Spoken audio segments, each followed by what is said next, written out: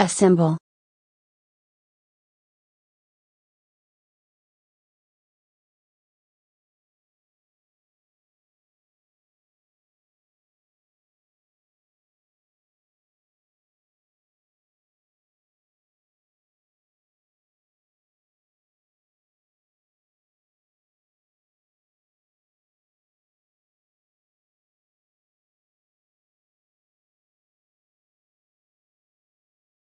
QTC party.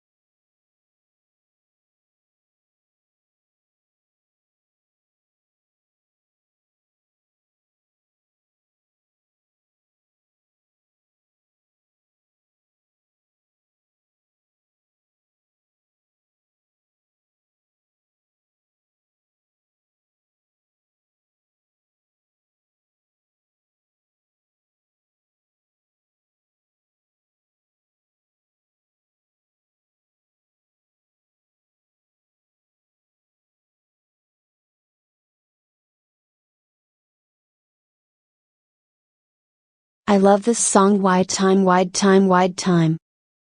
Kwan fart wave.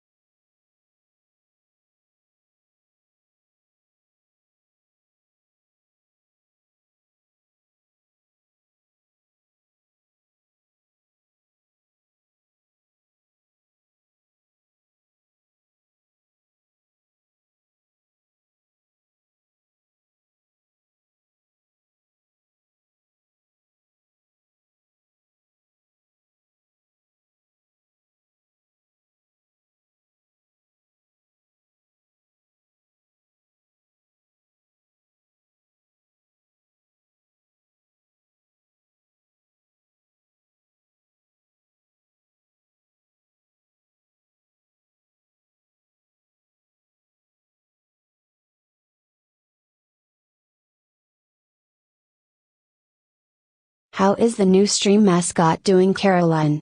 Lol.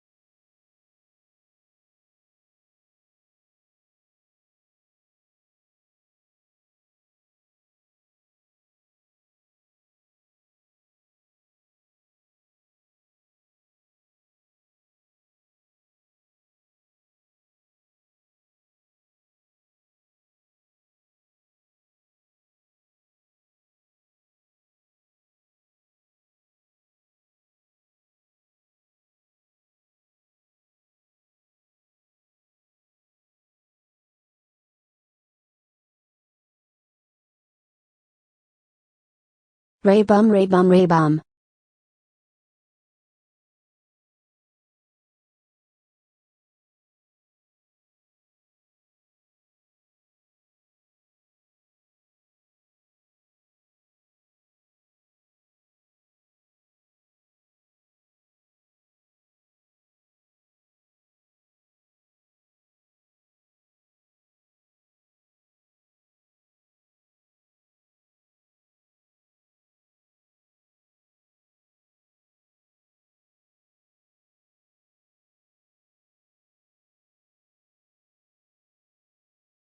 Alrighty, y'all. Happy Tuesday. What up, everyone? Okay.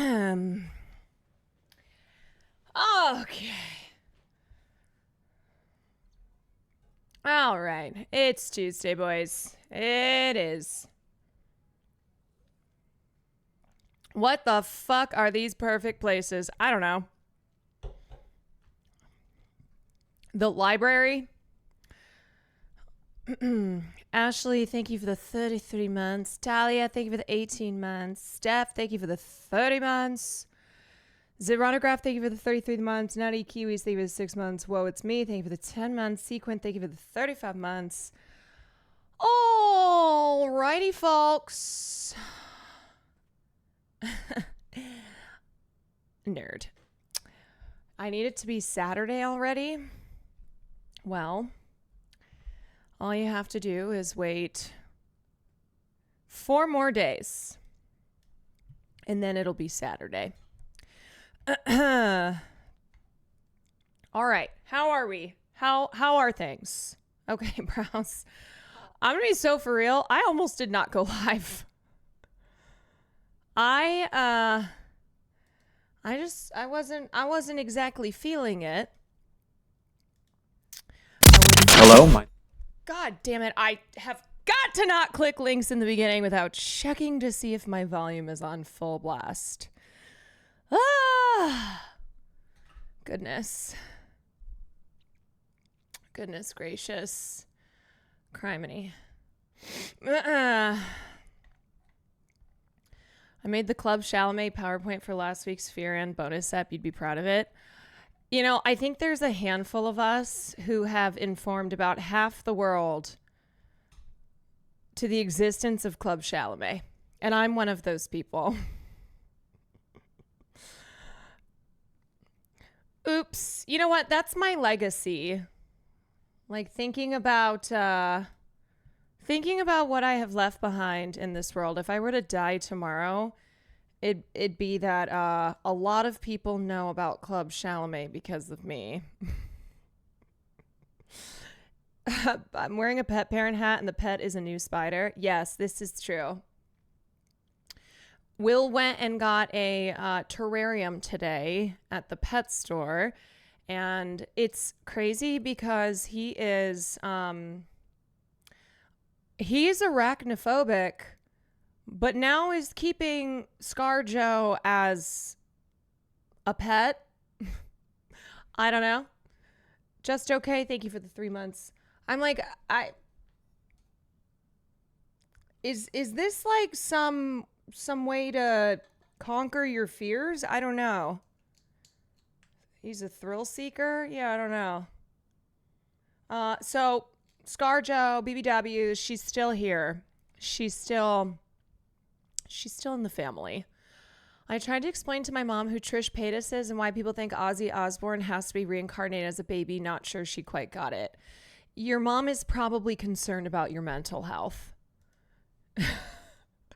Listen, Mom, okay. So every time Trish Paytas has a baby, somebody of note dies. And so Trish's baby this time has been reincarnated as Ozzy Osbourne, aka the Prince of Darkness. I don't make the rules. This is just how it goes. It's science, I think.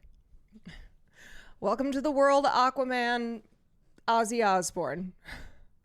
Okay, wait. Also, I thought when I saw the announcement of Trish Paytas' baby, I was like, I thought she literally just had a baby. I was having like a weird mind thing today where I went, I could have sworn to God, like 2 months ago, she had a baby. I don't know. She did. I'm like, am I Elliot from Mr. Robot? I've lost time? Well, no, I hope that's not the case. If you know, you know. But I promise, I swear she just had a baby. And then I saw that she had a baby again today. Her second kid was the Pope reincarnated. I don't know what it is. Maybe it's one of those weird, like, maybe it's like a Streisand effect thing. I don't know. That doesn't make any sense. That doesn't make sense. Zyron Blue, thank you for the 34 months. Sounds like you're past season 1 of Mr. Robot now. I really like the finale of that one. Yeah, I'm almost done with season 4.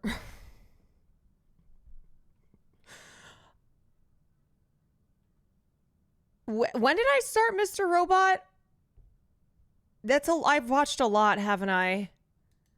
What is almost? I have 2 episodes left. Started it last week. All right, I'm gonna be so for real. I've watched a lot. Okay, so you got to the big reveal in season 4. I did, and honestly, I've been watching it on my own. Will and I watched the first season, and then he started he kind of seemed to like not be as interested in the second season. He was on his phone a lot playing some game, and then he would fall asleep. So I just blew past him. I wasn't going to wait. I was like, you know what? I'm going to watch 5 episodes while you're doing sleep and whatever else. So then I watched the second season, and then he realized that I had watched like half season without him, and he's like, what the hell? So then I was like, okay, let's watch third season together. Same thing happened. So then I just blew past him. The binge waits for no man. And I watched like 3/4 of season 3 in one night. And then and then he realized how much I had watched. So I was like, okay, fine. We can watch season 4 together. And then he fell asleep again. And so I just did it again. And now I've watched almost all season 4, and he has no idea. I wait for no man. So it sounds like you like the show. I am obsessed. It's intense. It feels relevant. I'm in it. I'm really in it. It's one of those, like, I can't believe I waited this long to watch it. Like, to be fair, it was one of those shows that I was always like, okay, I gotta watch this show. It's so different from what I thought it was gonna be. So first season is crazy good. Second season, not as good. Third season had some of the best episodes of the entire show. And then fourth season has been outstanding again. I mean, it's one of those, it's a show where I'm like, where it feels, honestly, it feels on the level of a Breaking Bad for me. Did the reveal catch you off guard? Yes, absolutely. I would say all the major reveals have caught me off guard. Like, I've done a really good job of avoiding spoilers on this show, and it's 10 years old or whatever. Now you got to get on Andor. Well, I have to watch first. I got to watch Interview with the Vampire. I know I have a lot of shows that are important to this community that I need to watch. What happened to the VOD yesterday? Yesterday, I did not stream.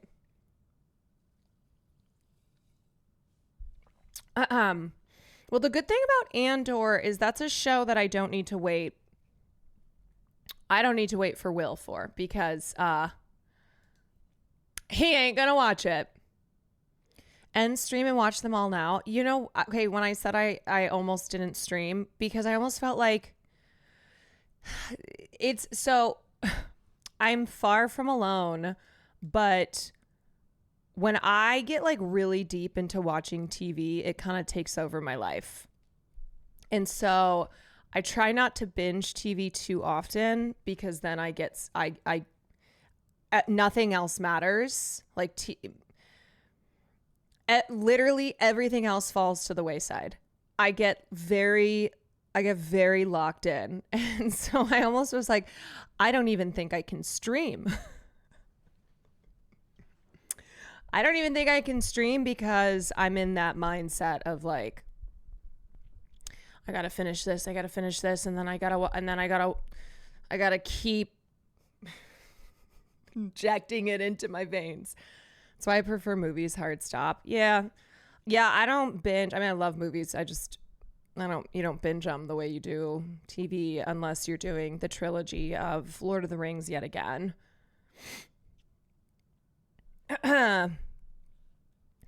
There's so much to get through. Yeah, I mean, that's why it's nice with a show like Mr. Robot because it's 4 seasons, right? There is an end point. It's not one of those, okay, I'm going to start this show and there's 20 seasons. Was the new season of The Bear good? I gotta be honest, I've kind of fallen off of The Bear. I've watched all the seasons up to this point, but I just like have not felt I haven't even felt a desire to watch it yet. I may at some point. I think I was like a lot of Bear watchers where first season I was hooked. I was really I was in it. I was in the bear cave. And then it just started to go down in quality and I kind of was like, This one was better, but it wasn't like, oh, we're totally back. Yeah. I just, that show is one where I don't feel right now. I don't feel a push to like watch it. It'll probably be one of those when I go, wow, I've watched everything. What can I watch now? I'll be like, I guess I'll watch The Bear. Glorpert, thank you for the 21 months. Short and sweet is The Good Place. You know, I feel like I've seen some of The Good Place. I feel like I'm trying to remember the reason that I didn't commit to that show. Maybe it was just, this is so petty. I think it might have been Jamila Jamil, because for a while there I was like, I was very anti Jamila Jamil. She drove me so nuts that I think it made me not feel this desire to watch The Good Place. There was a while there, Jamila Jamil, for those who know, was like, how do I describe? Constantly going on like podcasts and just kind of in our faces with all her stuff. And there was this like really weird thing about, this is so petty. There was like this story that she would keep telling about being chased by bees. Anyway, there was a lot about Jamila Jamil that was reading Pathological Liar. Yeah. And there was like something very frustrating too about, how do I describe this? So she kind of started to try to make her whole platform about pushing back on like body expectations, which, okay, don't get me wrong. Yeah. Oh, Sam's quote there, I've had beef with her since Activia. You'll have to watch the podcast to find out more. Okay. Like Jamila is this very gorgeous, very, very skinny, very wealthy celebrity. And she would say things that felt out of touch, but in a way where she was presenting it as if she was like super based and kind of the purveyor of truths. like, remember the thing? So people would be like, girl, I love your skincare. You know, what's your routine? And she just couldn't be normal. She would go on this rant about how, like, yes, she has beautiful skin and she's beautiful. And it's because she's rich. And it's something that, like, most people won't have, won't be able to access.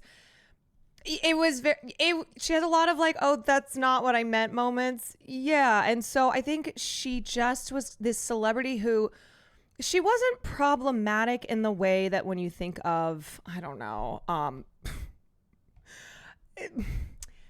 like, there's a spectrum of problematic celebrities, and it's not like Jamila had these enormous controversies. It was just like the way she would say things and kind of the holier than thou attitude where it was like, girl, can you just chill out?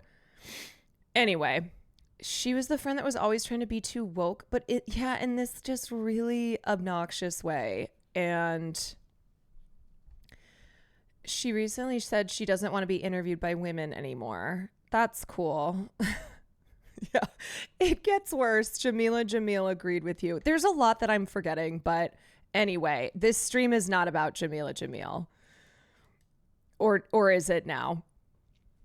I mean, that's basically her character in the show. Yeah, and I think that was a reason why I was like, I cannot watch this show right now. When will you be Foosley's next haircut customer? I already got my haircut by Sam. I'm good. For a while. Yeah, no thanks. We're not done. No, thank you. We didn't come out exactly what we wanted, so we're adding another layer of bleach because we want it to be like banana peel yellow, and then we're gonna tone it, and it's gonna be like white and black. Jody, you never lied to me in your life. How is it? It's kind of like if balding were a hairstyle. Oh shit. That sounds bad, but like, why? Like, that's not like it could like. why does that look like a kindergartner's art project? Ain't no way. I am not. No way. I don't think Leslie would do that to me, but you never know either. I'm sorry to say I can't trust her. I can't trust her. I don't want to be looking like Connect 4 or something, you know. I don't want there to be a like on my head you could just play a game. You could be the one where her true talent is realized. I don't know. Am I her muse? Josh Softy is my muse. When are you guys playing Peak again? Those streams were so good. I mean, I'd be down for Peak again. I don't know. Kwan when. I don't know when. I don't know. But I'd be down to play it again. J Dre's, thank you for the 6 months. Honey Lease, thank you for the tier 1. Pomi, thank you for the 9 months. I would tier 3 sub if you let her shave your head. Why do you guys want me to do V for Vendetta? Okay, I do not have Natalie Portman's cheekbones. Why are you my biggest ops?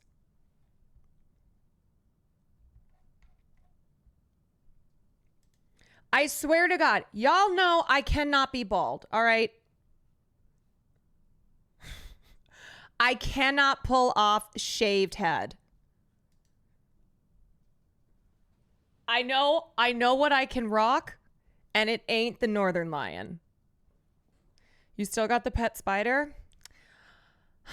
I guess, yeah, we do. Not to my it's not what I want, but yes, we do.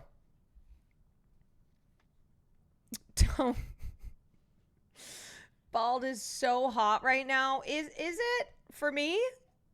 Is it? Yeah? Is that the move? Would look like Humpty Dumpty with peace and love. Yeah, like, okay. Let me tell you who can pull this off, okay? Women who are angular, okay? Who have faces like Charlize Theron, okay? Who they have features that can rock the shaved head. For me, No. A lot of people would be like, are you okay? I'm just going to say that right now. Okay. If I shaved my head, people would be like, are you okay?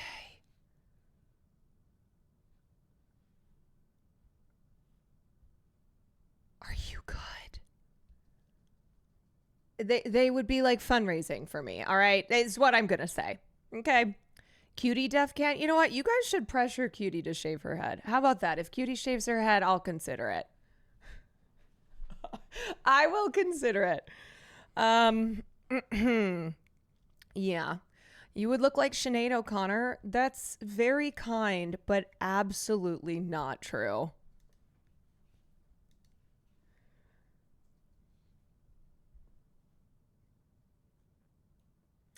I don't know. She's on her hot girl shit right now. Yeah, no, Cutie would not shave her head. She's in her hot girl era. She's doing the Peloton. She's getting facials. She's you know, she's doing hot girl summer. 10K sub goal? Hell no. Besides, 10K sub goal is join the LAPD. Get on the inside.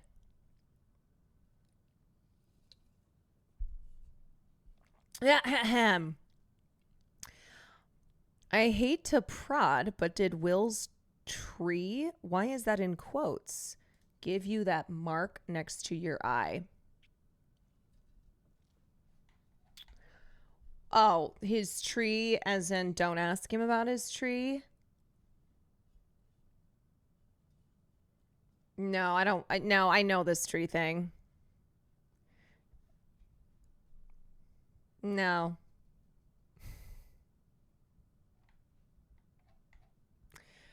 Okay. You know what? We're going to watch this. Living human being who is currently alive. My first claim is that I don't think I should be murdered. Basically every Jubilee video. You know, we're in hell, ain't we?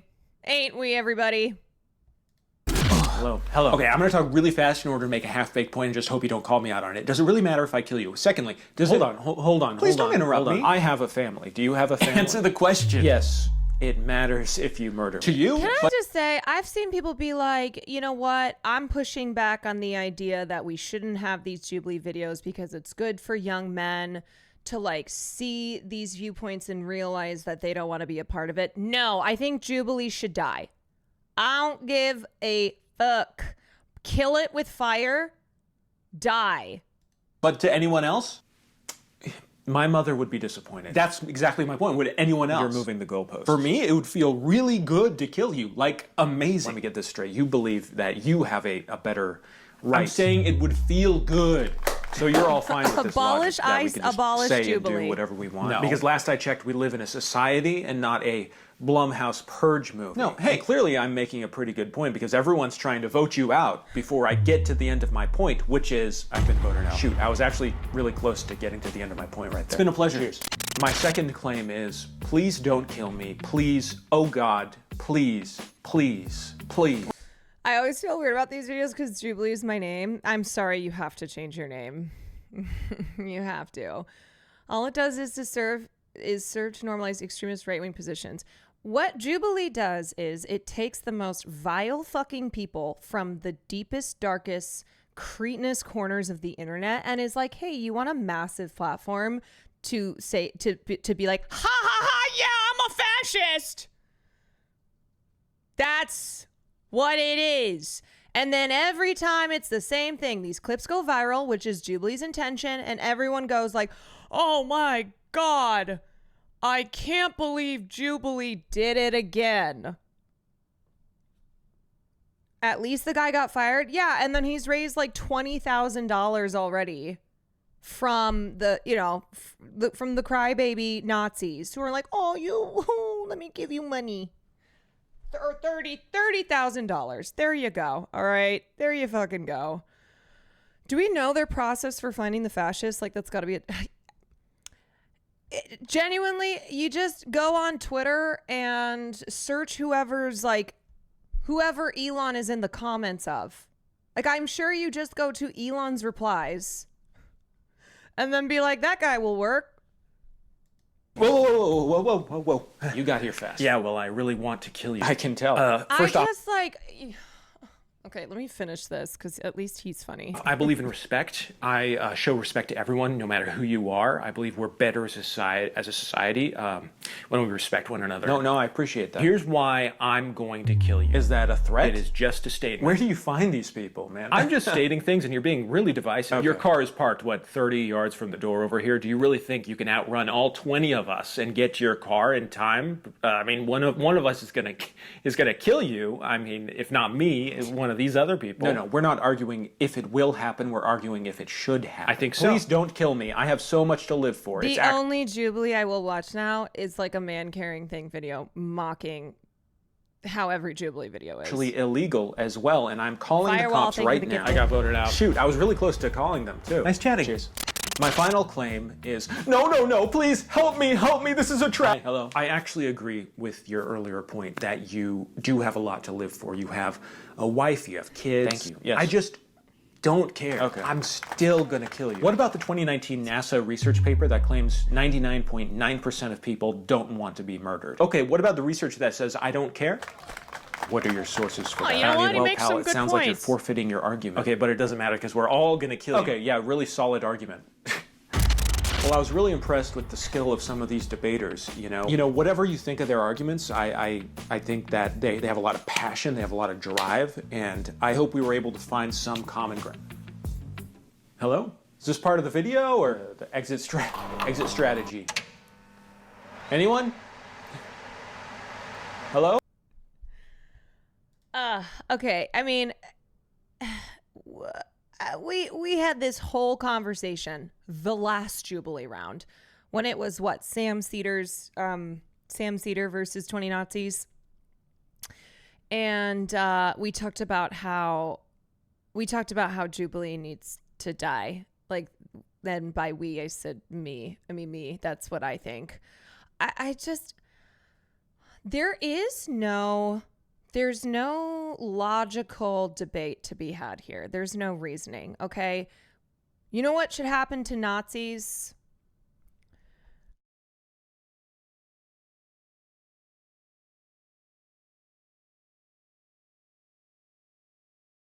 We shouldn't put them on Jubilee videos and give them a massive platform.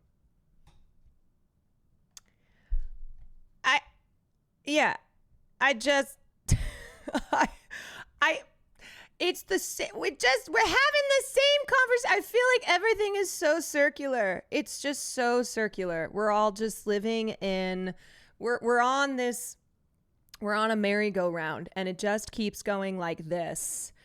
And we have to jump off. We got to get off it. It's rage bait that gives the worst people in society the chance to launch a career as a canceled conservative grifter. Yeah.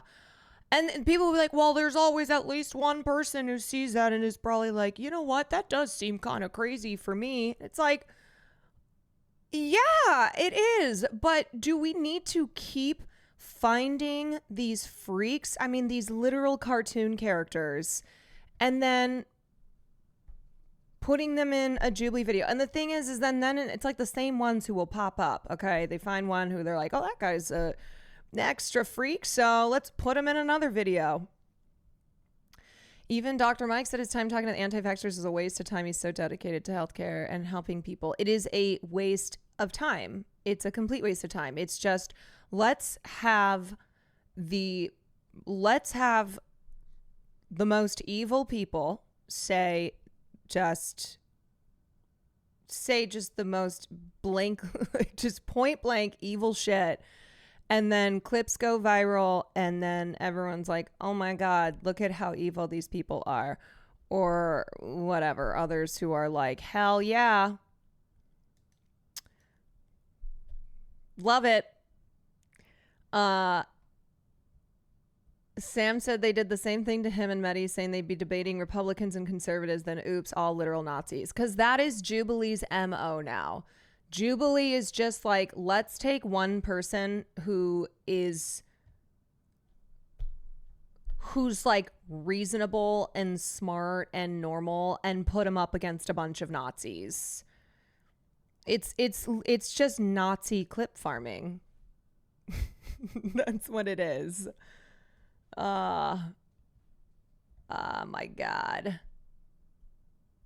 This one was particularly gross where they just went, "You're brown and we hate you." Yeah, it's vile. It's so vile. And then, you know, the CEO of Jubilee sitting back and being like, "Yes, we have certainly accomplished radical empathy here. Thank you, folks. On to the next one." Where this time it's not 20 Nazis, it's 50.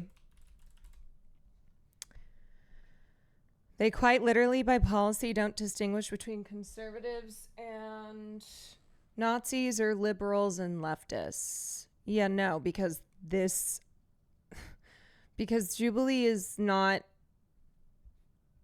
there's no genuine interest in fostering any type of productive conversation. It's not. It's you know what it is? It's like the worst. It's the worst aspects of the whole debate pervertry to its most extreme. Jubilee should do a video where it's one fascist versus 20 World War II veterans. They give the veterans guns and see if the fascists can convince the veterans not to shoot them by defending their tweets. Yeah, and you know what? Jubilee makes so much money off this. They make so much money because their videos they don't get demonetized, right? Because they present it as, well, we aren't saying these things. We just provide the space for these debates, for these conversations to be happening. You know, we're not endorsing these Nazi viewpoints. Literally millions of views on the first day. Yeah. It's just dog shit slop at its laziest form. I hate it so much. I looked at Jubilee with suspicion ever since their founder made a video for a Christian camp I went to, which was probably run by a Korean cult. Yeah, I think it's safe to assume that the Jubilee CEO absolutely is... his ideology is to the right, but also he could just be one of those, I don't know, greedy fucks whose ideology is just money. He just is all about the green. I refuse to watch any clips. I've just seen stills of this guy from a black and white 1920s film. I mean, look at this guy. Look at him. He looks like a villain in a cartoon. Where there would be like a ridiculously large like hammer that would boink him over the head. This is obviously a real person, but also this guy is like not real. And that's the other thing too, is like, look, yes, has been a very troubling trend towards fascist ideology, towards supporting candidates who are fascist, primarily in the rhetoric and actions around immigrants being used as scapegoats, not just here in the United States, but across Europe, the rise of fascism, far-right ideology in Europe. But also this guy, this is a Twitter guy. Do you know what I mean by that? Like, this guy is real, but not real. How else do I explain it? Waluigi. Yeah, put this guy up against Luigi. 1920s gangster who's an Iranian monarchist. Oh, good God. Lord. When I say I don't fuck with Iranian monarchists, remember they look like this. It's this guy, okay? Look at his little pins and his tie and his stupid mustache and his stupid hat. He's a wacky racist throwaway character.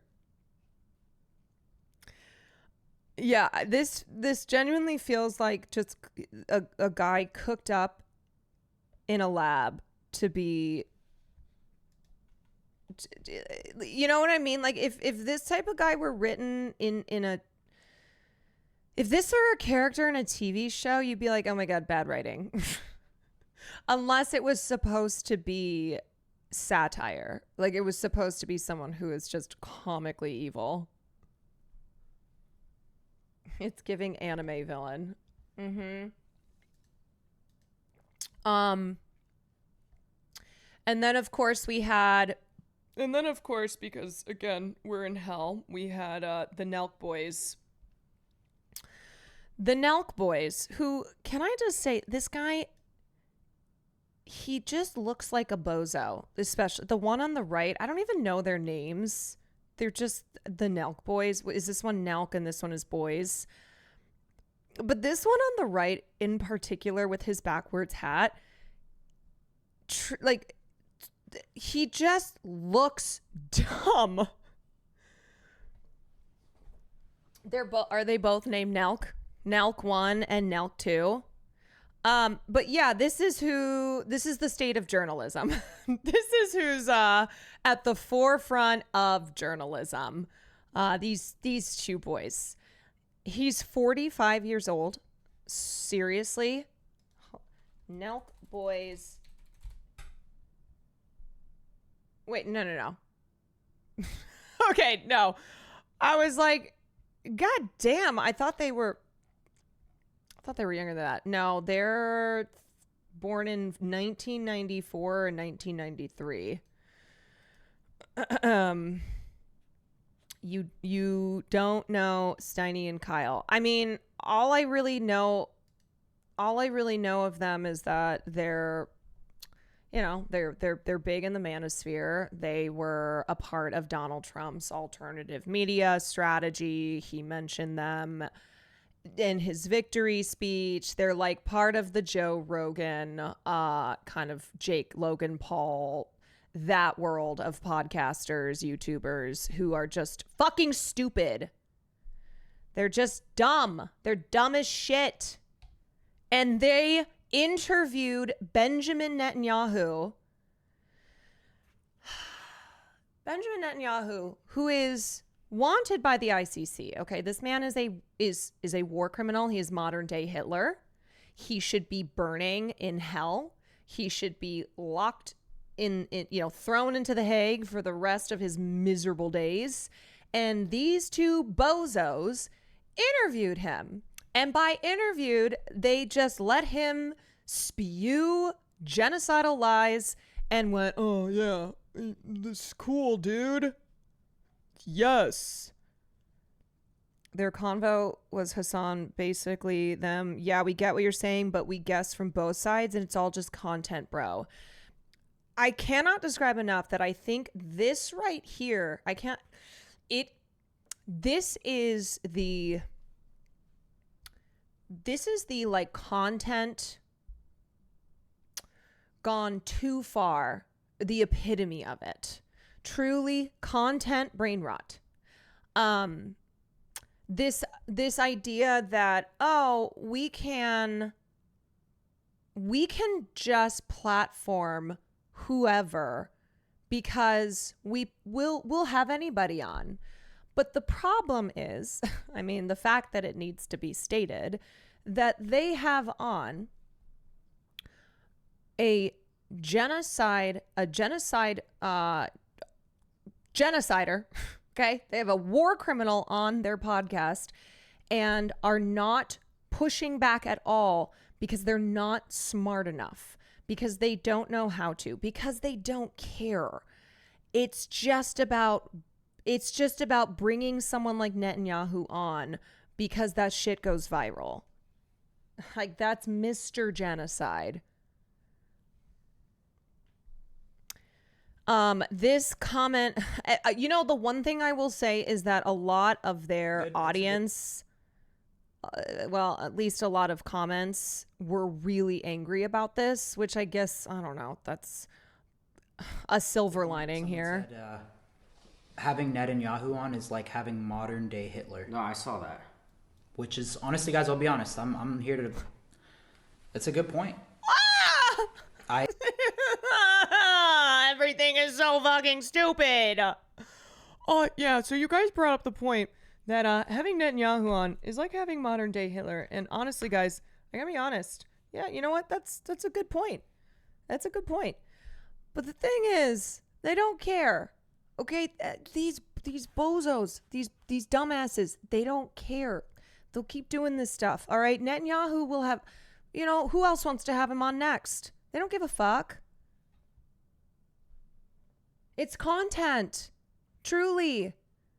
It's brain rotted content. We're here to fucking learn, to be honest, guys. Oh my god, no, you're so Good. It's a good point. Someone said, you're here to fucking learn, guy. We're here to fucking learn, guys. You know what, bro? Dudes, honestly, L. Hitler. Yeah, you know what? That's a good point. What you brought up, and we're all just here to learn. And no cap. For real. So, W's to you all for bringing up some pretty cool points. Yeah, I mean, Hitler was pretty bad, right, bruh? Yeah. The time to learn is not while interviewing modern day Hitler, and the thing is too, this is not. They haven't learned from this. I'm sorry, I just don't believe that this is some turnaround point for the Nelk boys. In the same way that a lot of these dude bro podcasters who are like, wow, Donald Trump is doing the thing he said he would do. We can't believe he's doing it. That they're taking a responsibility. They haven't apologized and been like, you know what? I was wrong. I bear responsibility for the part that I played in this, yada, yada. They don't give a shit. No. The alternative viewpoints they brought up were Sneeko, Fresh and Fit, and Hassan. And it's really, I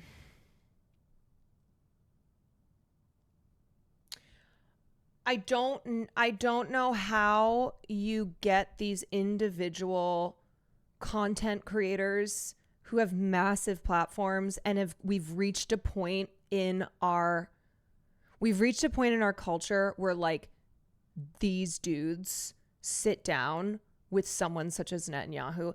I don't know how you get these people to take individual responsibility because they don't care, and because ultimately this stuff always goes viral.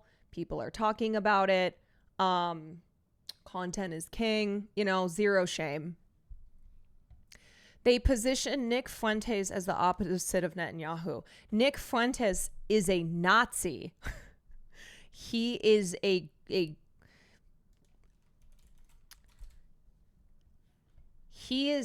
literal groiper who is a piece of shit white supremacist. So what world are we living in when it's like Nick Fuentes versus Benjamin Netanyahu? Yeah, two different flavors of Hitler.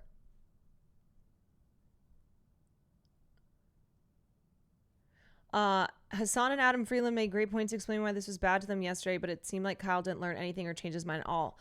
Because they don't care. I know I'm coming across as very cynical, but I genuinely don't think the Nelk boys, any of these fucking assholes, care. I think that was just PR, truly. I think that's we talked to Hassan, see? We talked to Netanyahu, but we also talked to Hassan. They both cited they said they were neutral on World War II. Yes, and ultimately too, these people are they are not equipped to be having these conversations. They were using the outrage to farm. That's what it is. Y'all, most most people in the world of content creation, the only thing they care about truly are views, is cultural relevancy, clout. Like, Asmongold does what he does because it gets him more views than World of Warcraft. He will never stop. And it's why I got to a point where I'm like, I'm not wasting any more time like picking through the latest Asmongold thing, you know, of continuing to give him attention as he just like happily spews really hateful shit.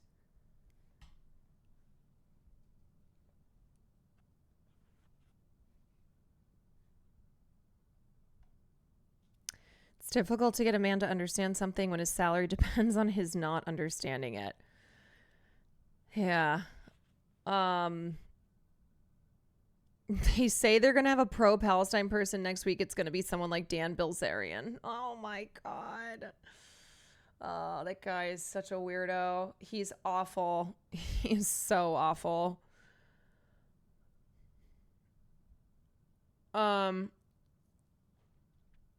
Okay. Here's a piece that Kat wrote on her Substack, Spitfire. Podcast bros are doing war propaganda now.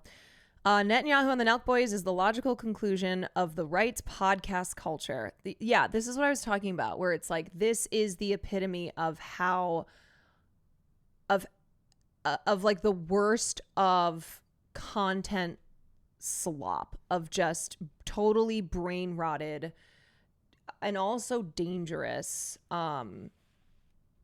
content shit. On Monday, YouTubers called the Nelk Boys welcomed Israeli Prime Minister Benjamin Netanyahu onto their Full Send podcast. For a little over an hour, two 30-year-old men who are best known for their frat boy behavior sat by dumbly while a head of state wanted for crimes against humanity spewed propaganda to their audience of over 2 million subscribers. A lot of comments called the episode dystopian. It is, but it's wholly unsurprising, and fans of the Nelk Boys don't seem to realize that it's the same kind of content they've enjoyed watching all these years. Unlike the previous Full Send interviews with Donald Trump, J.D. Vance, RFK Jr., Elon Musk, O.J. Simpson, Tucker Carlson, and Andrew Tate, the episode with Netanyahu went over like a lead balloon. YouTube doesn't publicly display dislikes anymore, but web extensions can show you the numbers. As of writing, the video currently stands at more than 118,000 dislikes compared to 28,000 dislikes. According to Social Blade, a social media analytics tracker, the Full Send podcast channel and the main Nelk Boys channel have both lost about 10,000 subscribers since the episode aired. That is the reason that they talked to Hassan and Adam. After about 10 minutes of scrolling, I couldn't find a single positive comment on it. Okay, that's a good thing. One top comment with over 21,000 likes says, this was pitched to Netanyahu like, don't worry, these guys are idiots. You can use their platform to push whatever propaganda you want and they won't push back on anything. Sad History Grad, thank you for the resub.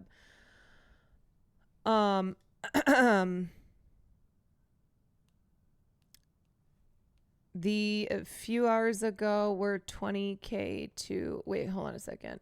Fake numbers, but I'm sure they line up overall.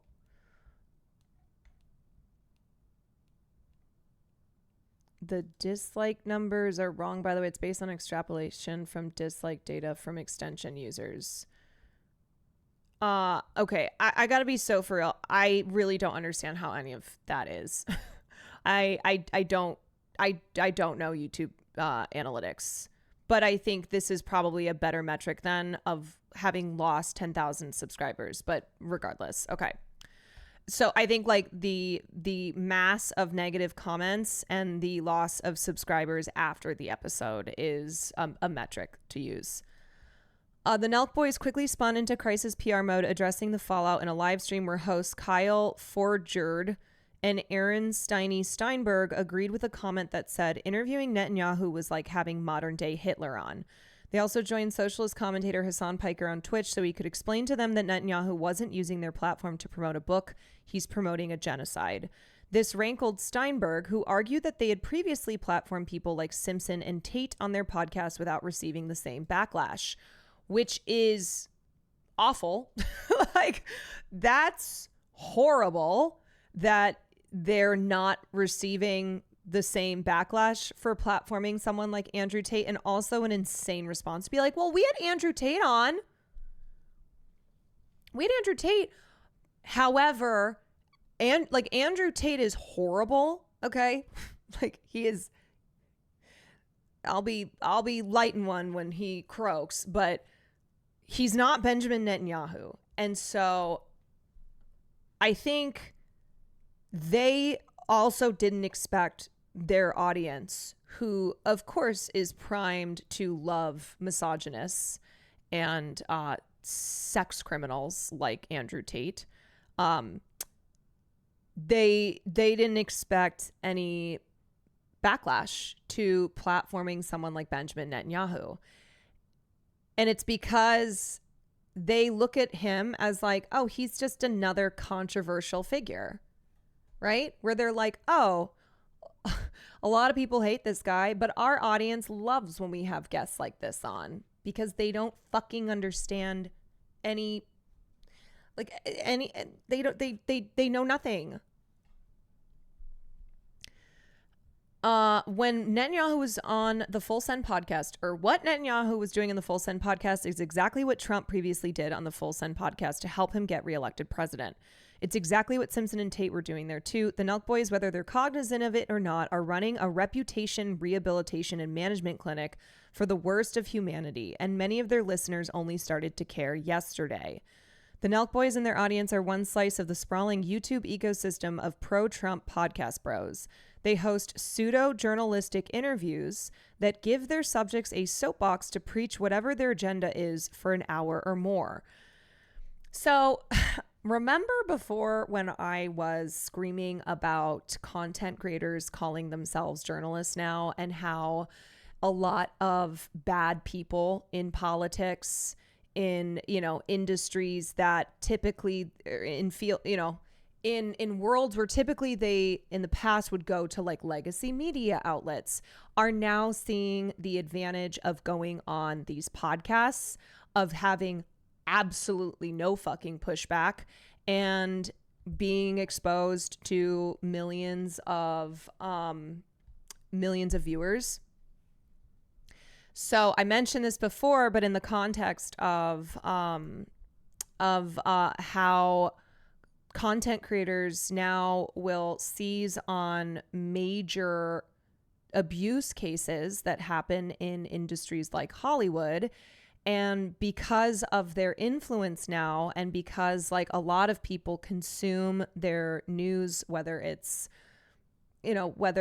purely politics or it's about things happening in entertainment, they consume their news through their favorite content creators. Like they'll only watch TikTok, they'll only watch YouTube.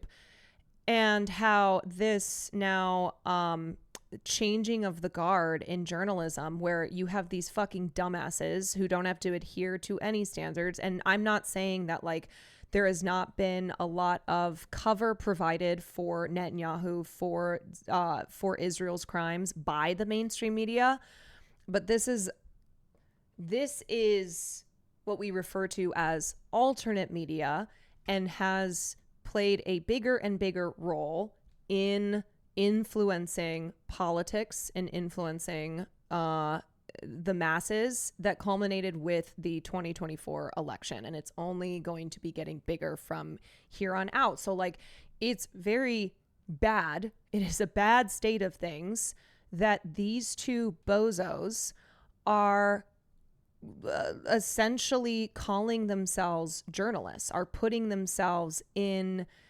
in a position like they're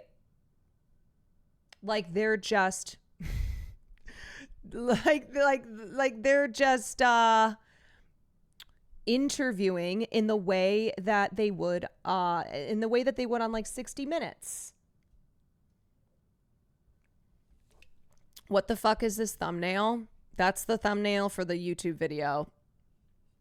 Yeah, I know. What the hell are we doing here?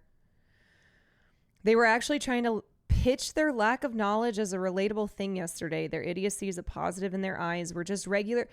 Yes, but this is the shtick of all these guys, of Theo Vaughn, of Rogan, of the Nelk Boys, where they just go, we're not explicitly committed to a political party. Like, we are free thinkers. We are just a couple of regular we're just regular guys, apolitical, regular dudes who are asking questions. That is what Rogan is the number one at, as presenting himself as just a guy asking questions, right?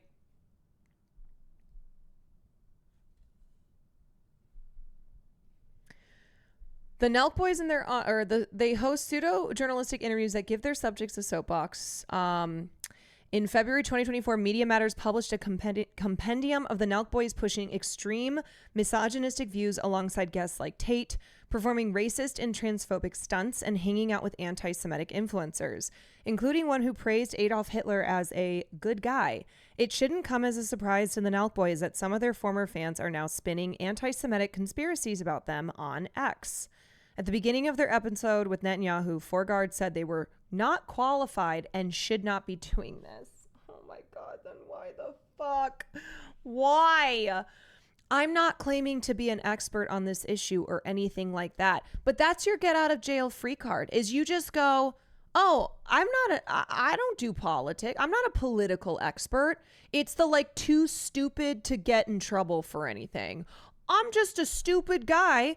So you can't get mad at me because I'm telling you I'm stupid.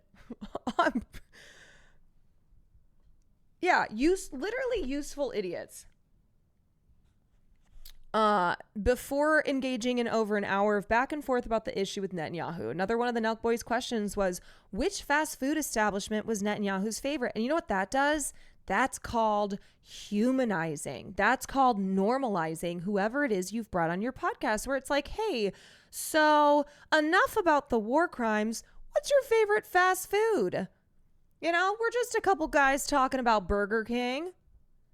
It's giving Fallon ruffling Trump's hair. Yeah, it's like, look, at the end of the day, we're just a couple guys.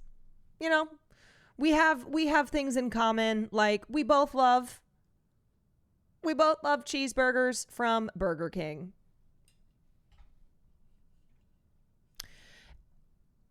Conservatives realize these are platforms with audiences that younger haven't been as polarized yet, and that they can appear just as just a normal guy too. Yes, where their viewers are also people who don't consider themselves to be a part of any established political party, that they may not say, you know, they may not claim loyalty to Republicans. They don't watch Fox News or any other mainstream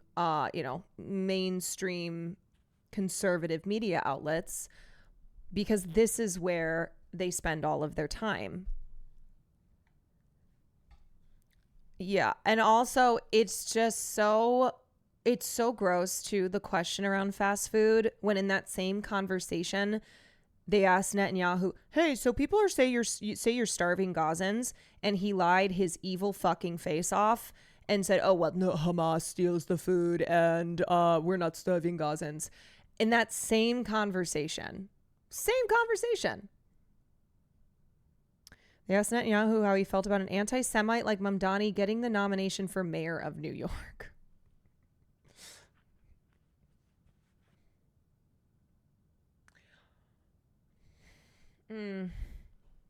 They're just neutral. Yeah. Certainly not any bias in that question. These bits were widely mocked, but this is exactly the same style these types of podcasters use with other heads of state who have wrought mass suffering, like Trump. When Trump appeared on Logan Paul's podcast last summer on the campaign trailer, Paul's co-host asked Trump about the Gaza situation and whether Trump's opinions on Israel and Netanyahu had changed over the past 6 months. Trump said no and rambled for 3 minutes about other topics. Trump has appeared in videos and podcasts with the Nelk Boys multiple times. When Trump won re-election, UFC CEO Dana White shouted out the Nelk Boys and a slew of other podcast bros during an addendum to Trump's victory remarks. The Full Send podcast with Netanyahu even took place at the Blair House, the official president's guest house operated by the State Department that welcomes foreign leaders and other heads of state. Netanyahu said during the episode, Forgard didn't seem to know where they were. The Nelk Boys are useful idiots, which are the preferred kind of communicators the Trump administration has selected to broadcast its agenda to the public. Netanyahu is also closely aligned with Trump, who's increasingly replaced traditional media with deferential influencers who lather him with praise. We're technically journalists. No, you're fucking not. We're technically journalists, Forgard added at the beginning of his interview with Netanyahu. What do you mean technically?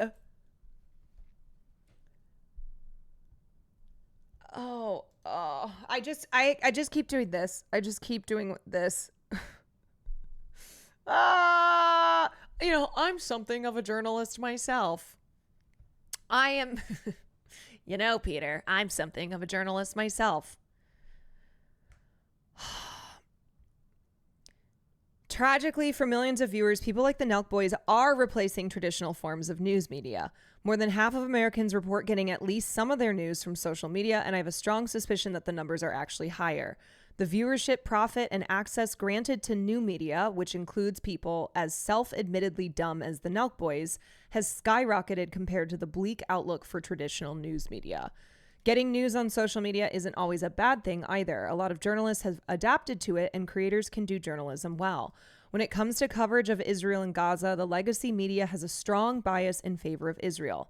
Palestinian journalists on the ground in Gaza have used social media to share news and information in a way that traditional media gatekeepers don't allow. Footage of the genocide has dominated social media platforms for almost 2 years, causing an enormous sway in public online sentiment that helps explain why so many progressive and conservative influencers have broken from the parties to condemn Israel. A lot of creators and their audiences are genuinely horrified by the atrocities. Right now, Israel is starving Gazans to death by enforcing population-wide famine conditions. New photos of emaciated dead children were all over social media this weekend and have begun to appear in places like CNN broadcasts more frequently too. Forgard and Steinberg lack the empathy or the savviness that some of their influencer peers and former Full Send guests possess. They have not walked a tightrope of alignment with the systems that promote genocide while claiming to be against it. They don't understand why their audience is comfortable enabling someone like Trump or Tate, but not Netanyahu. Why they care about some kinds of violence, but not others. Instead, the Nelk Boys have marveled at their own proximity to power. They express that they would like to interview Russia's Vladimir Putin and North Korea's Kim Jong-un someday. I have a feeling their audience would enjoy that. I mean, for any backlash, this is just an opportunity you really can't pass up, Steinberg said. There's no one else doing that. And that right there is exactly what I'm talking about. For any backlash, this is an opportunity you can't really pass up. Content is king. The proximity to power, the clout from this, the notoriety, the views, the sniffing their own farts, it's all that matters. So no, don't expect the Nelk Boys to be taking any personal responsibility, ensuring that literally if Hitler were alive today, which Benjamin Netanyahu certainly is a modern day Hitler, but I mean literally Adolf Hitler, this is what would be happening, okay?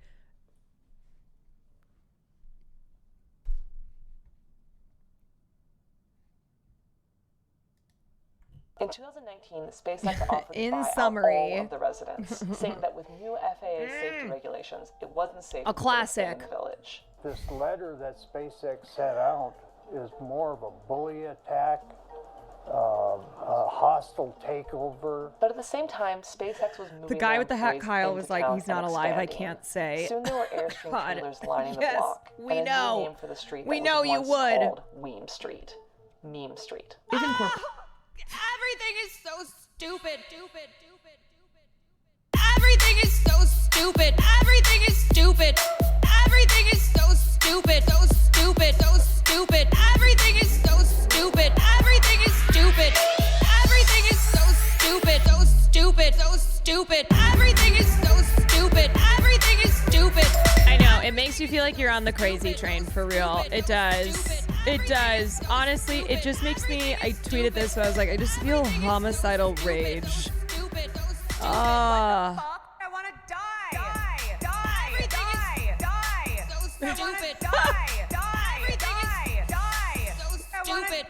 You know what? I think it needs more cowbell. I think it needs more cowbell. I will say, though, like, I do think it is important that the Nelk Boys audience, that their viewers did react so negatively to Netanyahu. Like, what that signals as far as the overall shift against Israel. Yeah, a little silver lining of it all, you know? And I think that goes to show, too, just how rotten Israel is. What they have been doing, you know? How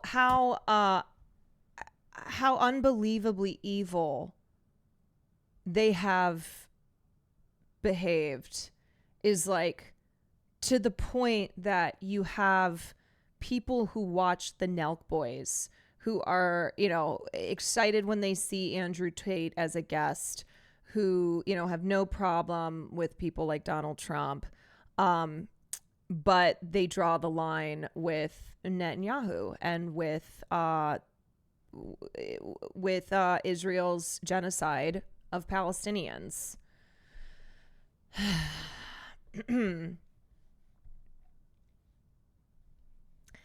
So that's a positive.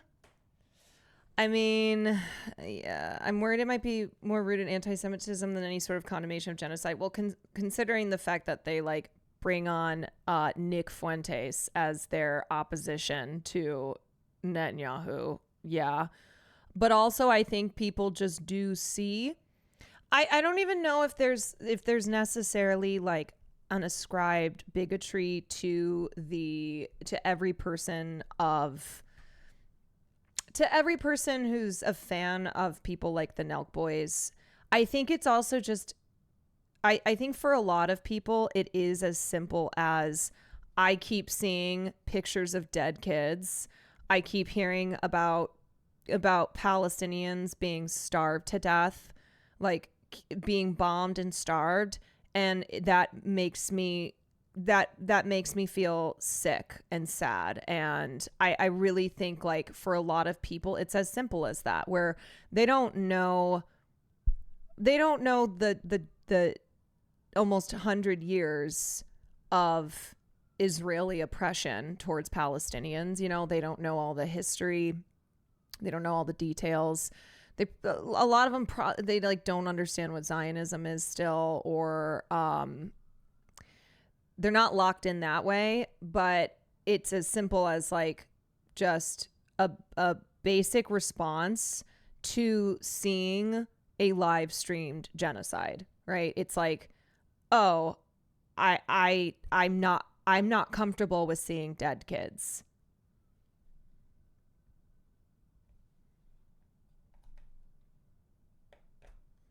And one of them is Jewish too. Yeah, I mean, these bozos are like, they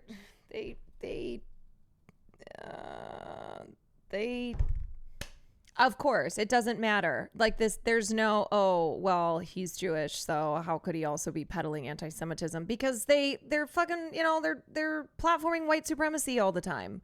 That's like the crazy thing that's so frustrating is how the white supremacy of it all, the anti-Semitism being rooted in white supremacy in that is not the focus of the conversation around anti-Semitism, of, you know, not talking about like the violent domestic white supremacist threat that we face in this country, that is a threat to all marginalized people, you know. Okay. And then in other news, this article, this lovely piece that the New York Times wrote on Brett Cooper. Brett Cooper is spreading conservatism one celebrity drama at a time. How many fucking times can I say that this is what's going on? Okay. And what's crazy is like, this is not just young men. This is young women. This is young women who are drawn into the type of content that's in the world of true crime, of celebrity news, of wellness, of beauty, and are being radicalized by people like Brett Cooper and Candace Owens. The YouTubers set out to reach young conservatives who felt alienated by mainstream culture. Now she's the newest face at Fox News, though dreaming of her own goop. Did you know that Brett Cooper is only 23 years old and is married and pregnant and has a farm where she does like the trad wife thing too, and yet she's also very rich and very successful? Like, all of these successful trad wifers, they are business women, okay? They're not sitting there just like tending to their chickens as their husband goes out and makes the money and then comes back home and they serve up a warm meal. It's all part of the brand. Yes, it's all part of the brand, the aesthetics. So she has 1.6 million people subscribed to the Brett Cooper Show, where she publishes twice weekly monologues about celebrity and trending news with a conservative bent. She uses headlines about stars like Katy Perry or Simone Biles to argue against feminism and abortion rights, or the trans craze with young people. I genuinely hate to like put myself in even the same sentence as Brett Cooper, but if you like, for anyone who's new to my stream or my content, if you're like, hey, what are you all about? Essentially, I'm trying to be an alternative to this. I am trying to be a person who is in exact opposition to what somebody like Brett Cooper does. Caroline Cooper. Where I am also a woman. I am also a person who covers things happening in pop culture, who covers things happening in celebrity news. And I have not a conservative bent, but a leftist bent. And unfortunately, it's just a lot harder to succeed doing this. If I were doing things like Brett Cooper did, I would be so much more successful. I would have a much bigger audience. Like, that's just how I think that's true. I think that's how it goes. On YouTube, blah, blah, blah. Miss Cooper, whom Fox News signed in late June, represents a new evolution of Republican commentators, an entertainer playing by the internet's rules, rather than the established customs of right-wing media. Her speech is quick and jocular, like a Red State mashup of BuzzFeed and Gilmore Girls. She does not aspire to be a serious anchor or a party leader influencing Washington policy debates.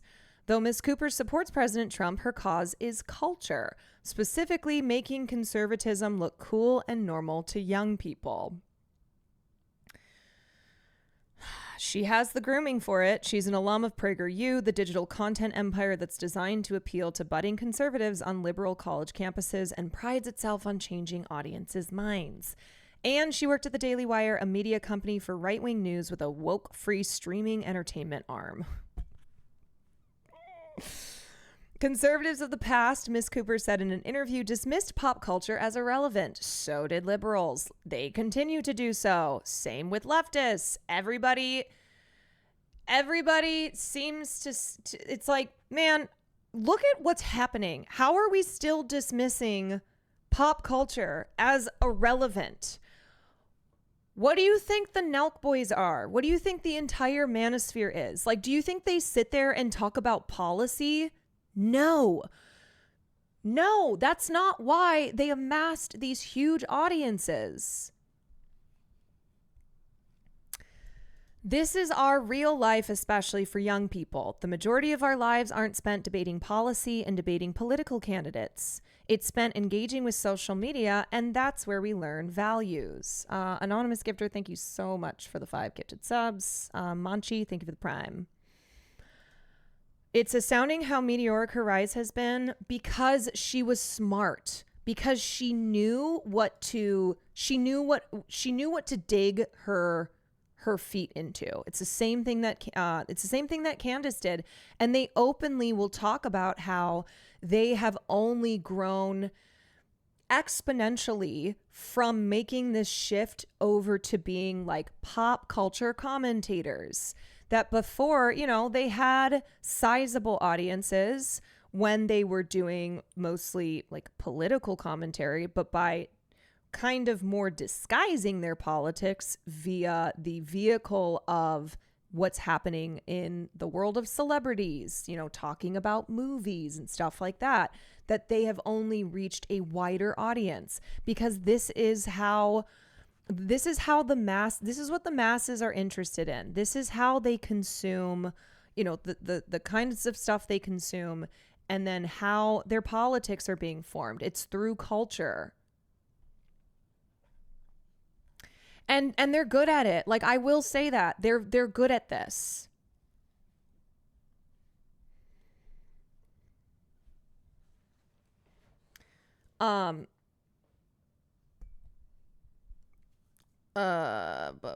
Wait.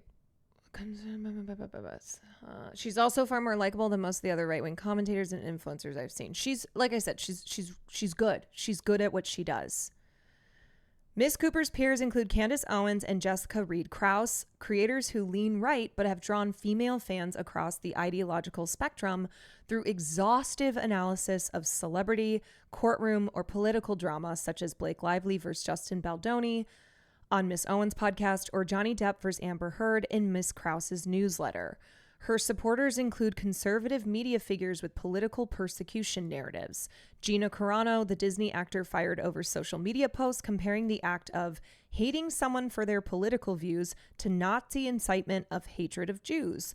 Or Riley Gaines, a college swimmer who has lobbied against allowing trans women to compete in the sport alongside other women.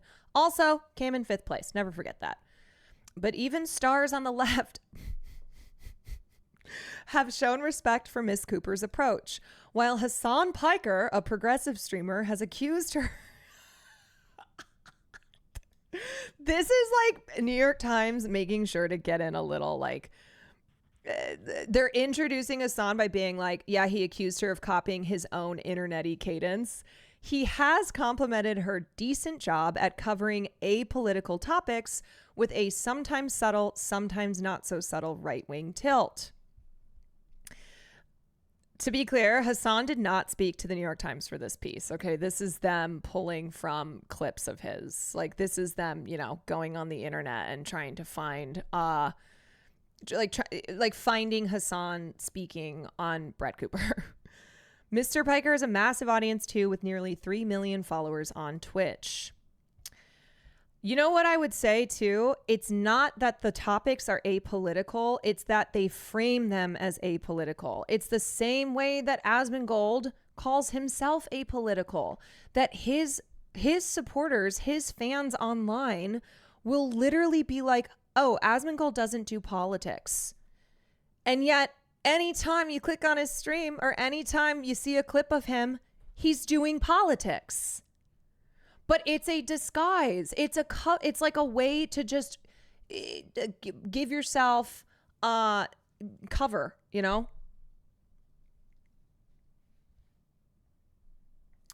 But like I am very clear about the fact that I am a leftist who a lot of my commentary and the things that I cover in my stream are in pop culture.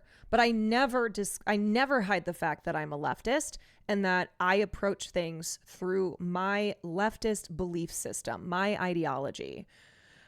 Although I really should just be doing what these other assholes are doing, being like, no, I'm apolitical too. I'm just talking about what's going on with celebs. I'm just a pop culture girly.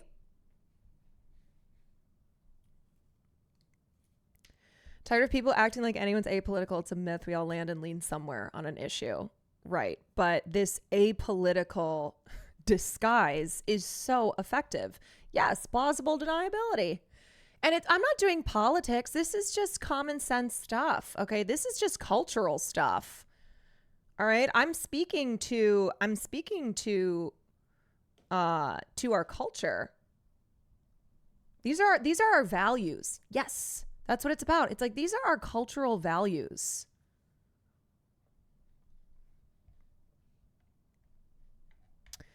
Brett Cooper is popping off spectacularly in ways that I could never even imagine for myself. Mr. Piker, 33, soon to be 34, said this year on his channel, "She's cooking." 20 years ago, hosting a cable show might have been a dream job for someone like Miss Cooper or Mr. Piker. Today, with traditional television in decline, more on-air talent is going independent.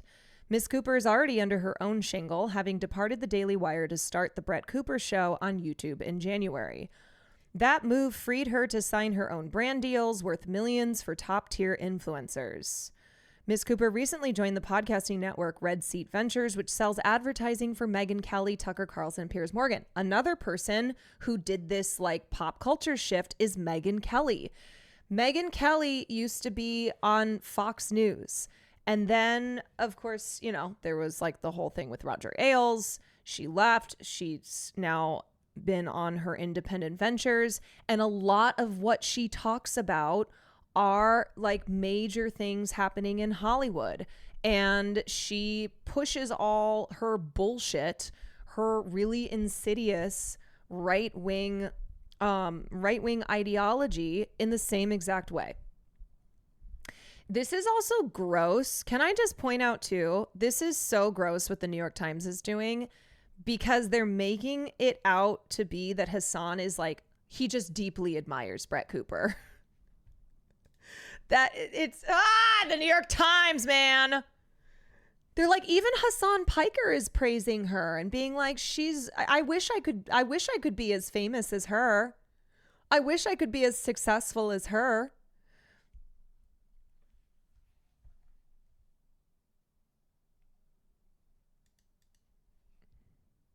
Okay, what's going on in here? Is she as good looking as you, Caroline? Shout out.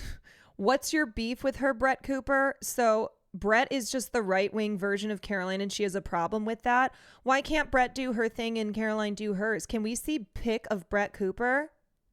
Shout out to all the... oh, there we go. Females. You use the word females. Yeah. That tells us all we need to know. Shout out to all the females out there killing it. Oh, brother. Oh, brother. Yeah, shout out to all the females. He was in Sad Girls chat and Enemy Charlie's chat being an absolute creep. Wow, I didn't get that feel at all. The chatter who said shout out to all the females? No. Not at all. Can we get a Jubilee of Caroline and Brett to hash this out? Just know if that ever happens, I've lost my fucking mind. If there is ever a Jubilee video that I am in. Oh God. Oh. That's it for me, okay? Take me out to the pasture. Zio, thank you for the gifted to females. Just Clown Biz, thank you for the 3 months. What if she was like, I don't fuck with libs, but you're cool as hell? I'd be like, I'm not a lib. You continue to insult me. Okay.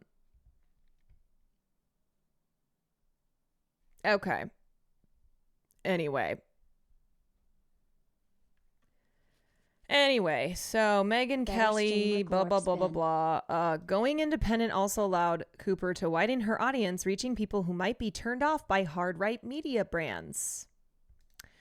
She's not mean, said Maggie Richardson, a 32-year-old fan from Nashville who identifies as conservative but finds herself getting mad at the tone of mainstream conservative news.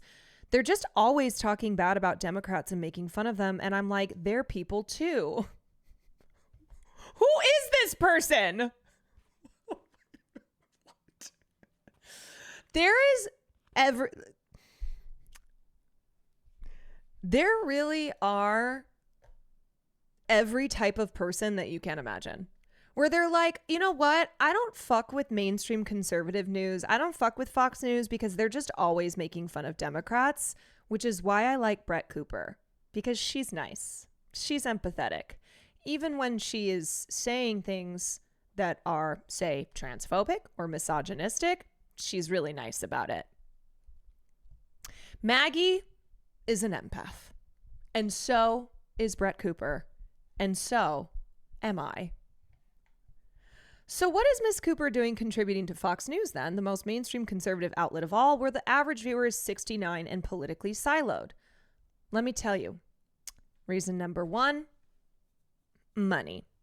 Reason number 2, access to the Fox News audience. Oh, a conservative child actor, because yeah, the actor to fascist pipeline remains strong, man. On a Saturday this spring, okay, I don't give a shit about her collecting ribeye steaks and flowers and her cute little life. But see all this too, the way that the New York Times is framing this is in making her, putting her in a really positive light. It's like, look at this lovely girl. Look at this lovely life that she has. Look at how relatable it is, you know? She's just going to the farmer's market. She's hanging out in her cute little floral dress. 4 or 5 times she was stopped in the crowd by women in athleisure sets and men in camo hats who spotted a minor celebrity amid the organic vegetables and beef tallow skincare products. Do you know? It does go to show you though how the making fun of these kind of things, you know, like the organic vegetables, like in the past, that was something that would have been like conservatives would have made fun of. You know what I mean?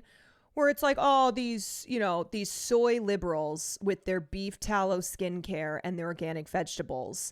But now this is something that, oh, if you're into wellness, right? Like you're into these kinds of things, this hippie stuff, then that doesn't have to mean that you're just a silly soy lib. Yeah, conservatives having blue hair and septum rings now too. Finally, equality.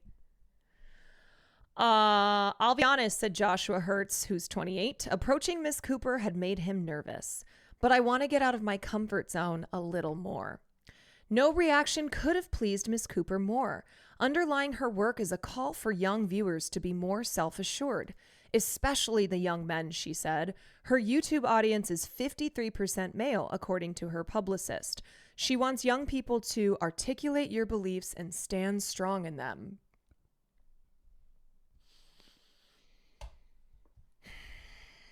She learned this as a teenager, she said, while coming into her political identity and realizing it did not align with those around her. Miss Cooper was a child actor, homeschooled by her mother and emancipated at 15 amid her parents' divorce. Her roles included Trailer Parker, a bullied high school student on the 2018 streaming series adaptation of Heathers. At least she was bullied. Miss Cooper enjoyed acting, but not the lifestyle. Filming locations and schedules were out of her control, and scripts were just too raunchy, she said. She enrolled at the University of California, Los Angeles, but found herself socially alienated. Her peers embraced Bernie Sanders, protested racial injustice, and could not tolerate her support of Mr. Trump, she said. She left her sorority in 2020 as it wrestled over whether to congratulate or condemn its alumna, Amy Coney Barrett, the new Supreme Court justice who would later vote to overturn Roe versus Wade. I wonder why she was socially... I love this. Like, she found herself socially alienated because her peers were protesting things like racism. Miss Cooper found community instead through Prager Force, the student street team of PragerU, a young conservative recruitment group. Moonside Boob, thank you for the reset.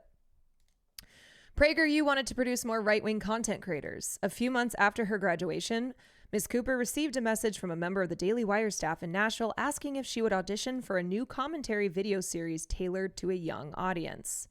The comments section, which featured Cooper reacting to daily celebrity news and internet trends, debuted in March 2022. Unfortunately, when it comes to media, be it radio, television, the internet, conservatives are always ahead of the left, liberals and the left, okay? Like, they just understand it. They just know how to make really effective political appeals using whatever form of technology, whatever way media is being mass consumed.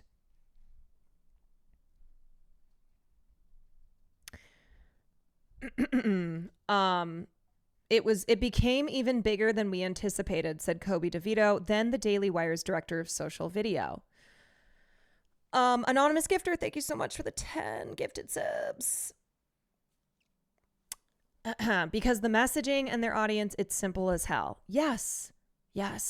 And it's like, it's exciting stuff, right? It's people are interested in hearing, in hearing the drama about Blake Lively, but they don't want to sit there and have someone drone on about what's happening in the House. Like, the House today voted on amendment, blah, blah, blah, blah, blah. They're like, tuning out. Okay. I am always reminded of this whenever I get together with friends who are not like politically brained. Okay. Just your average person, especially female, like especially my girlfriends, my females, especially the females in my life, who they're just like on Instagram. Okay. They're on Facebook. And so when we get together and we're talking about stuff, it's also because politics has always been this thing where it's like, ooh, we don't talk about politics, It's like, ooh, that's not appropriate for the dinner table. Oh, politics is not something that, like, we don't get into politics. That kind of mentality, right? Oh, but let's talk about Amber Heard, Yeah, that fucking bitch. Like, oh, what a lying whore. Or, oh yeah, did you see what happened with did you see what happened with like Snow White? Isn't that crazy? That Rachel Zegler seems like she's such a bitch. For a lot of political commentators, it typically takes years and years to find your audience, to find your voice. But within 4 months, the comment section reached 1 million subscribers, occasionally outperforming the Daily Wire's flagship properties, including The Ben Shapiro Show. That's wild. Within 4 months, Brett Cooper's show, which was all about daily celebrity news and internet trends, was eclipsing even Ben Shapiro's flagship show. Viewers have remarked on the and did you notice too that over the last couple years, Ben has also tried and pivoted to doing like commentary on what's happening in pop culture. Like when he does his like theatrics over a movie like Barbie, when he's like burning the Barbie and doing a Barbie review. But what Brett had over Ben is, one, she was younger. She is younger. She's just more tapped in. She just comes across as like more natural speaking about these things. And for a lot of women too, you know, women are going to be more comfortable with someone like Brett Cooper saying things that are tinged with misogyny than a Ben Shapiro, right? Where it will be like, oh, well, she's saying it, so okay, then it's true. Like, I don't have to feel bad calling this woman a whore. Miss Cooper also returned to acting at the Daily Wire. The company's scripted projects were produced by Jeremy Boring, who stepped down as the company's co-chief executive in March to focus on such creative endeavors.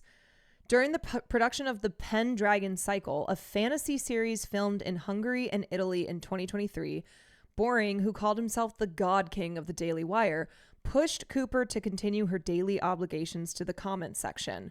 She was exhausted. Her departure last December became part of ongoing speculation about Boring's management. Her star was rising, and media companies tend to place restrictions on their stars. When I feel like I'm out of control and I'm not the one driving what I'm putting out in the world and other people are dictating that, that's when I have to make a move. Curiosity about the drama remains high among Redditors and YouTubers. That sounds like a fun place to hang out in. When the company announced that Boring was stepping down, Cooper reposted the news on X with a gif of The Tonight Show host Jimmy Fallon smirking and nodding. Not a feminist, not a trad wife, just a fem wife. In early June, Cooper spoke on stage at a Young Women's Summit organized by Turning Point USA, the conservative youth organization where participants pushed the message, less burnout, more babies. Her own message was more nuanced. She said she appreciated trad wife aesthetics, the stylish married mothers who post online about their slower and softer lives. That is objectively a good thing, but unfortunately it did not stop there. Cooper said she was referring to right-wing criticism of her and her husband, who sold advertising for the YouTube channel before the Red Seat Ventures deal, which was first reported on Thursday by Bloomberg. Previous sponsors include Jordan Peterson, the men's rights activist who teaches online classes, and Taylor Duke's Wellness, which sells non-toxic nutritional supplements. They've told me that I'm crazy because I'm not stopping work entirely, said Cooper, who's in her third trimester of pregnancy. She praised working women and criticized those who glamorized milkmaid sundresses. So what's interesting here, you guys, is that Brett Cooper represents something that I think a lot of young women feel comfortable in seeing her as a role model, where there is this pushback within young MAGA against the conservative, traditionalist aspects of republicanism, right? Like first of all, they hate the cultist MAGA weirdos who wear Band-Aids on their ears to represent Donald Trump being shot, like in solidarity. Okay, they make fun of him. And they also don't like the 1950s conservative, traditionalist lifestyle. Like you, like me. Right. Now, obviously, like the trad wife thing is a popular trend, and there are a lot of women who have blown up in popularity because of this trad wife aesthetic. But someone like Brett Cooper is an in-between, okay? She is a representative of, hey, so we're sick and tired of women on the left who hate babies and think that being a wife and a mother is something that's evil. You know, these girl boss liberal freaks. But also, we're not totally into the restrictive 1950s, all you can do is be a wife and a mother. And so here you have someone like Brett Cooper, who is like, I'm the in-between. I am successful, I work, and yet here I am in my dress with my pregnant belly and my husband, and it's great. Like, you can have both of these things. And I think that has a lot of appeal to it too. You know what? That almost sounds like feminism. The choice, the ability to choose. She praised working women and criticized those who glamorized milkmaid sundresses. You don't have to do that, I promise. My sourdough starter is dead in my fridge. Much of Cooper's, and like that makes her also seem relatable to people, where it's like, hey, she's just like a regular cool gal. Much of Cooper's experience of the spotlight has been informed by her gender and appearance. Men send her lascivious messages. Some of her videos have been turned into AI pornography. That's disgusting. Fucking vile. It's unclear whether this rankles her more than the accusations from fellow conservatives that she's a, quote, secret feminist for pursuing a career. Right, because like, okay, there are definitely a lot of young women who aren't enjoying these incel Nazi fucks like Nick Fuentes being and Andrew Tate who are telling them that all they're good for is being vessels for children. You know? And they like that Brett Cooper pushes back on someone like Nick Fuentes, who essentially is coming at her for having a career. Yeah, the your body, my choice. He's called Miss Cooper's voice grating and her channel a hate watch on his own show. Sometimes, she said, commenters heckle her. You know how Democrats try to say they have a big tent? No, it's not that Democrats have a big tent. It's that the right-wing ecosystem is actually a big tent, where you do have people like, you know, you have people on the super extreme ends, such as Andrew Tate, and then you have ones who are more in the middle, where they're still pushing right-wing ideology, but they're not saying things like, yeah, women are bitches and whores and you have to dominate them in order to be a man. But it's still, I mean, it's still insidious though, because ultimately the beliefs here are extremely harmful to progress, and they are right-wing. Like, it is transphobia, it is misogyny, it is anti-immigrant sentiment.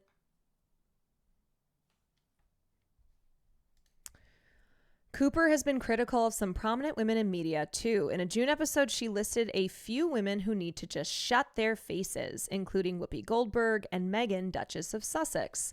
Blake Lively, things would go well for you if you would just sit down and stop talking and stop fighting, she said.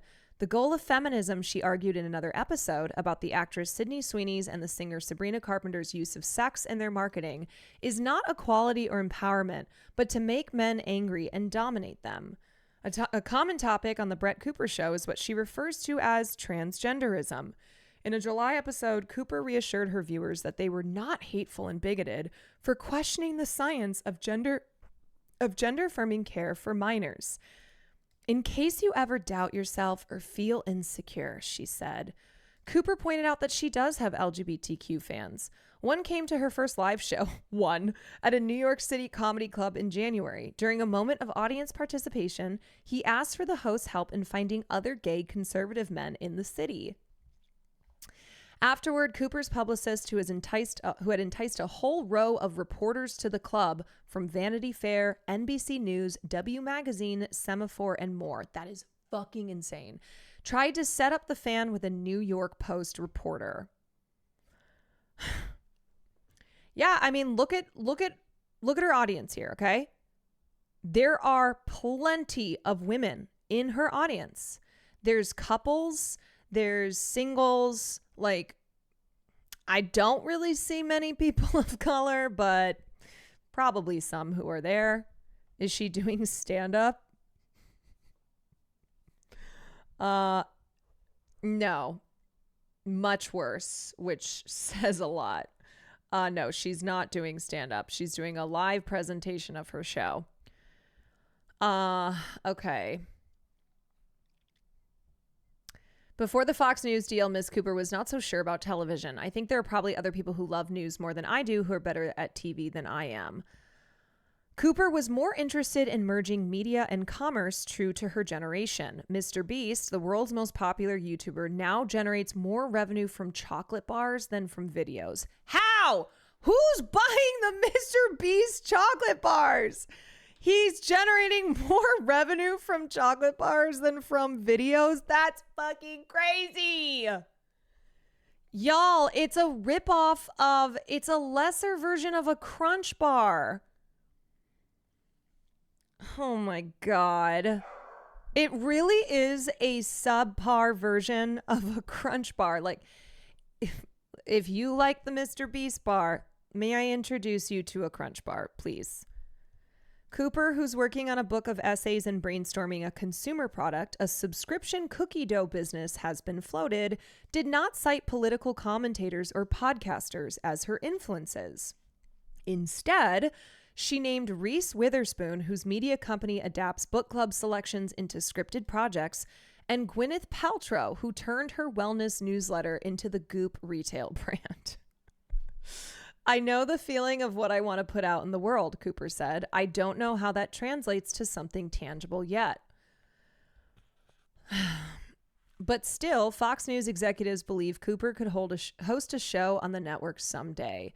Lauren Pedersen, president of Fox Nation and talent development for Fox News Media, praised her fierceness and humility, a combination that people don't always expect in female talent. Oh my God, this is so misogynistic. Wow, you're so fierce and you have humility. That's not something that we usually expect within the females.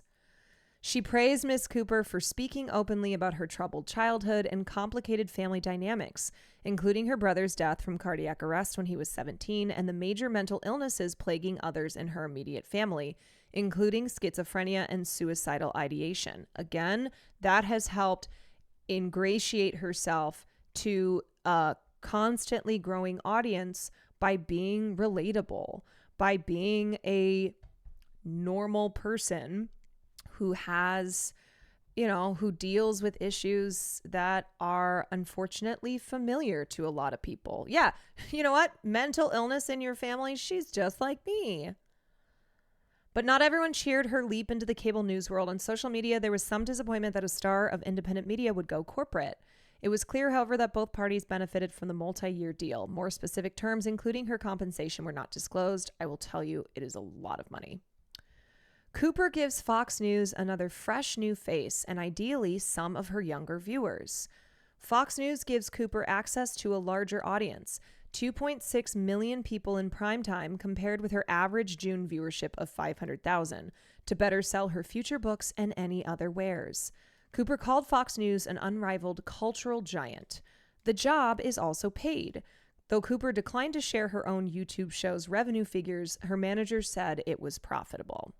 So far in Fox News, she has been asked to opine about the strong, intelligent women in Mr. Trump's White House and to explain Democrats' generational divide as young progressives call for new party leadership. For her generation, she said on Fox, nothing resonates more than people who are big on social media but actually feel like they are speaking directly to the public. And you know what? Fox is smart to bring on someone like her, because there is something that there is a level of trust and of parasocialness that an internet creator, of which she started off as, still is, has with their audience, which will then cause them to come over to a platform like Fox News that they otherwise would not have been interested in watching. And also the fact that she's a young woman who just knows how to talk the talk, and it makes her an asset for Fox. Hi. So anyway, I don't know.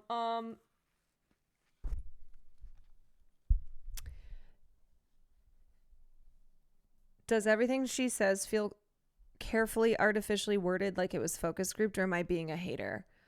I think no, I know what you're saying, but I think the rhetoric that she uses is she just knows the things to say that people are looking for, that they're interested in hearing about these topics in the way that she is talking about them. And so it's not that it's total authenticity, but it's that her audience feels like it's authentic.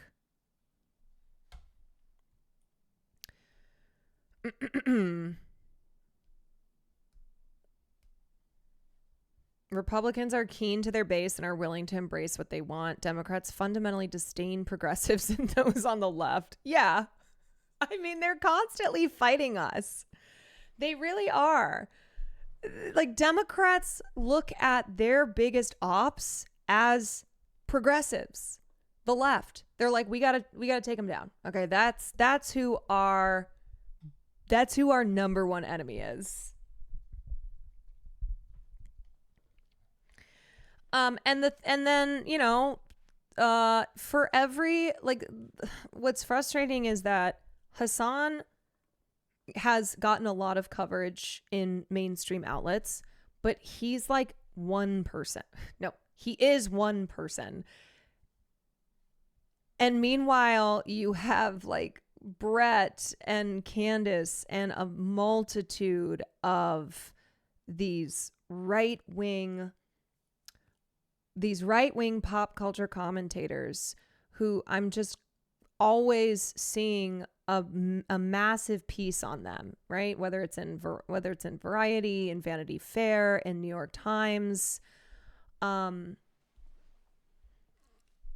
they're just there's not enough people on the left who do the things that these people do, but through the lens of leftism.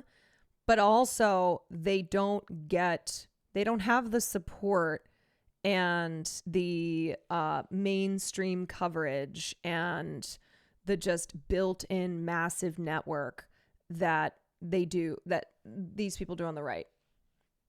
It's just harder to do this when you're on the left.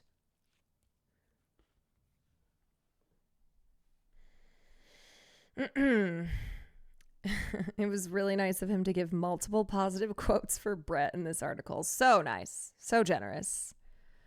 Do you think it has to do with them doing PR pitches? 1000%. As you saw in this piece, her team at her show here, they had Vanity Fair, NBC News, W Magazine, Semaphore, a whole row of reporters that her publicist had gotten to show up to the show and report on it.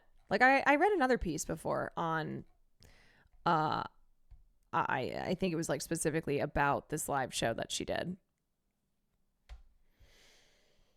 Please run for office because you're authentic and you care and there's not enough people like you. No comment. No comment. But thank you. That's very kind. That's very, very kind. Okay.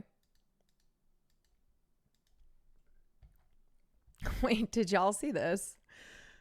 Did anyone see that like insane Andrew Callahan and Hunter Biden interview where Hunter Biden was just going off on the difference between crack and cocaine, going off on the Pod Save America bros, and then also he alleged that George Clooney ordered Jack Black to break up Tenacious D after the duo's guitarist Kyle Gass asked that Thomas Matthew Crooks, who allegedly attempted to assassinate Donald Trump in 2024, aim a little higher next time.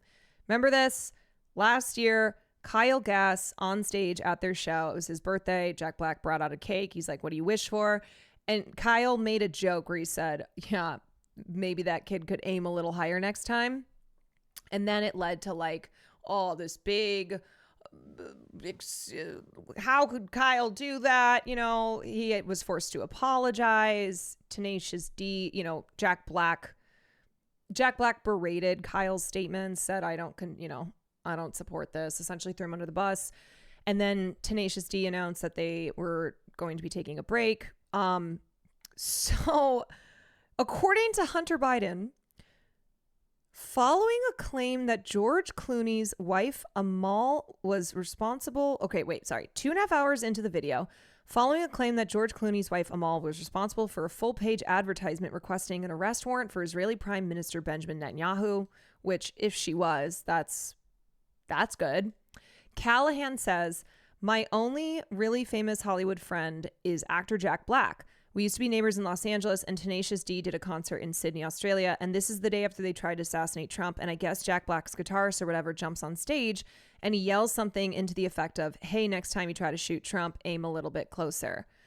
Oh, sorry. I thought this was Hunter Biden who made the George Clooney claim, but apparently it was Andrew Callahan. He continues, "George Clooney is blowing his phone up being like, if you don't kick your band member out of the band and like publicly denounce this guy, I don't know what the consequences were, but it was kind of like, you're out. Out of what? We don't know." And so his hand was basically forced to be like, "Oh, sorry, my band member has serious mental health problems. We're breaking up the band for now. The tour is canceled." Why the fuck would George Clooney be involved in this? And so he continues, "I mean, it's cool to see Hollywood actors voice more progressive opinions, but fuck him." Biden shouts, "Fuck him and everybody around him." He then launches into a long tirade about Clooney. "I don't have to be fucking nice. Number one, I agree with Quentin Tarantino." What is happening? Fucking George Clooney is not a fucking actor. He's a fucking I don't know what he is. He's a brand. Okay, Hunter. Oh, because Clooney wrote... Oh, right. Clooney wrote the op-ed. I forget that... Not that I forget. I'm remembering that, George Clooney is very tied in with elite Democrat politics. And so Hunter Biden has beef with George Clooney because George Clooney wrote that op-ed being like, it's time for Joe Biden to step down after everyone knew he had fucking dementia. And Hunter Biden, I think is now viewing George Clooney as his biggest op. So that's why he went on a tirade against Clooney. Biden then abruptly changes tack to say nice things about Clooney. What the fuck? This is the most whiplash interview. And by the way, and God bless him, you know what? He supposedly treats his friends really well. He buys them things and he's got a really great place in Lake Como and he's great friends with Barack Obama. Fuck you! What do you have to do with fucking anything? Why do I have to fucking listen to you? He then continues his tirade about Clooney's alleged efforts to tear down former President Biden. Hold on. I feel like I have to see. I was drinking so much. Oh my God. This is a 3-hour interview. Okay, let me just find the part. It's just I'm in a generation, and the list goes on and on. There's over and over again. Speaker. Anyway. So moving forward, you feel like, did he want to drop out? No, so we got to Nevada, and he made the speech before the Black Caucus, and then right before he was about to give, which was rousing success, and he then was going to give a speech to the Hispanic Caucus, who was in Las Vegas at the same time. I cannot believe this is 3.5 hours. And he woke up in the morning and he had a severe case of COVID. And the pictures of him getting on and off the plane were just devastating. And then the vultures descended. George Clooney's, came out with his, maybe it was a little before that, with his op-ed, and then you had all the money people, and then you had a whole host of other people that had, I guess that, Truman said. My ass listened to the entire 3 hours. Oh my God. It can be applied to Joe Biden more than anybody else. If you want a friend in Washington, get a dog. Why is George Clooney always saying shit? I thought he was just acting in Ocean's 11 and stuff like that. He's seriously been saying shit. Yeah. Yeah. George Clooney has seriously been saying shit. Here's what he said. He said that the president needed to be introduced to him at a fundraiser that he was ostensibly the host of. There was this gigantic fundraiser in which George Clooney wasn't really the host. He was also Andrew Callahan just did the shut up and dribble, shut up and act in Ocean's 11 again. He's the entertainment, I guess. You know what I mean? Like, God bless him. I appreciate when entertainers and movie stars and people of conscience and that are on our side want to do raise money and stuff like that. If you're with the president at any given time, have you been like at a rope line for the president or anything like that? Anyway, what happens is that you go to people come to take pictures, and usually before or after an event, the president will line up. People will come and they'll take a picture with them and they'll say hello. And there's a person that stands next to the president and they say, Mr. President, wait, George Clooney and Julia Roberts. Oh, he's hey, George, Julia, how you doing? Mr. President, Andrew Callahan. And you may have been filming him all day, and he may know George for the last 30 years, and he may have met him 15 times. But the guy on his shoulder, who's usually a military officer, has one job, to say the name of the person that's walking up. That's it. And George Clooney is now to rationalize why he attempted to cut the knees out from a sitting president, the most successful president in the history of his party in his life in terms of the legislative policies that he wanted to see passed. Hunter's just mad that his daddy's not president anymore. But also, let's not act as if George Clooney was the reason that Joe Biden dropped out. Had to justify somehow him going above and beyond to write an op-ed in the New York Times to try to force the sitting president of the United States out of the race. And so he makes up this story about how the president had to be introduced to him. Oh, like he didn't recognize George Clooney? Exactly. Because of like dementia or something? Oh, I don't know. Well, that's the implication, right? Yeah, like he's forgetting things. Yeah, and by the way, I remember this story is that George Clooney. Yeah, because that's what happened.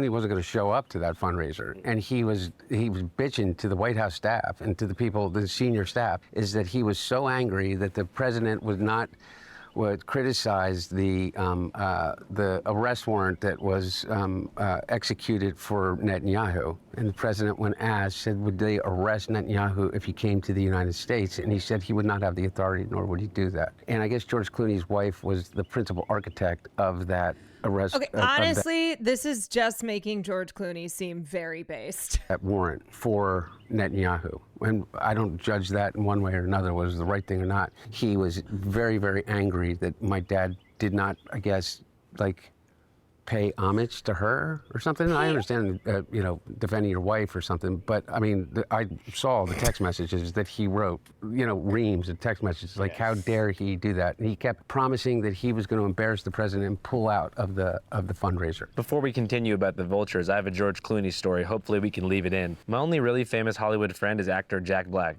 from School of Rock. And so we used to be neighbors in Los Feliz. And so Tenacious D did a concert in Sydney, Australia. This is a day after they tried to assassinate Trump in Butler, PA. And I guess Jack Black's guitarist or whatever jumps up on stage and he yells something to the effect of, hey, next time you try to shoot Trump, aim a little bit closer. Don't miss Trump next time. George Clooney is blowing his phone up, being like, if you don't kick your band member out of the band and like publicly denounce this guy, like, I don't know what the consequences were, but it was kind of like, you're out of what, we don't know. And so his hand was basically forced to be like, oh, sorry, my band member has serious mental health problems. We're breaking up the band for now. The tour is canceled. And so, I mean, it is cool to see Hollywood actors voice more progressive opinions, but fuck him. Fuck him and everybody around him. Or not to be fucking nice. Number one, I agree with Quentin Tarantino. Fucking George Clooney is not a fucking actor. He is a fucking, I don't know what he is. He's a brand. And by the way, and God bless him. You know what? He supposedly treats his friends really well. What is this conversation? What is this conversation? Because, okay, Andrew Callahan tries to claim that his friend, Jack Black of Tenacious D, was told by that George Clooney was blowing up his phone to be like, you have to kick Kyle Gass out of Tenacious D because of the comments, because of the joke that he made about Trump. And then he goes on to be like, oh, it's really cool to see Hollywood actors voice more progressive opinions. And then Biden's like, fuck him and everybody. Hunter's like, fuck him and fuck everybody about him. This conversation makes me feel like I'm on drugs. Now, okay, now, let's recall when that happened, because there was pressure on Jack Black, or he felt pressure to denounce that, because probably due to Minecraft, the movie, that he was going to be doing PR for soon, and that it was a controversy that he did not want to weather. But this conversation is just it's nonsensical. Like, why? Man, they just really hate George Clooney, I think, is what's going on here. And not that I'm some big George Clooney defender, but I think, I think Clooney being a wife guy in this situation is the only thing I support. You know what I mean? Buys them things. And he's got a really great place in Lake Como, and he's great friends with Barack Obama. Fuck you. What do you have to do with fucking anything? Why do I have to fucking listen to you? What right do you have to step on a man who's given 52 years of his fucking life to the service of this country and decide that you, George Clooney, are going to take out basically a full-page ad in the fucking New York Times to undermine the president at a time in which, by the way, what do people care about the most? Why do you think that the Republicans have an advantage over us? Because they're unified. They will go along with anything. I wasn't asking anybody to go along with anything. I was asking people to go along with this. The most successful administration says the Nepo baby in my lifetime. And I'm including the Obama administration, I'm including the Reagan administration, I'm including every administration in my lifetime. We have gotten more done for the agenda of the things that your generation and my generation cared about than any president. Actually, Reagan got more done. It was just bad. Like, it was really, really bad. In history. And we didn't get it all done. But more than anybody else, with the slimmest majority ever. And everybody said that there's no way that he's ever going to be able to do that. We and beat you know what George Clooney Medicare. did? Because he sat down, I guess, because he was like given a blessing by the Obama team or the Obama people and whoever else, and David Axelrod and whoever the fuck else, is to go, okay, yeah, you know what? We are going to insert our judgment over yours. Me and James Carville, who hasn't run a race in 40 fucking years, and David Axelrod, who had one success in his political life, and that was Barack Obama. And that was because of Barack Obama, not because of fucking David Axelrod. And David Plouffe, and all of these guys, and the Pod Save America guys, who were junior fucking speechwriters on Barack Obama's Senate staff, who have been dining out on the relationship with him for years, making millions of dollars. Basically, Hunter Biden just went on, he did this interview with Andrew Callahan to be like, I can't believe that they kicked my daddy out. I can't believe that everyone conspired around my daddy. Like that's what this is, because it's better for Hunter Biden for his father to be president.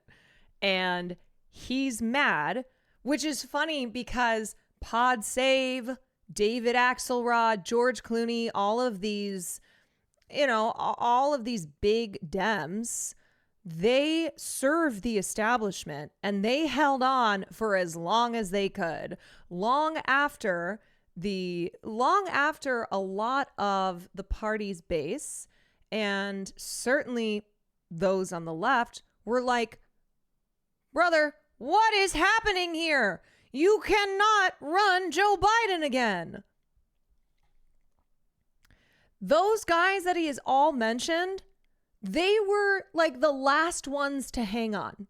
And it was only after the debate, it was after Biden's numbers tanked, it was after there was just this general shift in anger and Democratic voters not believing that Joe Biden could do this, that the podcast bros, the liberal celebs, that they finally were like, okay, I guess we can't have Joe Biden run again. But it was so last minute.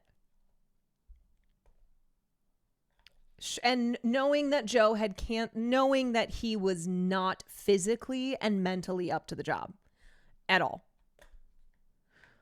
Also, all the people he's complaining about are the same people that got Biden in instead of Bernie in 2020. He's just pissed off because it's better for the Hunter Biden show if Joe Biden is president. The Anita Dunns of the world, who's made $40-50 million off the Democratic Party, they're all going to insert their judgment over a man who has figured out, unlike anybody else, how to get elected to the United States Senate over 7 times, how to pass more legislation than any president in history, how to have a better midterm election Bro, than anybody in your dad is history. a corpse. Your father is a corpse. And how to garner more votes than any president that has ever run, and they're going to replace their judgment for his. Not to mention, too, about actors. When actors take up very, staunch progressive opinions, it gives working class Americans the perception that left-leaning beliefs are elitist. Because they're seeing all these rich people that they perceive to be these untouchable celebrities in the shining lights in the marquee as being liberal. So it's really easy to market conservatism as a working man's countercultural thing. And what was the one thing that Joe Biden, no one ever could pin on him? That he was a left-leaning, rich, liberal elitist. Yeah. The one thing that Joe Biden was not. Hold on. Left-leaning, and what was the one thing that Joe Biden, no one ever could pin on him? That he was a left-leaning, rich, liberal elitist. Yeah. The one thing that. Okay, first of all, okay. What was the one thing that no one could ever pin on Joe Biden? That he was a left-leaning? We could stop there. Because, yeah, that's true. Joe Biden was not left-leaning. He absolutely was a rich establishment elitist, though. That's what happens, too, when you've been in office for 100 years. No one would ever think my dad was left-leaning. Because he's not, you dumb fuck. Yeah, no one was trying to shoot him with a left-leaning arrow. And it's also Andrew Callahan is making the conflation between establishment Dems and the left. That's what this is too, of trying to pretend as if George Clooney is the same as progressives in this country. Joe Biden was not. That they could not take away from Joe Biden. He was the stuttering kid from fucking Scranton that fucking worked his way up, and that he said some fucking things that were a little impolitic at times. But you know what? He reminded me of my dad. Not my idiot dad, but my dad who brought us through the tough times. And I knew at the end of the day that Joe Biden actually cared about me. And you know what? I think Joe Biden is a little bit as confused about what transgender is as I am. Wait, but and I know that he also is not going to do. Why does it always come back to transgender? What is happening?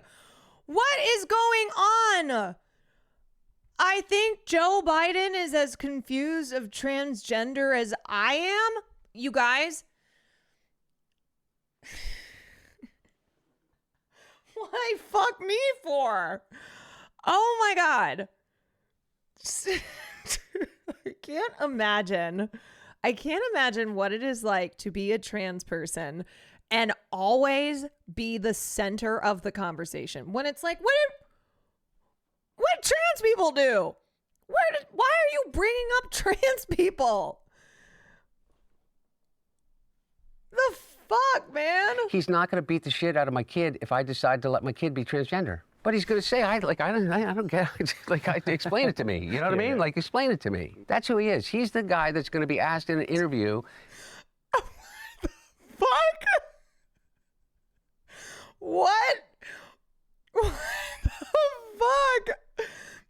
He just said he's not going to, Joe Biden is not going to beat the shit out of my kid if I let him be transgender, but he's going to be confused about it, and that's okay.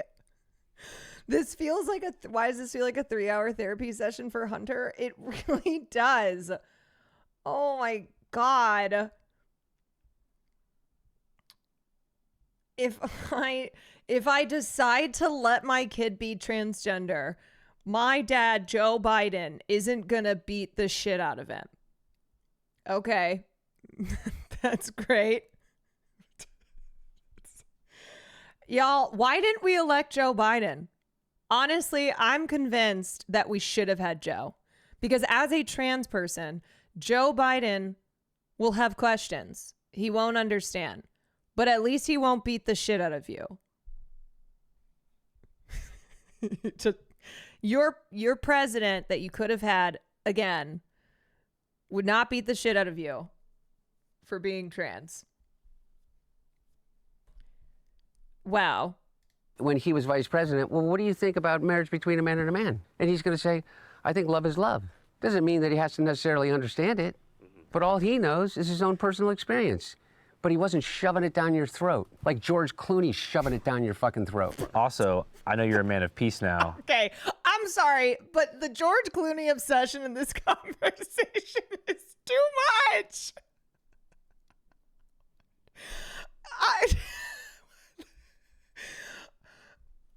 George Clooney is shoving down our throats that everyone should be gay. He is so livid about George Clooney. Oh my God. Oh my God. We're in an episode of The Twilight Zone and the Soyrite keeps seeing trans people in the wing of the plane. I see them. I see them. Oh my God. That line right there. But George Clooney will shove it down your throat. What's it? Hold on a second. Excuse me? Who says that? Well, but if you did see Jake Tapper, would it be time for a little bit of a schoolyard fight? Look, man, I mean this sincerely. It's almost not worth commenting on it because he's completely irrelevant. And I really mean this, who's Jake Tapper's audience? Jake Tapper? My mom or something? I don't know. Well, I don't know. Yeah. For real, though. I don't even think it's your mom anymore. No. By the numbers, what influence does Jake Tapper? Wait, someone said go to an hour if you want to see. Okay, wait. In Leonard's case, as related to the lead up to that event on Pine Ridge, where the tribal police force, along with the FBI, had basically created a goon squad. And over 60 individuals had been tribal members and living on the reservation I think it was over 60, had been murdered by this goon squad, had been taken out. Or was it 60 or 16? I can't remember the exact numbers. But they were on a mission basically backed by the FBI. And the judge never allowed all of that information, which they had got, into the case when...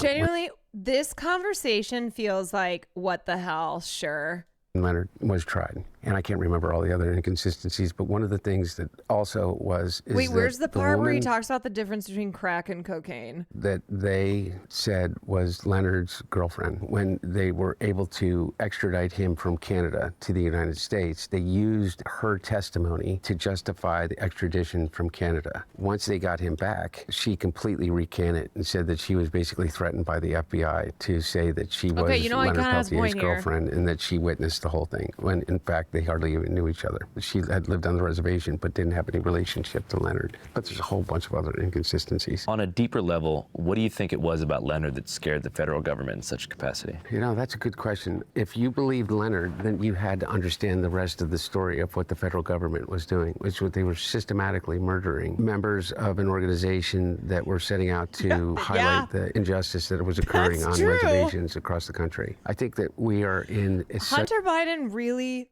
runs the spectrum here. such a historical. Okay, here's the crack cocaine versus Crack cocaine and cocaine is sodium bicarbonate and water and heat, literally. That's it? That's it. And those things are pretty much free if you go to like a science store. This conversation had it all. This is free. You can go to your neighborhood convenience store and just get.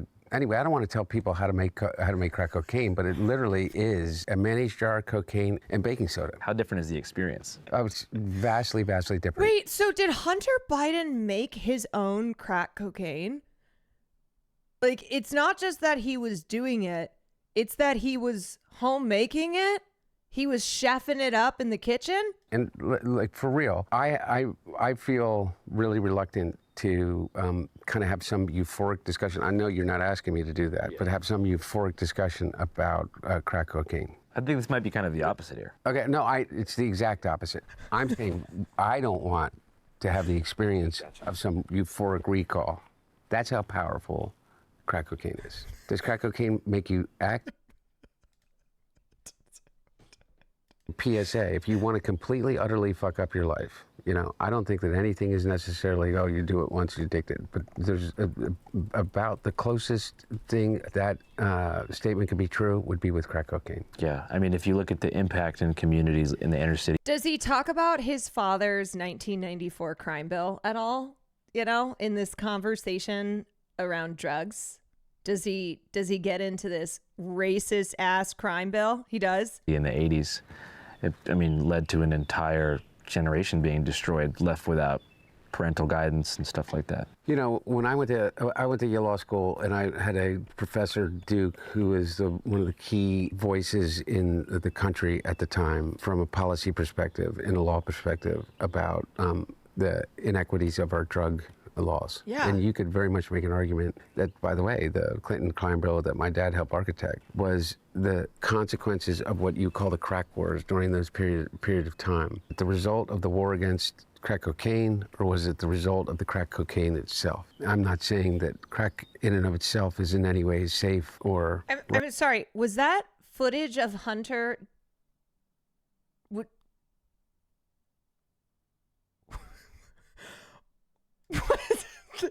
Was that a video of Hunter Biden spliced into this conversation around crack and around racist crime bills? And it was a video of him smoking crack?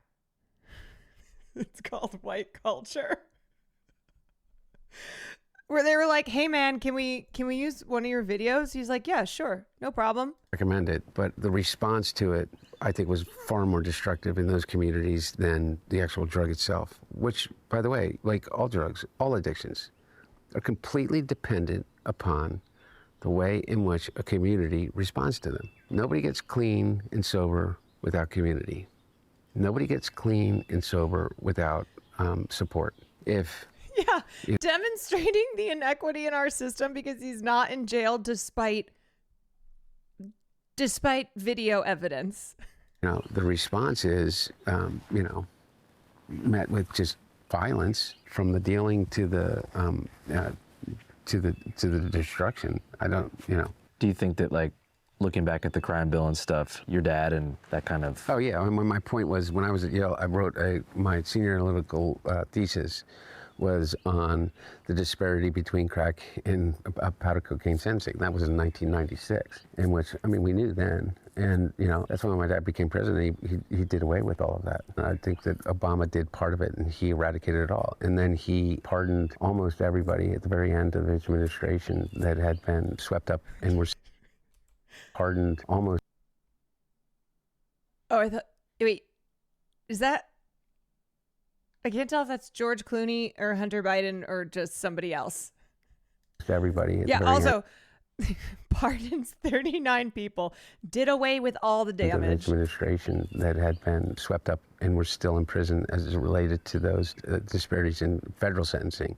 Obviously, he has no control of the state, but hundreds of people were commuted sentences and were pardoned. And you feel like your paper at Yale kind of helped implant that idea in his mind and help forward that cause? No, I don't think he remembers my paper at Yale more than anybody remembers my paper at Yale. I think I'm the only one who remembers my paper at Yale. But I do know this, is that at the very end, I was the only thing that I can say that I truly weighed in on with my dad was on that level. And he was pushing on an open door. I think people forget the historic record number of people that he pardoned based upon the drug laws. Yeah, but that's kind of like, I burnt your house down and then provided more buckets of water. Like, I set your house on fire and provided more buckets of water than anybody else did. Hunter Biden, what a fascinating mind. Also, this conversation really had everything in it. The whole shebang. There is nothing. This is like a PS. Nothing that was off the table. And I'm just like, George.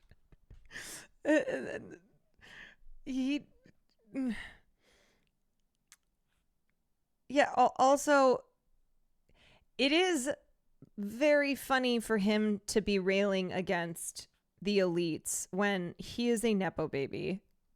His father has, as the president of the United States, and, you know, before that, senator for decades, used that power and privilege to get Hunter Biden out of a lot of trouble, like when he would get in trouble and be bailed out by his daddy.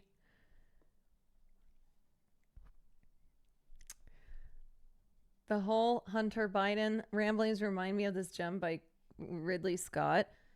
At what point while making the original film did you decide that Deckard would be a replicant? Oh, it was always my thesis theory. It was one or two people who were relevant I can't remember if Hampton agreed with me or not, but I remember someone said, well, isn't it corny? I said, listen, I'll be the best fucking judge of that. I'm the director, okay? So, and that you learn, you know, by then I'm 44, so I'm no fucking chicken. I'm a very experienced director from Commercials and The Duelist and Alien, so I'm able to, you know, answer that with confidence at the time and say, you know, back off. It's what it's going to be. Harrison, he was never, I don't remember actually. I think Harrison was going, I don't know about that. I said, but you have to be, because Gaff, who leaves a trail of origami everywhere, will leave you a little piece of origami at the end of the movie to say, it's been here. I left her alive. I can't resist letting you know what's in your most private thoughts when you get drunk as a freaking unicorn, right? So I love Beavis and Butthead. So what should follow that is duh. So now it will be revealed in the sequel one way or the other.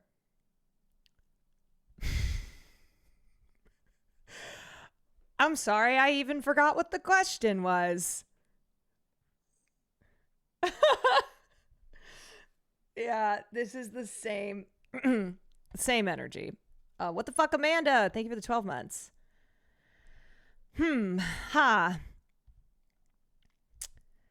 This is the confessional, so America forgives him as cray-cray as it sounds. I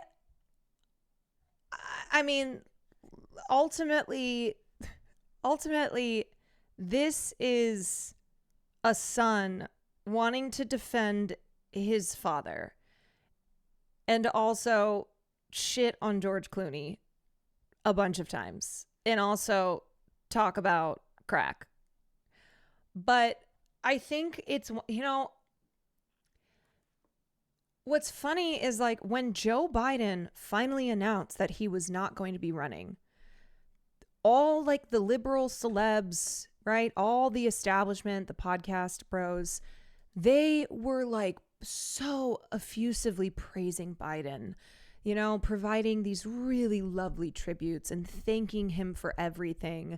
And it's not as if Biden, per the liberal establishment, is persona non grata. I mean, he's like, you know, who the fuck knows where, gasping his last breaths. But it's the progressives who were opposed to Biden and who, when Biden finally stepped down, were the ones making the point that there will be no, you know, waving goodbye to him in reverence. It was fuck Joe Biden, and it's still fuck Joe Biden. And the day that he breathes his last breath, it's still fuck Joe Biden. That's how it goes.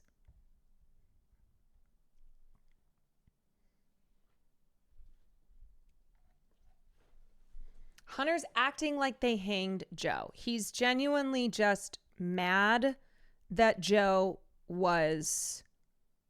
He's mad that the establishment, when they realized that the voters did not want Joe Biden, that the establishment was like, okay, shit, we can't run Biden against him.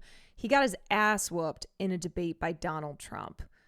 It was downhill. They knew that he was physically and mentally not up for the job long before they turned and were like, yeah, Joe Biden needs to step down. The 94 crime bill alone is more than enough reason for it. But hey, Joe Biden, he commuted the sentences of more drug offenders than anyone else. So we forgive him. Biden was absolutely unable to fulfill his duties if he'd been reelected, and they still try to get him there. That should be some kind of illegal, you would think. What is this what Andrew Callahan is up to these days? Doing 3-hour interviews with Hunter Biden? Is that where he's been? Why is he acting like a dumb version of Meghan McCain, my father? Because people like Meghan McCain and Hunter Biden, they have relied so much on the privilege that they are afforded being the child of powerful politicians, that so much of their lives they have been they've been taken care of because of who their daddies were. And also, like, I think too, though, with the Biden family, because of like all the loss that they've had, I think the relationship between Hunter and Joe is one where they are very close. And I think Hunter, look, he's his son. That's what it is. He's his son, and he hates the fact that his father wasn't allowed to be president again.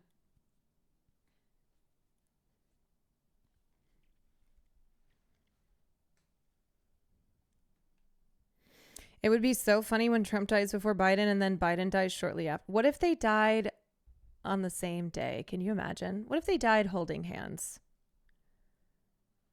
His coverage of the Lebanon invasion was actually really good. I'm not saying that like Callahan can't still do good journalism. I think a lot of people turned away from him after, after all that stuff came out. So it's also just funny to see him sitting in this little garden for 3.5 hours with Hunter Biden.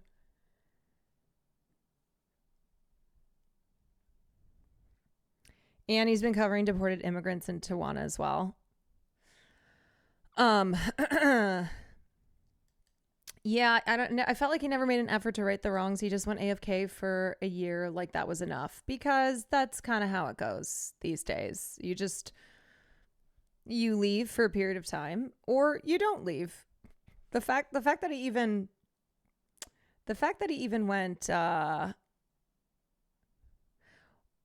radio silent, that he stepped away, that he vanished, is not even something that's done all the time. If my dad got me a pardon for all my crimes forever, I'd go to bat for him too. Yeah, that's Hunter Biden's daddy. All right, y'all, let us talk about the Prince of Darkness, Ozzy Osbourne. So let me just start off by saying, before I get into this, as you all know, I am not a listener of metal music. I did not grow up listening to music like Black Sabbath. I did not, like, this is not my forte, is what I will say. I know the enormous influence that Black Sabbath had on heavy metal music and also reality television. But from a personal standpoint, like, this was just not music that I listened to. I really didn't listen to Black Sabbath until I started dating Will, because he's really into music like this. And also, I did play Guitar Hero when I was a kid, and that was when I think that was the first time that I heard Crazy Train or something like that. And also, I will say too that, of course, those who know anything about Ozzy Osbourne know that there was the crazy antics of being a rock star, or being a metal star, you know, where, okay, he bit the head off a bat, he would like do all these crazy stunts. And then there was the behavior that was literally attempted murder. I don't know how else to say it, because that's what it was. So it's one of those where I'm not going to not mention all these things when looking back on the life and legacy of Ozzy Osbourne. And I'll also just say that this was not the type of music that I grew up listening to, but I know that for a lot of people, this was like fundamental to their youth, to their development, that like it wasn't for me, but I know for a lot of people that Black Sabbath was a major influence in their lives, and the music meant a lot. He, and especially Sharon, are Zionists, unfortunately. Yeah, I mean, fuck Sharon Osbourne. And it's when somebody who is a cultural icon had an influence on music and on culture the way that Ozzy Osbourne did dies, I don't believe that it erases the bad things that they did. And yes, Sharon Osbourne, as of late especially, has been saying really horrific things. But Ozzy also did try to kill her when, what was it, back in, was this the 90s maybe? I can't, hold on, let me find. Okay, whenever date it was. So Ozzy was also, like, that was bad. Or was it the 80s? Yeah, so this isn't like it's okay that Ozzy Osbourne tried to kill his wife, because Sharon Osbourne has really awful beliefs. It's bad that he tried to kill his wife.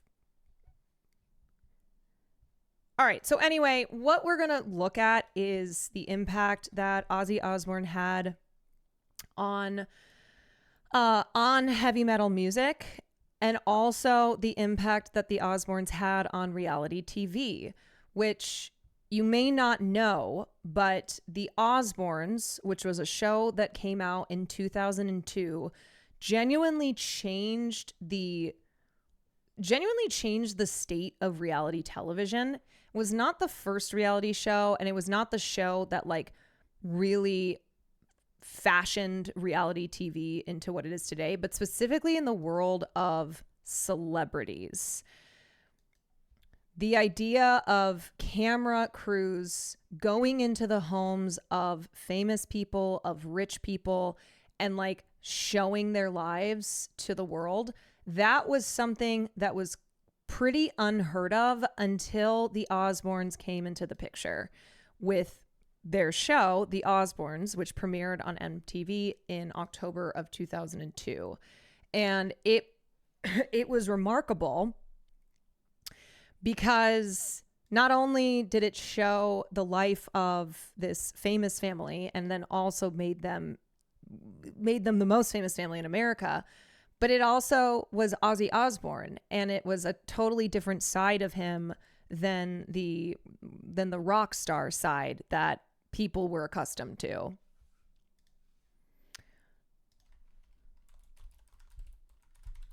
Wasn't he drunk for most of those episodes? Probably. I mean, Ozzy had substance abuse issues for most of his life. I think the Newlyweds around that time. The Newlyweds was in 2003. But again, the Osbournes are the reason that you got the Newlyweds, the reason for the success of Keeping Up with the Kardashians, of the Real Housewives franchise. The Osbournes was the show that basically kicked off this entire genre of celebrity reality TV. Sharon! Prior to Osbourne's, most reality TV was cramming strangers together doing contests. Yes, and I would say, like, in the history of reality television, The Real World was a massive catalyst, and the impact that had in the 90s on what then became the reality world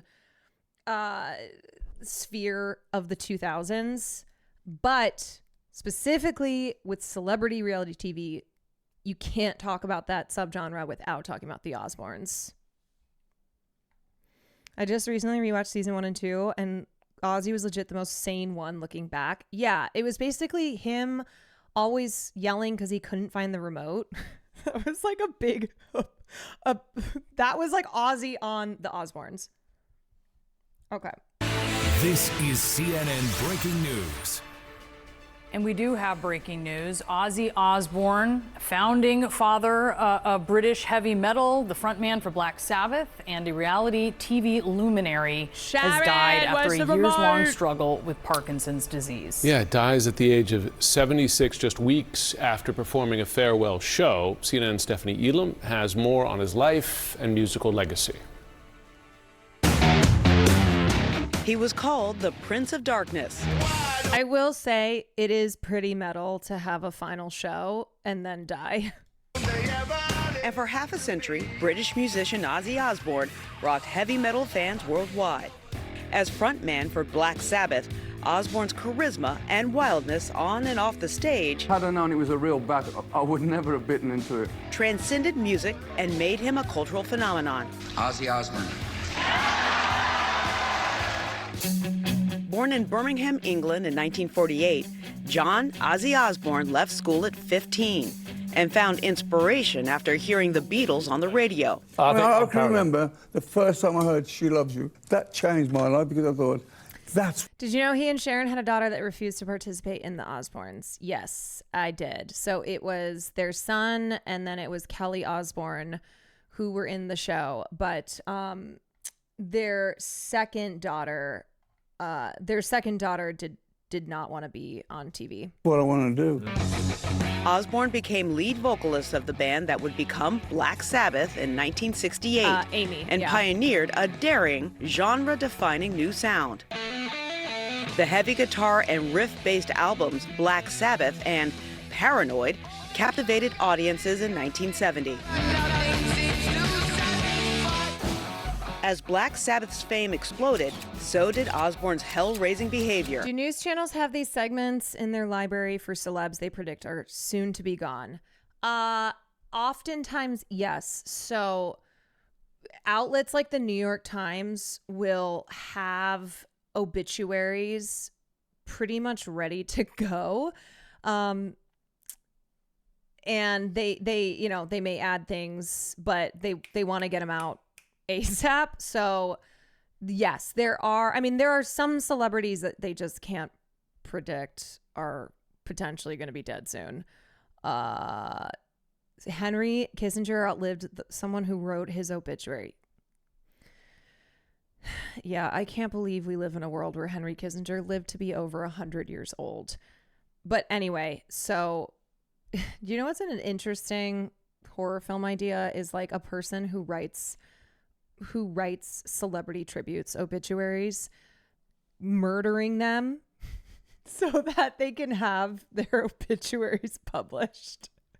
Like going around and murdering celebrities and then being the first to publish, like to have their tribute published because they know that that celebrity's gonna be dead. He was fired from Black Sabbath for drug and alcohol abuse in 1979. Those same issues broke up Osbourne's first marriage and followed him for decades. Have you been? Genuine question. Should I say something to my friend who refuses to watch Eurovision or drink Coca-Cola because of Zionism but post about Ozzy's death, or do I just let him mourn? Honestly, I think it's fine to just let your friend mourn.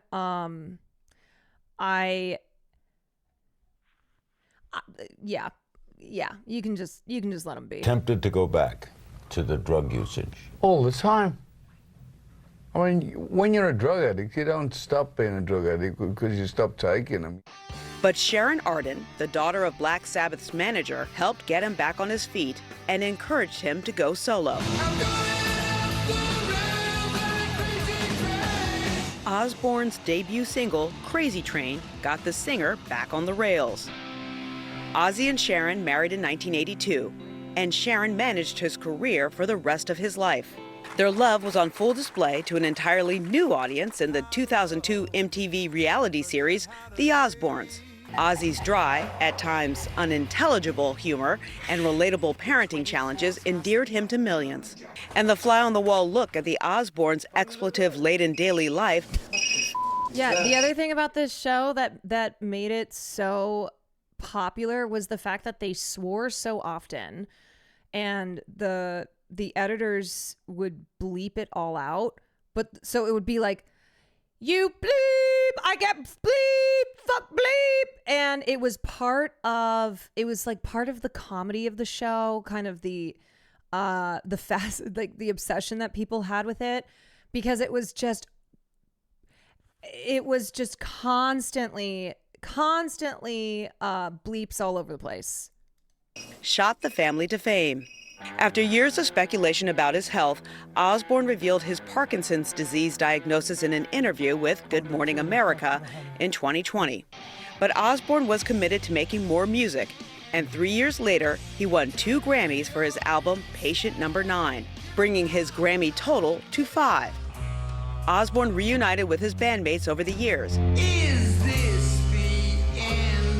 to record their last album, 13, and for Black Sabbath's final The End concert tour in 2016. Osbourne made over 20 albums and is among the elite group inducted into the Rock and Roll Hall of Fame twice.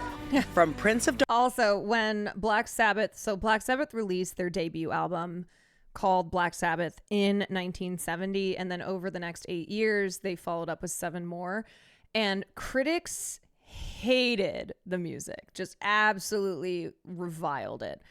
And then radio stations refused to play. Ozzy and Black Sabbath, but specifically Ozzy, were seen as actual Satanists. Of course, you know, the satanic panic in this country that loves to rear its head all the time looked at the moral panic around Ozzy Osbourne. But it didn't matter because the albums were consistently certified platinum. And songs like War Pigs, Paranoid, these songs just spoke to millions of disaffected youth for generations. Like, it wasn't just something of it wasn't just like the youth of the 70s. It was the 80s, the 90s. I mean, when Ozzy also went solo and so on. But yeah, so this was a group where critics critics were consistently hating on them. Radio stations refused to play their music, but the people loved it. Darkness to reality TV show dad, Ozzy Osbourne was a man, a myth, and a legend. Joining us now, CNN's Lisa Respers France and entertainment journalist Segun Oduolowu. Good to have you both on. And Lisa, he was 76 years old. It was just weeks ago he had this farewell tour, performed with some of his own bandmates from Black Sabbath. It was a charity event, interestingly for Parkinson's, among other causes, given that he himself had announced his battle with Parkinson's. What do we know about how he passed away? There's a really funny Rolling Stone review of Sabbath's first album. This guy just shits all over it and can't stop calling the band a Cream ripoff. And what does his family say? The family says that he was surrounded by love. He's been ill for quite some time. And, he did not look to be in great shape when he did his show just a couple weeks ago. People were talking about how ill he looked. But the family has come around him. They've been celebrating all types of, moments with him. His daughter Kelly just got engaged right after he did his show. And so, they were really leaning into spending time with him. And we got to see Ozzy, enjoy that engagement. Yeah. And Segun, let's talk a little bit about his legacy, because I think he was already kind of singular, and then he had this mass appeal from the reality show that his family did, and everyone was sort of introduced to him in a different way.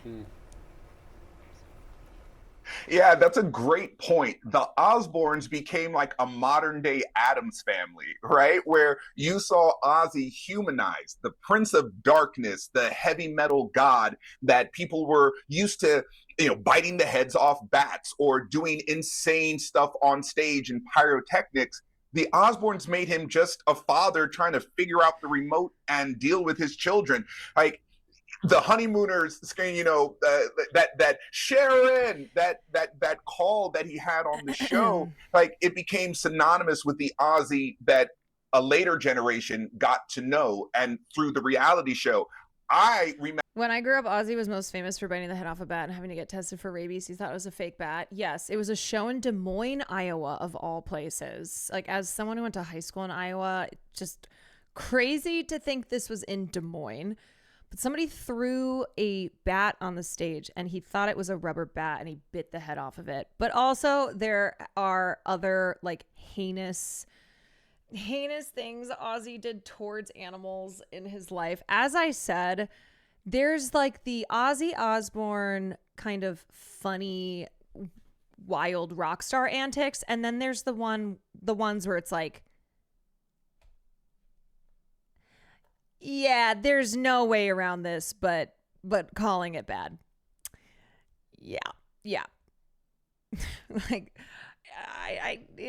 he went into like the barn or where they lived in the UK, their farm, and he like just murdered all these cats, and I think they had a hen house. He just went crazy and like murdered all these animals. Remember Headbangers Ball on MTV, and you would rush home from school. I know. I'm and sorry listen for those to, who didn't know that. His Ultimate Sin album that had, all of this incredible music that, if you're a hip hop fan, Crazy Train was sampled by Little John. Yeah, he ripped the heads off doves in a record executive meeting. There are all of these aspects of Ozzy that interweave throughout music and pop culture that resonate and make him such a beloved figure. So from where he was and where he came from to what we finally have lost, it's such an incredible arc of a very talented musician with a signature voice, but who also had the ability to humanize and laugh at himself. So he will definitely be missed. Yeah, in the family statement, we just want to read here, it is with more sadness than mere... Yeah, he was not right in the head. He was also a legend, and his impact in culture is enormous. Yeah. Words can convey. that we have to report that our beloved Ozzy Osbourne has passed away this morning. He was with his family and surrounded by love. We ask everyone to respect our family privacy at this time.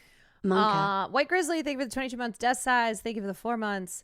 I mean, Ozzy, it's not, we never say like having drug addiction is an excuse, but he was, for a good part of his life, consuming like every single drug intoxicant under the sun enthusiastically. He wrote in his own memoir, "Over the past 40 years, I've been loaded on booze, coke, acid, quaaludes, glue, cough mixture, heroin, Rohypnol, Klonopin, Vicodin, and too many other heavy-duty substances to list."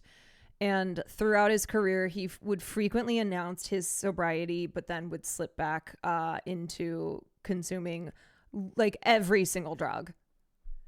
Supposedly, he said the cat incident, the little he talked about, it was a turning point for him to try and get somewhat better. Like, yeah, he would do something bad that went beyond just like, ooh, haha, yeah, classic rock star, you know, that's metal. And then would go, I have a problem. Like, I can't keep consuming drugs the way that I am. I'm going to get sober. And then would be sober and then slip back into consuming drugs. This is living until nearly 80 with all the drugs he took is pretty impressive. It honestly, it is. This is a sad loss. He went out on a high note after that concert, certainly. When he ran out of drugs, he was snorting ants with Motley Crue. He snorted a fucking line of ants. With us for decades, right? I mean, he was an icon of the 70s, right? Black Sabbath, hard rock, and then to sort of be resurrected in this new era in the 2000s with the Osbournes and still performing right up until, well, sadly, the final weeks of his life. That's right. Shagun, thank you so much. Lisa, thank you. Yeah, He'll still be. Oh, sorry, go on, Shagun. Can I just tell people to go back and listen to his old... Yeah, I just want people to go back and listen to his albums from the 80s. I want them to listen to songs like Shot in the Dark and Killer of Giants. And the Ozzy after Black Sabbath, the solo Ozzy that was also, again, inducted into the Hall of Fame. I want you to just listen to the power of his voice. We talk about a Freddie Mercury and how how singular that voice is. But for heavy metal, for rock and roll, Ozzy Osbourne, I put him right up there with that unique level of voice and a supreme talent. I just invite our viewers to go back and listen to his solo albums, that young Ozzy in the 80s. The voice held through the entire career. So again, one of my favorites. I just hope the viewers will go back and listen to his work. We really appreciate that, Shagun, because his legacy is going to live on through his music. I appreciate the recommendations. It's Iron Man and Crazy Train that gets played in my car with my kids. They love it. And that is going to continue for so many people. And Crazy Train is nothing better. It's nothing memorable. better. Heavy metal icon Ozzy Osbourne passing away at 76. Okay, here's Ozzy on Letterman. The former leader of Black Sabbath. This was after the bat decapitation incident. Ozzy Osbourne is known for his frenetic stage performances and his outlandish antics. It says here, the word madman almost always precedes his name. Welcome, please, Madman Ozzy Osbourne.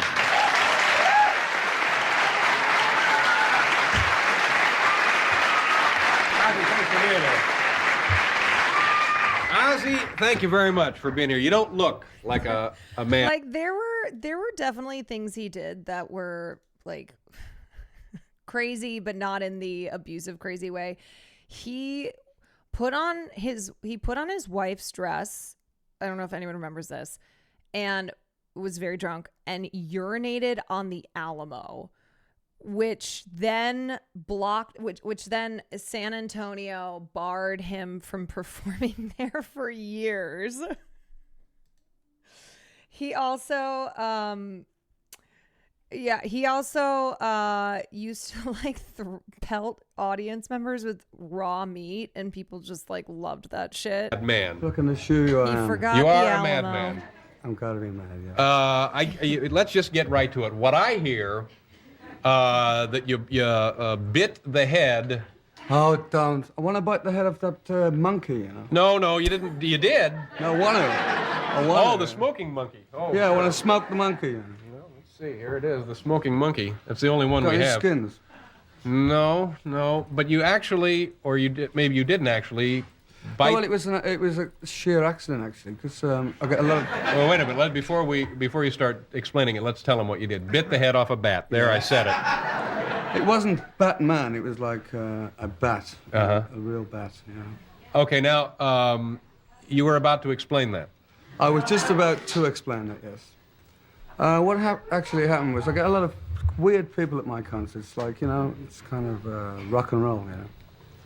And somebody threw a bat on stage, and I thought it was one of these toy bats. So I picked it up, bite the thing's head off, and suddenly everybody's freaking out because it's a real bat, because, like, on the stage set, like, the bat goes, like, asleep when the lights go on it, you see. So it was, for all practical purposes, a toy bat. Yeah, but I can assure you the rabies shots that I went through afterwards aren't fun. No, they're painful, I understand. Very painful. Now, did you know immediately, not having bitten into... Well, I've eaten some pretty rough chicken on the road, you know. Now, but there are other accounts where you've actually bit the head off was it a pigeon? Well, it's my hobby, you know. No, now, see, you're going to give these people the wrong... It's not really your hobby, is it? Let's have a look at your neck. No, hey. Now, explain that one. Your neck? No, the pigeon or the dove or whatever it was. Well, I was kind of peckish when they had the CBS convention. Also, I think it's important to remember that, like, you know, this shit's you hear the stories today and you're like, wow, that's crazy. It like broke people's minds back then. Just the introduction of Black Sabbath and the kind of music that they were playing and the environment that they created, like, it was something that people just had not seen before. And it's not that, like, rock star,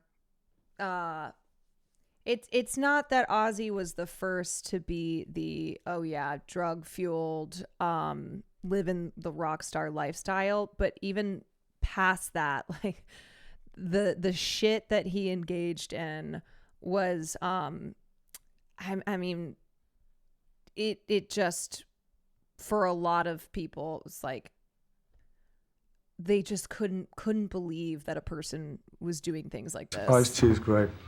Excuse me. Certainly, sir.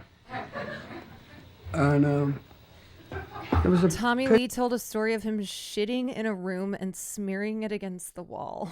pigeon there, so I thought, well, like he was the kind of guy who, like, he would do anything. Pigeon. I mean, the pigeon didn't mind, man, because he had no choice, you know? Yeah. You know, Ozzy... There's not a lot you can say about that. I know, let's just, and this Have a look at your neck again. No, now stop that. And we don't want to spend all our time discussing you biting the heads off stuff, but now why would you want to do that exactly? Well, people have put me down for doing this, you know, folks, you know, but... Oh, I'm not putting you down. You want to do that, that's fine. But you see, the thing is, Colonel Saunders, how many chickens do you think he put to death? He didn't bite the heads up, but everybody else did. Yeah. Now, when you have a concert, does this kind of behavior attract a peculiar group? Don't tell me, please. We had one guy, for instance, I mean, you can imagine this guy. I'm going to Ozzy Osbourne concerts, and he goes to the house with an ox's head on his shoulder. And it's true. Goes to one of my concerts with an ox's head on his shoulder. And it's kind of weird, you know. Yeah. Is this okay to be doing this stuff? Well,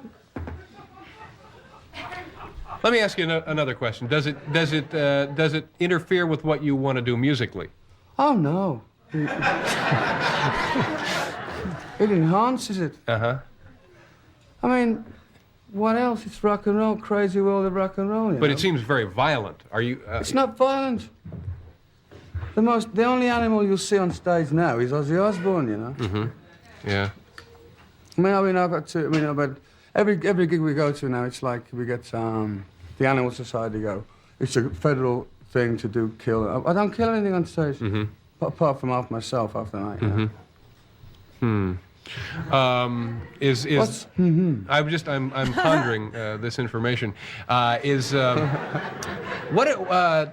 kind of a kid were you? Well, I wanted to be a brain surgeon originally. Damn, that's a crazy question because Ozzy actually had a really fucked up childhood. Just fucked up. I mean, he was like pretty much on his own as a teenager. Actually worked. You had some odd occupations. What kind of kid? Oh yeah, my first musical job was working in a car horn factory. Well, yeah, that's good. And then I thought I discovered heavy metal, as they call it. And that was better than car horns because it was louder. Yeah. But before that, you worked at was it a funeral home? I was a slaughterman, then I was worked in a crematorium. That was great fun, that was.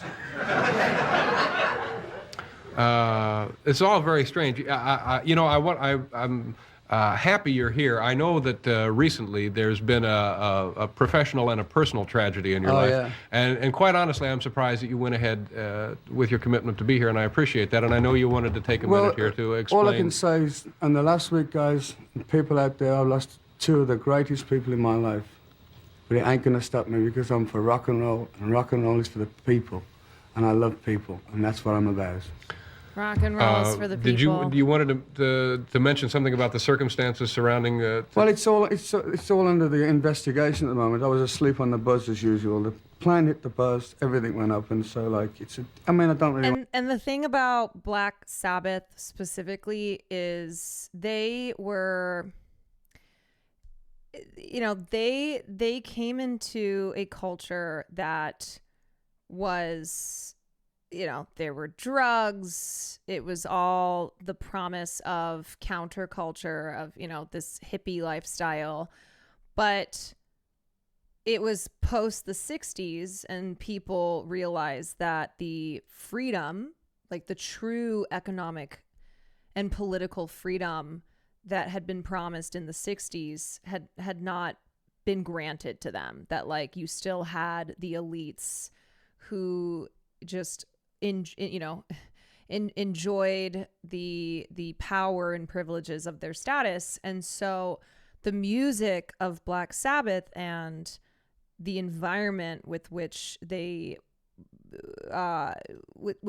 were producing within the environment with, oh my God, I cannot speak. The environment which within they were producing these sounds was one where people were like, they were rejecting the fact that the promised changes of the 60s had not arrived. Punk soon to follow. That there was like this, there was like this darkness that kind of seeped into like the hippie music of the 60s. Okay. I certainly understand that, but nonetheless, I appreciate you coming by here tonight. Now, is the concert, the tour momentarily suspended? It's momentarily suspended, but I'm going to continue because Randy would have liked me to continue, so would Rachel. And I'm not going to stop because you can't kill rock and roll. These are your seamstress and also your guitar player. So when will the tour be renewed? We're going for April 1. And with God's luck, we'll do it, But I'm going to get out there and do it. It's the best thing I can do, Okay. It's the only thing I can do. Well, again, my thanks for coming by. And I think another interesting thing is that the drummer of The drummer of Black Sabbath, Bill Ward, he basically looked at their branding as the equivalent of horror movies, but make it rock. And the 70s were also a major decade for horror movies. There was just an explosion of the genre.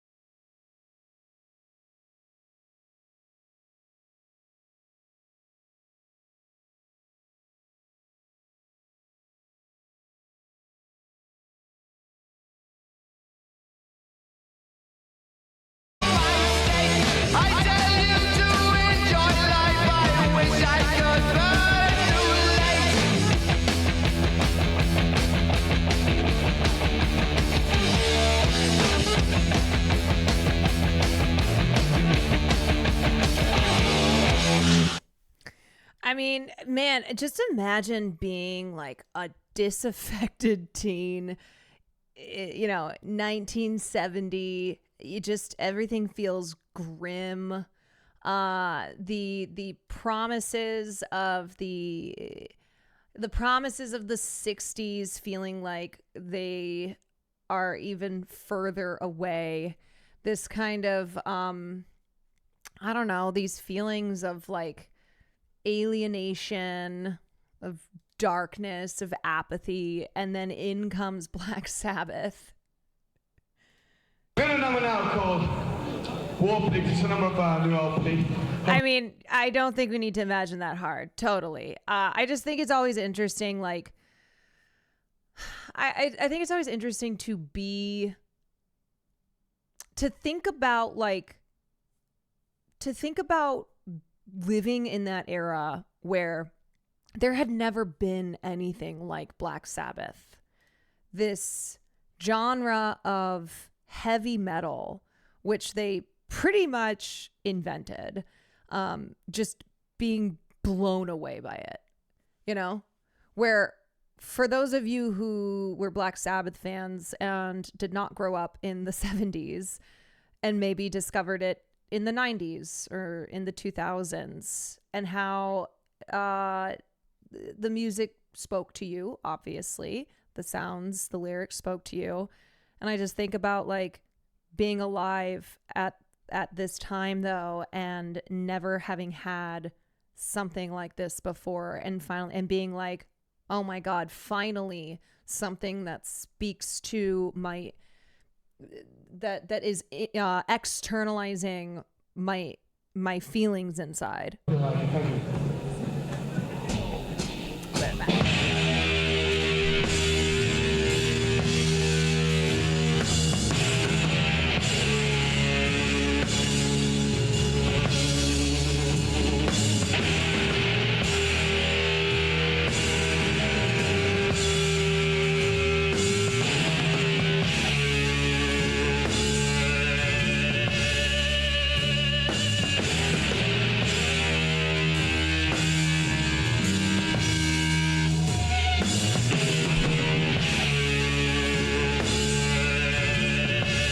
This has 18 million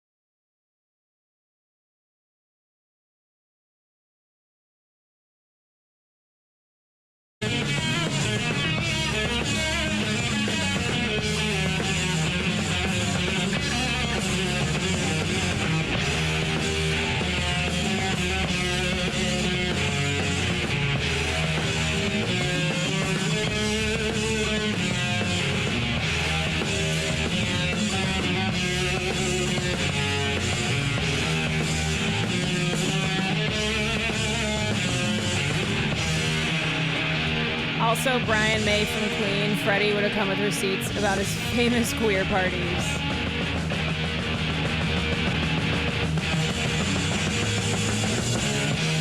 Thank you very much. But goddamn, War Pigs fucking rules. Fucking rules. And then, of course, this, or wait, sorry. I wanted to play. Shit. Oops. Okay, wait a second. This is a song that everybody knows, Crazy Train. And Crazy Train was a song that was on Ozzy's first solo album, Blizzard of Oz. So he got kicked out of Black Sabbath due to his drug abuse issues because he fell asleep. He like passed out and woke up 24 hours later and had missed a concert. And so Black Sabbath fired him. So in 1980, Ozzy goes solo, releases Blizzard of Oz with his trademark song, Crazy Train. It's a massive hit. He tours, he records a bunch, he becomes an even bigger star than before. And he sells more than 55 million copies of albums worldwide.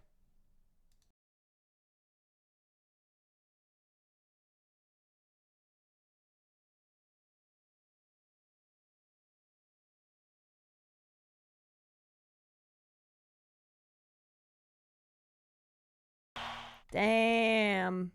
Man, this hits different now that I'm older. I mean, isn't that how music works, you know? Speed Razor, thank you for the 5 gifted subs. The first time I've heard this song since my mom passed last year, and this hits different. Yeah.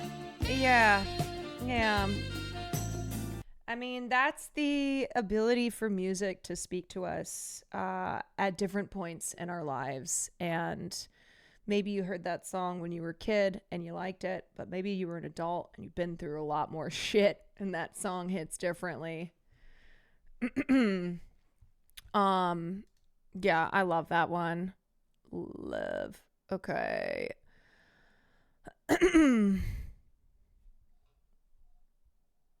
I gotta say my appreciation of music expanded as I age. Oh, for sure. Me too. A lot of stuff that like my dad loved when I was a kid that I just, oh my God, I cannot listen to any of this. The Grateful Dead, namely. It was as an adult that I was able to finally have an appreciation for that kind of stuff. Changes might be his best slow song.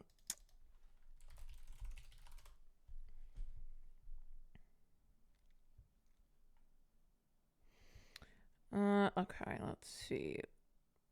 There's the live. Let's do live in studio. Was my dad a Deadhead? Yes. My dad was a hardcore Deadhead. He told me that he lost track. He stopped counting how many shows he'd been to after like 300. But yeah, he traveled around. He would just go from show to show, somewhat of a groupie. 300 what? Yeah. And did a lot of drugs. My parents are the exact opposites, truly polar opposites. My mom claims she's smoked weed one time, which we know isn't even true because my dad says she didn't inhale.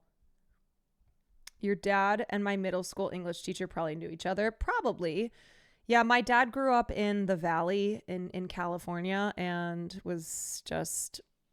he was obsessed with the Dead. He, in college at one point, ended up, he like took a year off. I don't know. He took a year off, was seeing Dead shows, gambling, doing stuff like that. It's kind of amazing when I think of my dad's lore that he went on to like become a doctor and have 5 kids and live in the Midwest. I was like, wow, this is really different from the life that you once lived.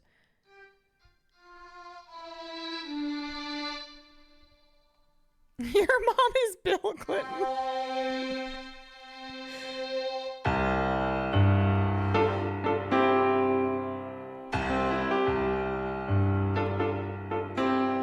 I feel unhappy. I feel so sad. I've lost the best friend that I ever had. Yeah, it's called Dad Lore, true. She was my woman. I loved her so. But it's too late now. I've let her go.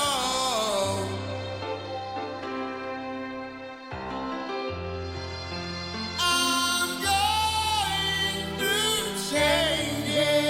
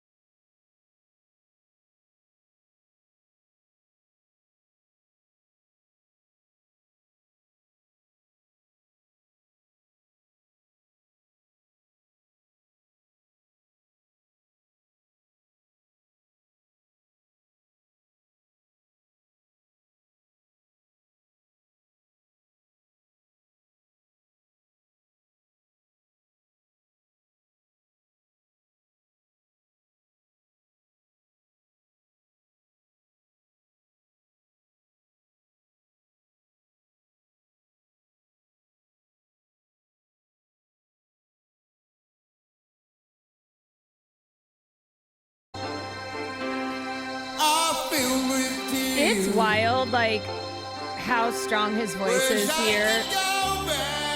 Even with having Parkinson's and years of drug abuse.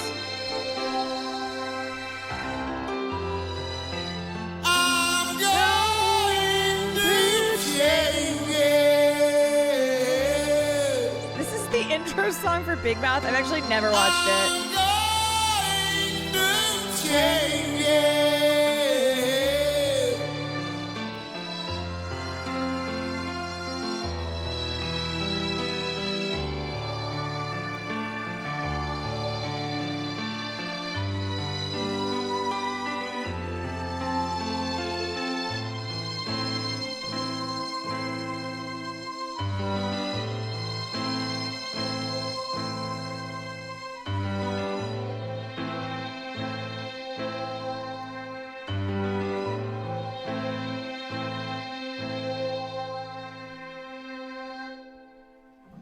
Right? Yeah, I mean Fucking those episode probably. those are just like raw vocals.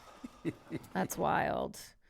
Okay, all right. I feel like in this conversation around Ozzy Osbourne's influence on pop culture, I have to show you all. I have to show you all the first episode of The Osbournes. As a self-taught pop culture historian, I am always really interested and I'm fascinated by like these major moments in pop culture. So I don't watch reality TV for the most part, but I know, like, I'm fascinated by the history of reality TV. And as I said at the start of this conversation, The Osbournes was a show that premiered on MTV in October 2002. And this was the start of this subgenre of reality TV that is camera crews following celebrities around, going into their homes, showing their lifestyles, their, what are these celebrities like when they're, say, like Ozzy Osbourne, not rocking out on stage or not doing the thing that they are famous for. And it's wild that Ozzy was a guy who not only was a pioneer in music and that being of heavy metal music, but also in reality TV. And I think that there are people whose first introduction to Ozzy Osbourne was on the show The Osbournes. And this was before the Kardashians. This was before Real Housewives. This was before the Newlyweds. And it was just genuinely something that like had never been seen on TV before. It was this family, this famous family, because the dad is a famous musician, and it was like showing them up close and personal. And it was also Happy 20 they months also and like RIP they Ozzy were just like Osbourne, come give love loud hug. and crazy Crazy and Train was swearing my all the favorite song time throughout elementary school, so And- much so that people Oh. nicknamed me Crazy Train, what an amazing musician. Thank you, Hannah. Thank you for the 20 months. And what was I saying? Yeah, so okay. It's this huge hit for MTV, just attracting millions of viewers. And it catapulted the Osbournes to like be even more famous, especially in the United States. And they were all over magazines, like, and not just music magazines, huge entertainment magazines, because of this show. And the reason that this show came to be was because they shot a segment for MTV's show Cribs, which was a show that took a look inside the homes of celebrities. And they were looking to launch Cribs. They shot a bit with the Osbournes and then kind of realized like there might be something big here, because this family is like really dysfunctional, really chaotic, and maybe we should make this into its own show. And so the show ran for a couple years, and like it showed this different side of Ozzy Osbourne, because Ozzy the rocker was known for like his crazy onstage antics and also like offstage behavior. He was seen, he was accused of being a Satanist. There were stories of him snorting lines of ants. He was this Prince of Darkness, larger than life guy. And then on the show, he's a dad, right? He's looking for the remote. He's like having to deal with his brat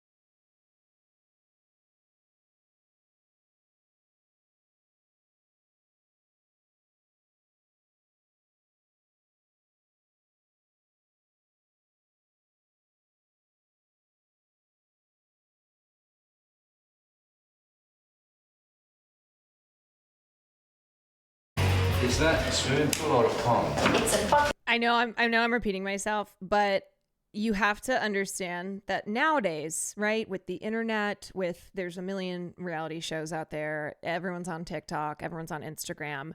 We have, like, celebrities aren't a mystery anymore. We have access to them. They're always showing off their lives and whatnot. But back then, this was like, oh my God, insane. Like, never before seen. Couldn't believe that this famous family had allowed cameras into their home and was showing us their lives. MTV was king of getting into people's homes and personal lives. Yeah, and not just like a quick episode on, not just like a little episode on a show like Cribs, but an entire show of the family. Swimming pool, and the guy that's building it, I'm going to drown the fucker in it. This has got to be like a celebrity as big as Ozzy. We've got crosses going everywhere. There's crucifixes. I'm having them painted on the walls. We've got crucifix door handles. We'll never be able to sell it. Wait, do you want me to put my gun, Sharon? Under the bed? Thank you, Lizard Shadow. I'll put it under the bed. So many reality shows wouldn't have happened if it weren't for the Osbournes. Those fuckers packed it. Dude, how does my sister's underwear just get mixed up in mine? You know, that's just wrong. Look at it. There's a fucking big chunk out of it. That motherfucker. Where is he? The way I see it, the less shelves, the less shit I'll put on them. Therefore, the less shit I'll have. Okay, so is that good or bad? It's good. Everything we open is broken. And they keep saying to me, I'll glue it. I'm gonna glue his fucking mouth. Anything to do with, like, the History Channel and the War channels, or all stuff like that. News channels, okay. Yes. Weather in Afghanistan, 2,000 degrees and cloudy. What the fuck am I doing? Also, this is the first episode, and this is before they started bleeping it. And so the audio is obviously unedited, and this was a huge point of discussion. And so they made the decision in the first season to then start bleeping the Osbournes. Stuck on the Weather Channel. Ah! What the fuck is that?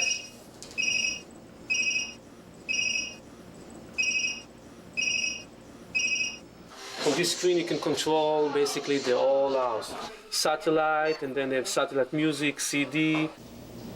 What kind of fucking stupid thing? We didn't give the owners any written instruction. We gave them the remote controls, and then the owners figure out by himself how to work it, so that's how easy it is.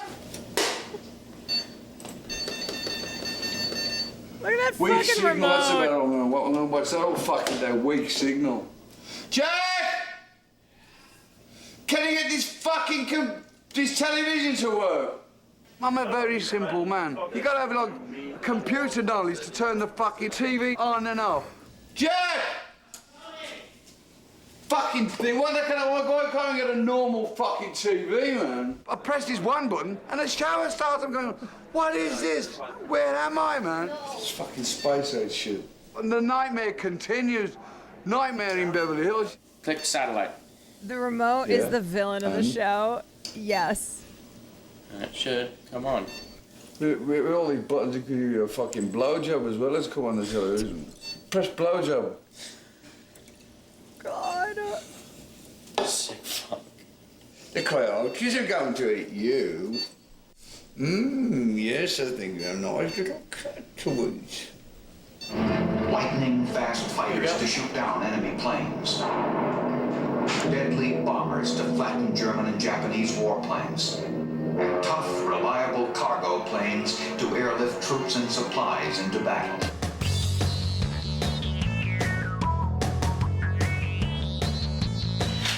Whoa. Why did it probably fit on my gun? Jack, I found a bayonet, Jack. I found a bayonet. When did that fit on my gun? Oh, let me see it. I've got two of them. Let me see it again. Do you fit to the gun? That'll fit.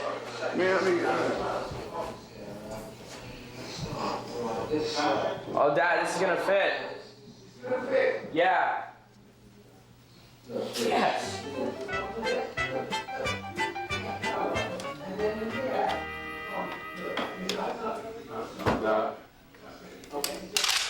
What are you doing? Guy found a bayonet. Where? I don't know. That's so fucking violent. Shut up. Shut up.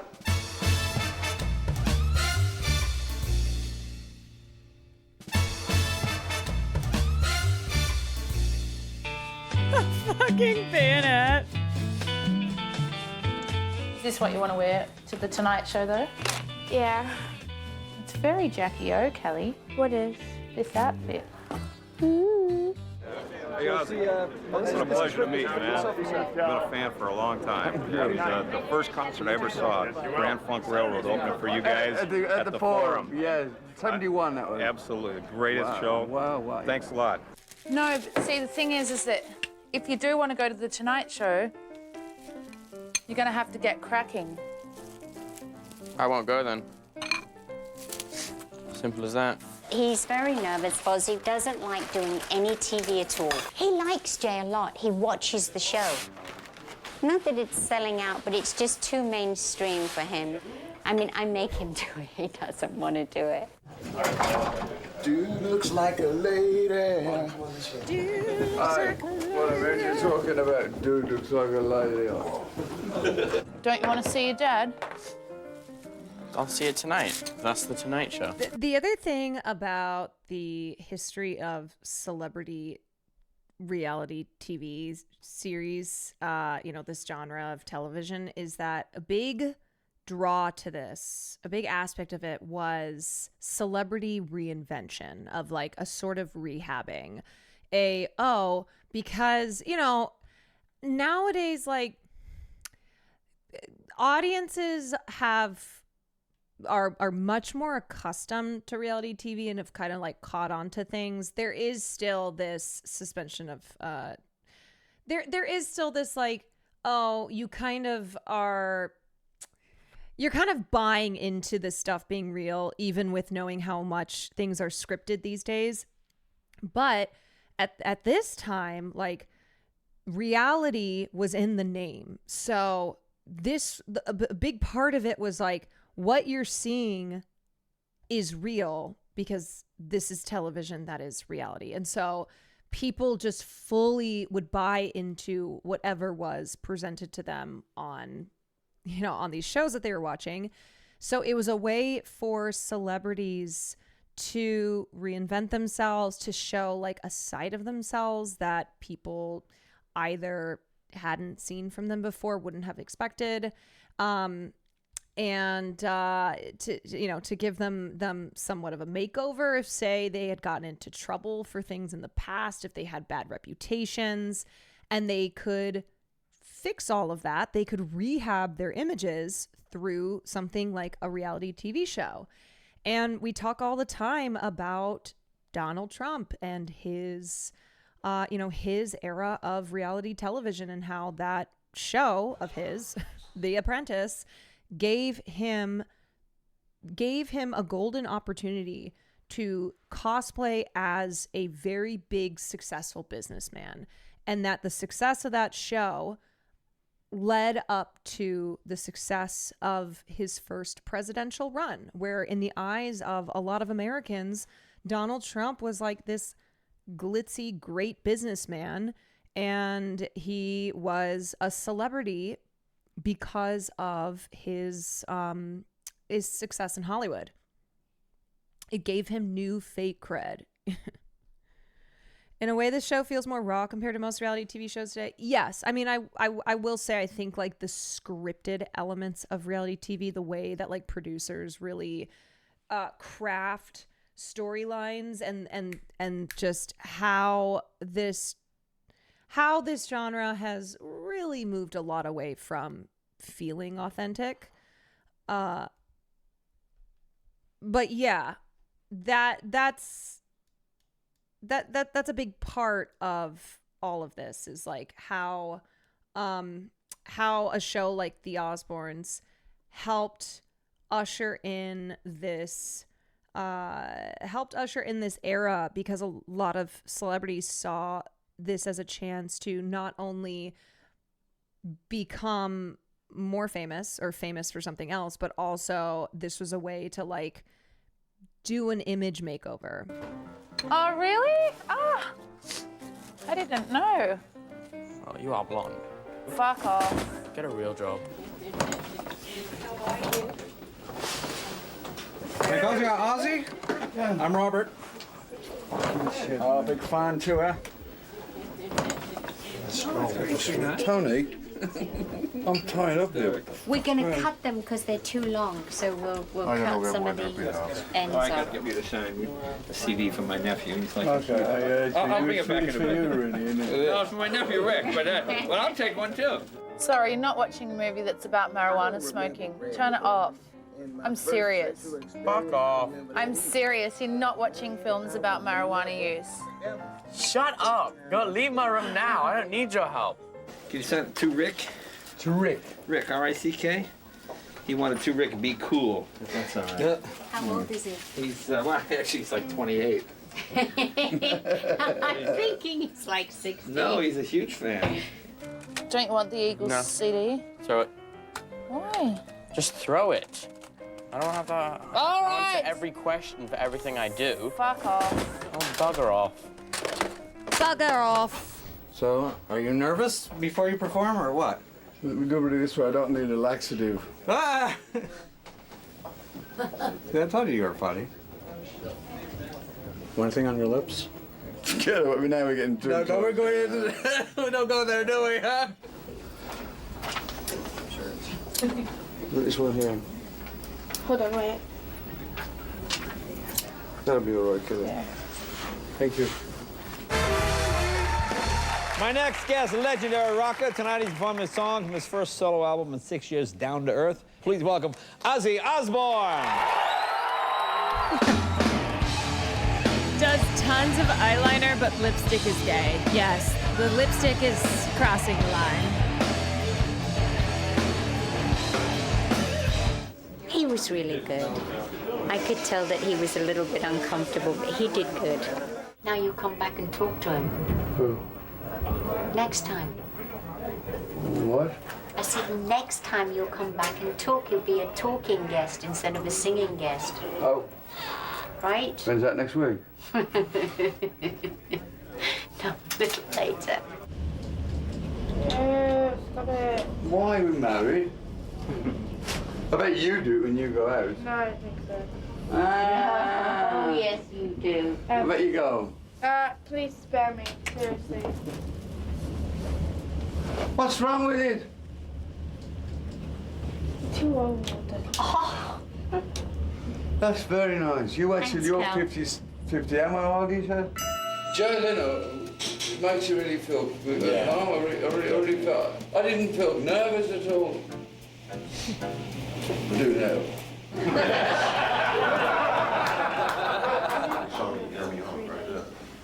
What? Why can't you? Why do you start these things? You never tell me you're going. Because everyone else heard what we said, and you're the only one that didn't like. But darling, let me explain to you. You have not been standing in front of 30 billion decibels for 35 years. Just write me a note.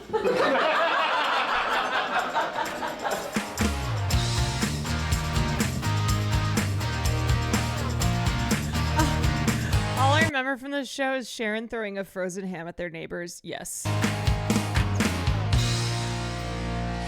Another interesting choice. Packing your bags and leave a stand.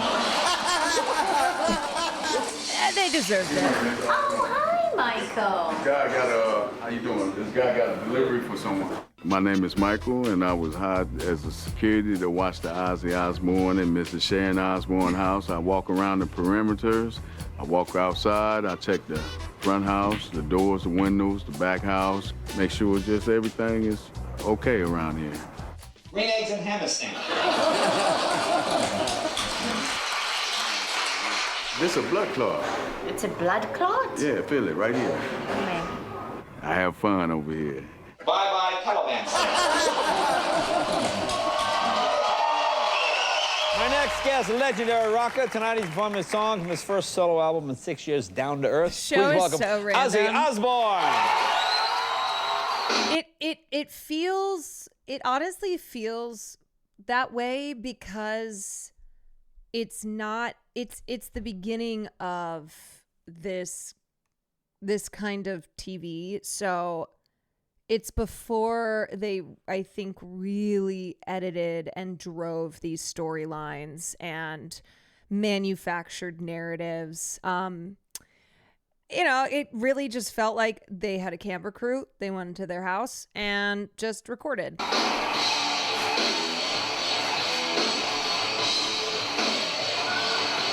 Like, it feels less structured. Yeah.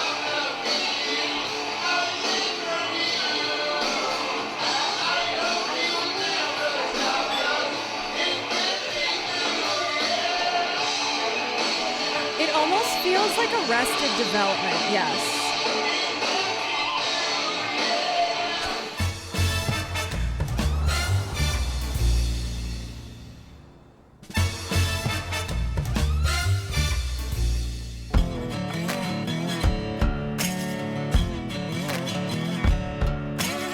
What's that smell? What's burning?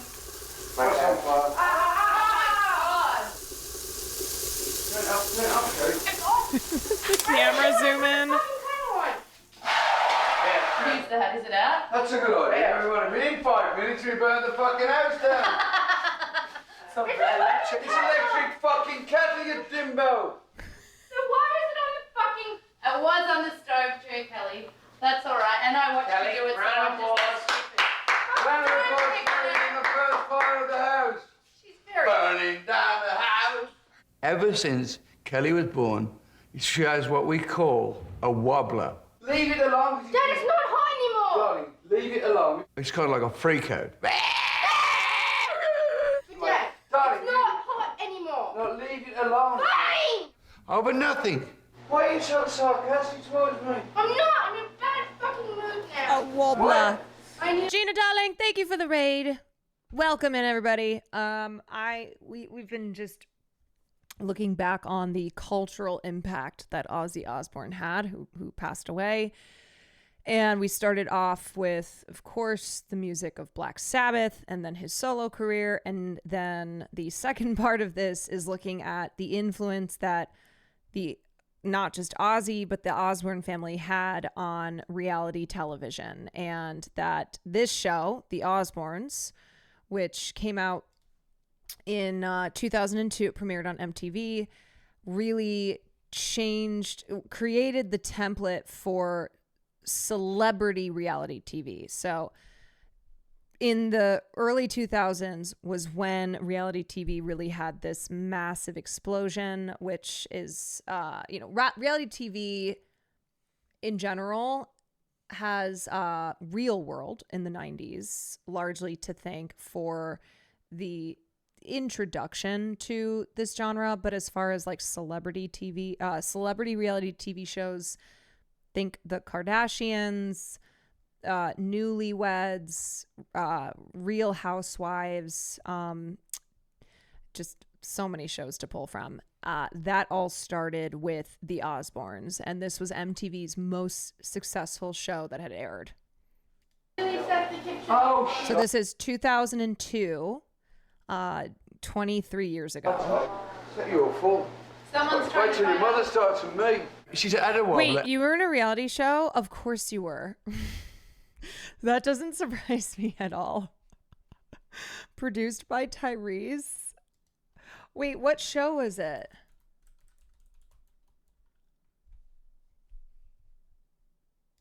I'm dying. Then went really crazy with the 2007 writers' strike. Yes. When the WJ went on strike in scripted television in 2007, well, what filled the spot? Reality TV. No, it was so OMG. I'll DM you. Please DM me. Every day since she's been living. So when you say, what causes a storm out? It's Kelly. Jack, stop telling people you're Ozzy Osbourne's son to get into places because you're a fucking loser. Really? I wouldn't fucking talk now, would I? You're the one that goes to fucking all these clubs. Yes, I'm Ozzy Osbourne's daughter. I don't tell anyone. I get it because my friends know the doorman. Oh, really? Why don't you shut the fuck up? Oh, Hey, stop.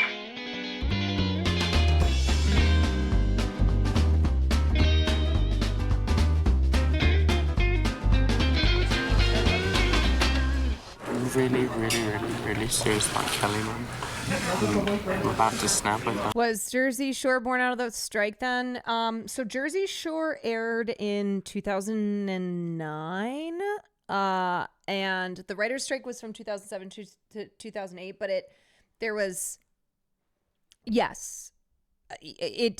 that strike did play a role in shows like Jersey Shore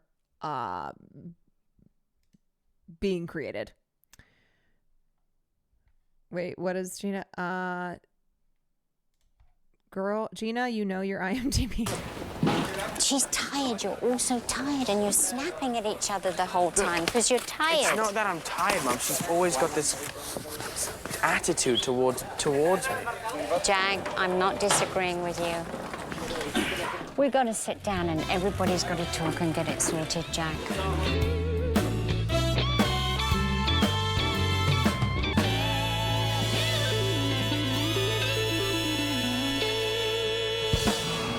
Has everyone seen the cat? You haven't seen her? And I picked her up and I threw her in the kitchen.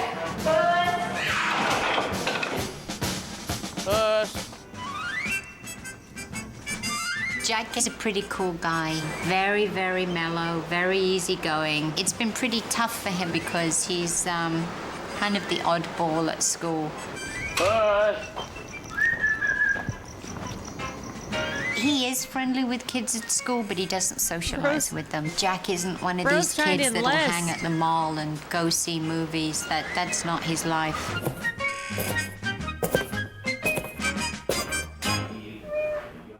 Well, you want to come out to town with us? What time are you going out? I'm going to leave for about another hour and a half, maybe. Where are you going to? Brockton. There's usually a 2:30 curfew. They're just like, where have you been? What have you been doing? And if they believe you, then it's like one thing, but if they feel like you're lying, which we usually are, then it's like, you don't really do anything the next day, just to lay low. Who's are these fucking things? This shit will kill you faster than crack. Do you know what? I think tobacco's the most addictive shit that I've ever in my body. And the funny thing is, you don't cover buzz. You do it first, apparently. No, you fucking don't. So I heard. I smoked heavily for 40 fucking years, and I've just quit 7 months ago. But I can't stand the smell of this shit anymore. You know what? I'm an ass-kicking fat kid. What? Nothing. You got money, pal? Yep. $20. Someone had a question about them. Did they move to Los Angeles to make the show? Did they move to LA to make the show itself? I feel like I think they were already moving to Beverly Hills. So the show, as you can see, like they are moving into this new house. Like there's the movers and whatnot. I don't know if the reason that they moved to Beverly Hills was because of the show, or I think it might have been that producers were like, oh, this will be a perfect starting point for the show, is you guys are moving into this massive house in Beverly Hills, and so we should shoot something. Fucking crap on you guys. I had a guy pull chicks and he's fucking mad. Please don't get drunk or get stoned tonight. I'm fucking pissed off because I can't. Don't drink, don't take drugs tonight. No, I don't do Please. that. I don't do that. And if you have sex, wear a condom. Have sex, wear a condom.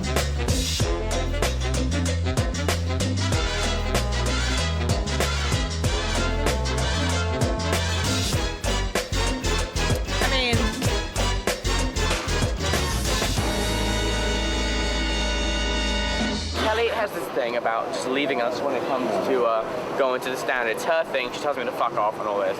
She's a little bitch when it comes to that. Kelly was a big-ass mall rat. And I just started taking her clubs, and then she kind of just, told me to fuck off, and that was it. He's been running around talking crazy shit about me, and I found out. And I think it's more that he feels guilty about doing it, so he's trying to be mean. And so he gets in a bad mood. Kelly's a fucking bitch. What? Fucking had enough of Kelly, Dad. What's going on now? Jack can do anything he wants to, say anything he wants, talk all the shit. But if it comes back to him, he just freaks. Dad, Why do you ask your own? Dad, I have. She won't do fuck all. She goes, oh, I will. But she hasn't. And she won't. Dad, I'm really about to lose it with her. She ditched Sarah, who's supposed to be her best friend, and just left us. If it wasn't for me, she'd still be at a fucking mall with her dumb friends. See, it was me who said, hey, Kelly, when she used to hang out at the mall with her little stupid friends, I was like, Kelly, come with me to some clubs, we'll hang out. Jack, I really understand, but you got to understand where I'm coming from. I love you all. I love you more than life itself. But you're all fucking mad. Life can be so sweet. Love can be so fine. I know I'm complete when I hold your hand in mine. Stop shaking me! You're such a fucking prick! You and I embrace, share a tender kiss as we stand there face to face. He's just a dad. If you hate me, I'm gonna do it again. Kelly? I believe in chance. Gonna fall in love. That's on camera, Kelly. I'm showing that to Mom. Jack and Kelly are still fighting. My husband's still moaning because he still can't work the remote control. But at least we finally moved into the house. We're home. Oh, can you imagine the neighbors when they see that at the door? Some think that I'm a son of a gun, but I'm out to have some fun. Next time on The Osbournes. It's like fucking Dr. Doolittle's fucking house here. Get off the fucking... Oh my God, she demolished the fucking seats. Maybe we have too many dogs. Did anybody feed the dogs?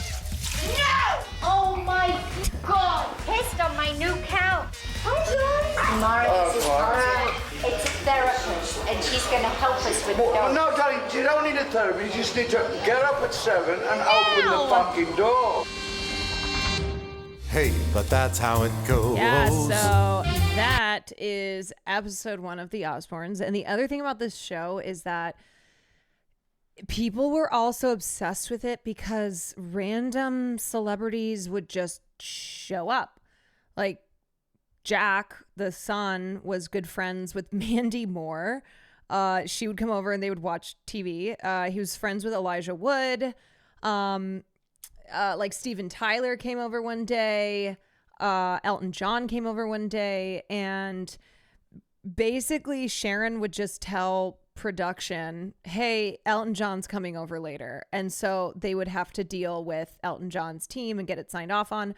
But because reality TV was still new, even major celebrities like Elton John, they just were kind of like, whatever. You know, it wasn't like today where there would be such a big process around having a celebrity appear, getting them to sign off on everything on the show. It really was just like a casual, oh yeah, okay, that's fine. I don't really know what this is, but whatever. And because like it was known that the Osbournes' house was, that they were filming at their house, that they were that it was a live set. There was kind of an unwritten agreement that if you came over to the house, then you were agreeing to be on the show. I remember Kelly's feud with Christina Aguilera. Yeah, Courtney Love came over too. Yeah, there were a bunch of celebrities in and out of the house. Ones who were friends with Sharon, Ozzy, the kids. They were just living their lives. Yeah. And they didn't really discuss what they were shooting. They just would shoot it like a documentary. They spent, like, the camera crews spent so much time in the Osbournes' house. They had 1 or 2 cameras following everyone around. But again, this was all so new. So they just like would shoot a ton of footage and shot it like they would shoot a documentary.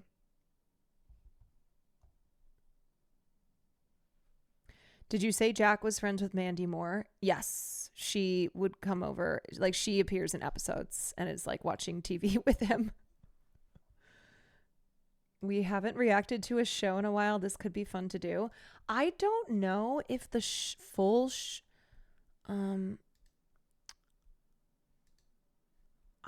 okay, wait, let me see.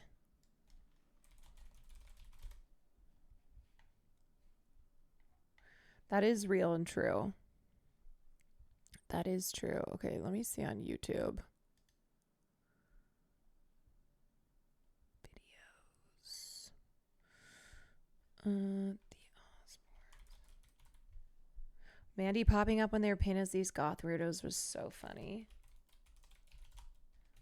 Season 1. How did their second daughter live there? She just was not on camera. I think that's how it went. I don't know if she like she was there all the time. If she was, they just managed to keep her off camera. All right. It does look like they have at least the full first season on YouTube. That's really funny. Meet the perfect American. How many episodes are in this? There's 1, 2, 3, 4, 5, 6, 7, 8, 9, 10. 1, 2, 3, 4, 5, 6, 7, 8, 9, 10. You guys really want a new React show? What are we thinking? I mean, this is like when you talk about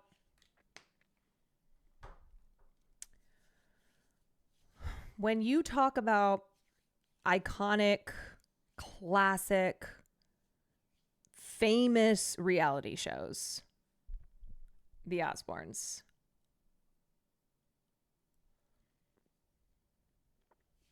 I'm still working. I need something to take the edge off. All right. We'll watch the second episode. Who knows how to make this I'm getting thing a work? snap. Turn it on and then it'll work. Mum, how come you don't know how to work the vacuum? Okay. I don't people know I'm not. Okay. Ah, here we go. No. Would you like me to show you how to work the vacuum? Please. You plugged it in, right? Yeah, plugged it in. Let's just step on there, it's supposed to work. No, don't. That's not a button. How come none of us don't know how to work this?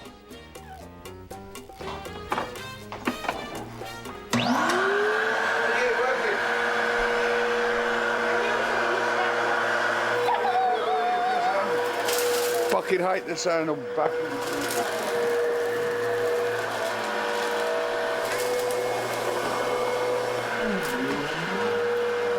Turn the fucking thing up, it's driving me mad, man. Crazy. Hey, but that's how it goes.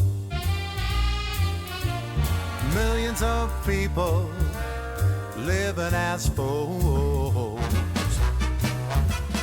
Maybe it's not too late. This compared to season 2 was interesting to me too after the show blew to up. learn how to love and forget how to hate.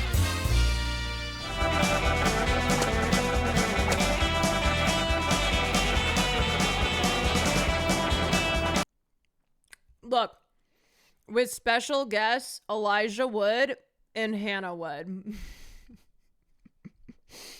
That's how they were depicted in the credits, as special guests. So the other sister just was not on the show. Yeah. It's like fucking Dr. Doolittle fucking house here.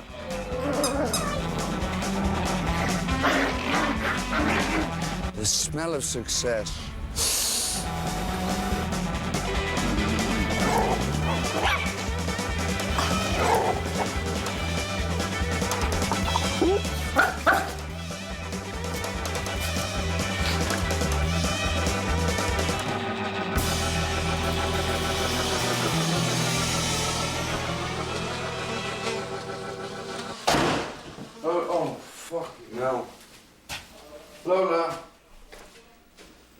Fucking hell. Lola. Lola. Out. Lola. Lola, come on, man. Sharon? Sharon! Fucking dog, man. It's shit every fucking way, man. What? It's like a fucking lake down here. What really pisses me off, we paid all this money to have this house renovated. I just have this memory of, I don't know where my brother got this from, because we certainly did not watch TV and would not have been allowed to watch the Osbournes.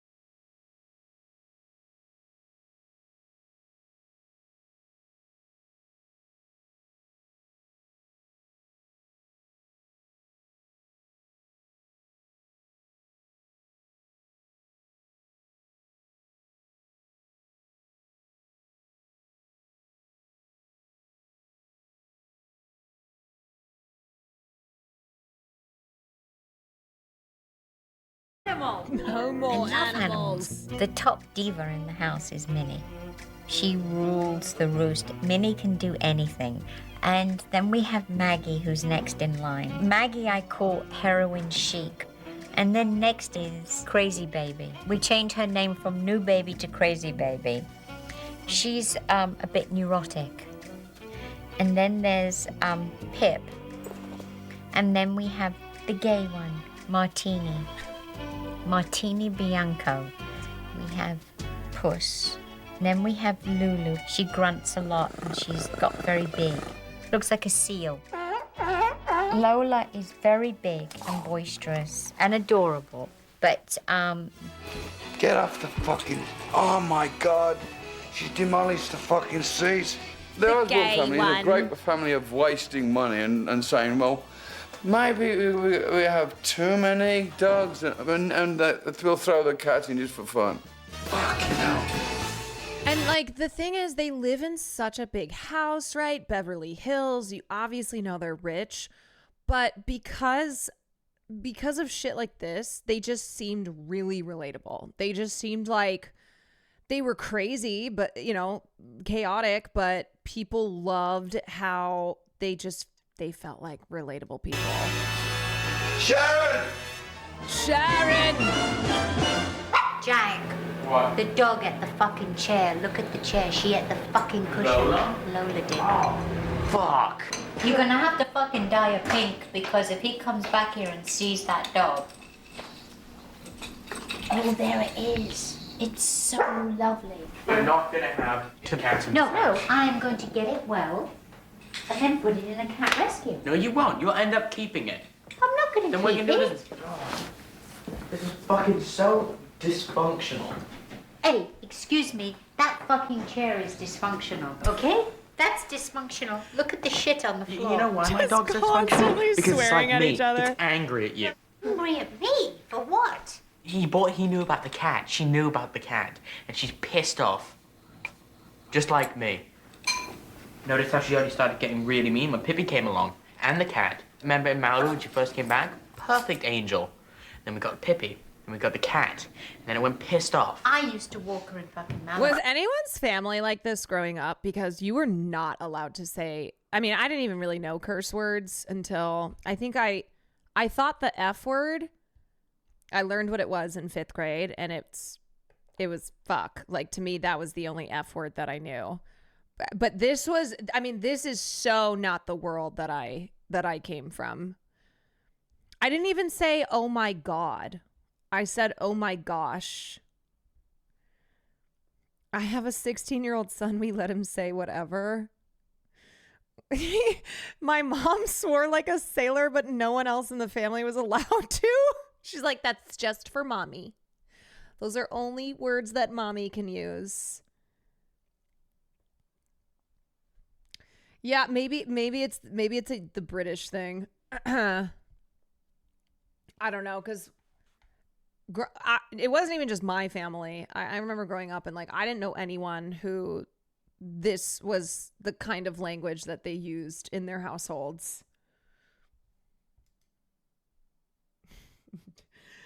Gosh dang it. My parents encourage profanity.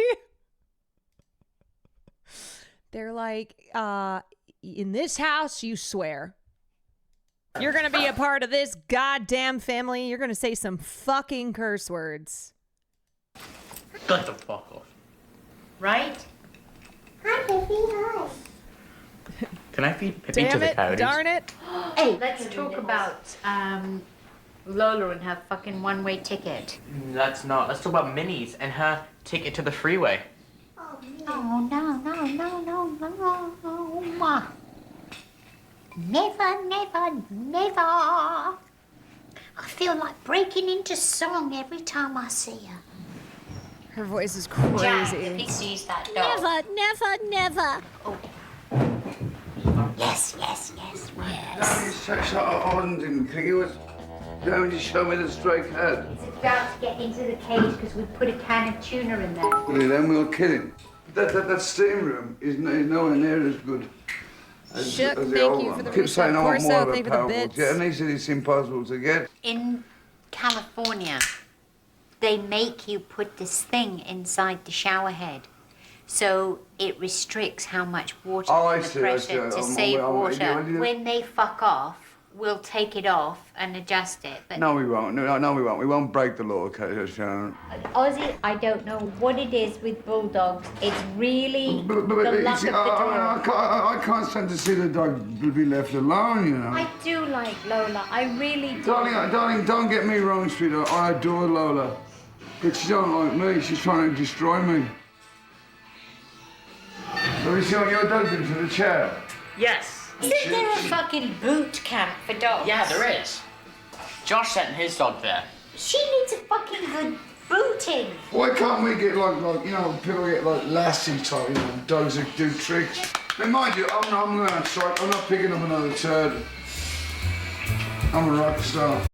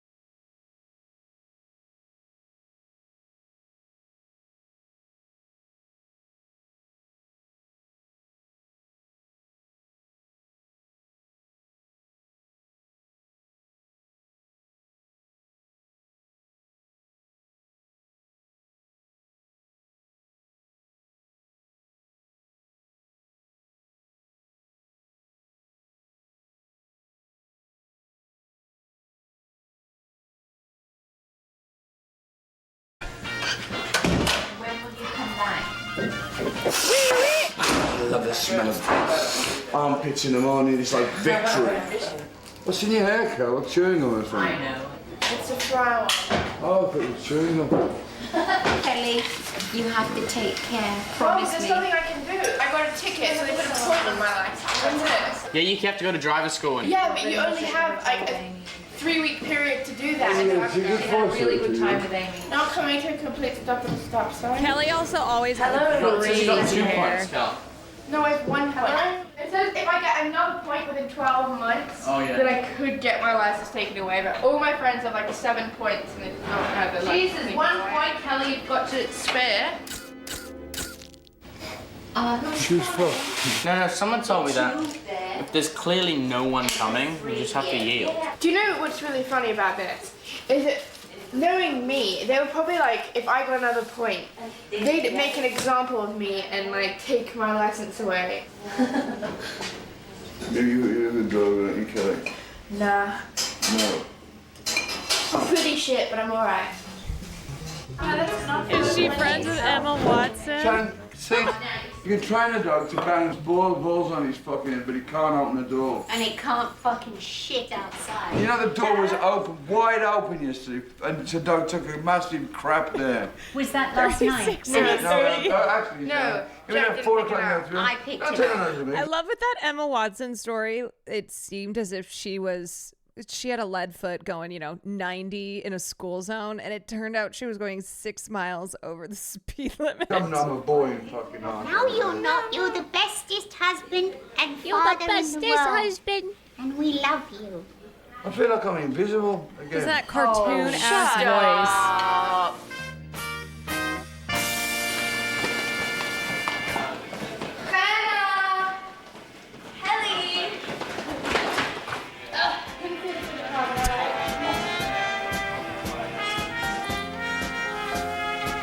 Yeah, this was a constant. The animals just pissing and shitting all over the house. Bible. In the book of Psalms, a multi-headed sea serpent is killed by God and used to feed the Israelites. Nice mud Get that pie. food as soon as I'm finished getting ready. No, now. Because you said that to me the other day. Who let the dog Brigitte, out? thank you for the Jack, 5 months. shut Who up. let the dog? Shut up and clean it up now. Jack, I'm not laughing. Just clean it up now. You're doing the hoochie mama right I'll there. be more than the fucking hoochie mama.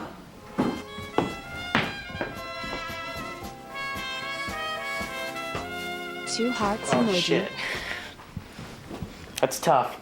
Did you meet my dad? No, we didn't officially meet. Dad, this is Elijah. Dad, it's Elijah. How are you? Nice to meet you. How you doing? That is I'm Hannah's brother. crazy. This is Elijah, and it's Elijah Wood. We're gonna go see Billy Corgan's new band. Oh yeah, Swan. Billy I think Corgan, it's Smashing called Pumpkins.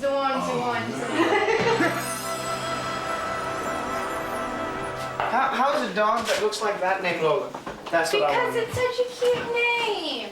Yeah. Some of it is a bit poppy, you Yeah. know, like the Yeah. machine Also, sound. this was Lord of the Rings era. This was not just Elijah Wood. This was motherfucking Frodo. This was motherfucking Frodo. Fellowship of the Ring came out in 2001. Two Towers came out in 2002. The show aired in 2002. Like, Elijah Wood was a massive star.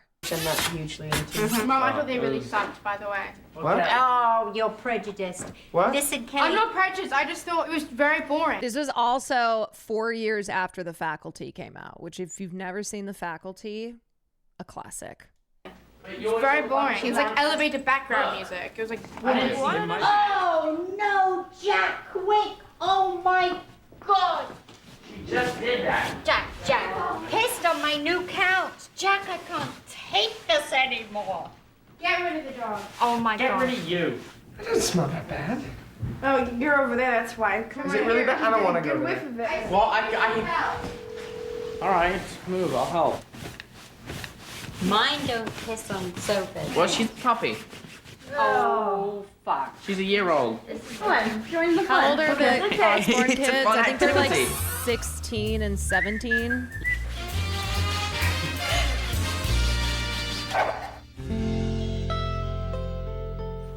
you attack people?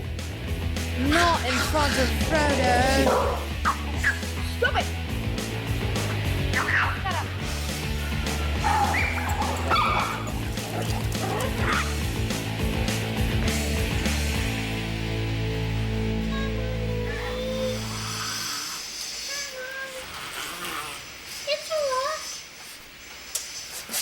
Oh my god. What am I doing? She just fucking foamed on me. Last night poor we animals. had made the decision that Lola had to go because Is she going? she shit last night like I've never seen shit in my life. And she shit in my room and in the kids' playroom. It was like a fucking alien on the floor. And so I had decided, and Ozzy, that this is it. This dog has to go. She just has to go. But then as Ozzy's walking down the stairs to leave, he goes, I wish I could go back in "Don't get time, rid of and I Lola, would I take. love her." I would take Lola. You can't, Mum. I don't get you. You can't just get rid of a dog that like you've grown to love and say, oh, it's all right, bye. But Kelly, she shits aliens, okay? She eats everything. I'm sitting in a chair. She's eating the fucking bottom of the chair. But she's so cute. Well, that's a you problem. Bitch! Stop it! Stop it! No, Kelly, please leave her. She's not well. But Minnie's a bitch. She's just an evil cow that just loves all the attention, so she won't let me touch her. Kelly, she's gonna make a. Why did they pay for a at trainer? your face in a minute, and you're gonna no. Oh my God.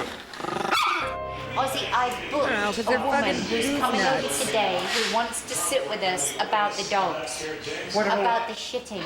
Oh, darling, well, no matter what woman you get over, open the fucking door. No, it's a therapist, and she's gonna help us with the Well, dogs. no, darling, you don't need a therapy. You just need to get up at 7 and open the fucking door. Hi.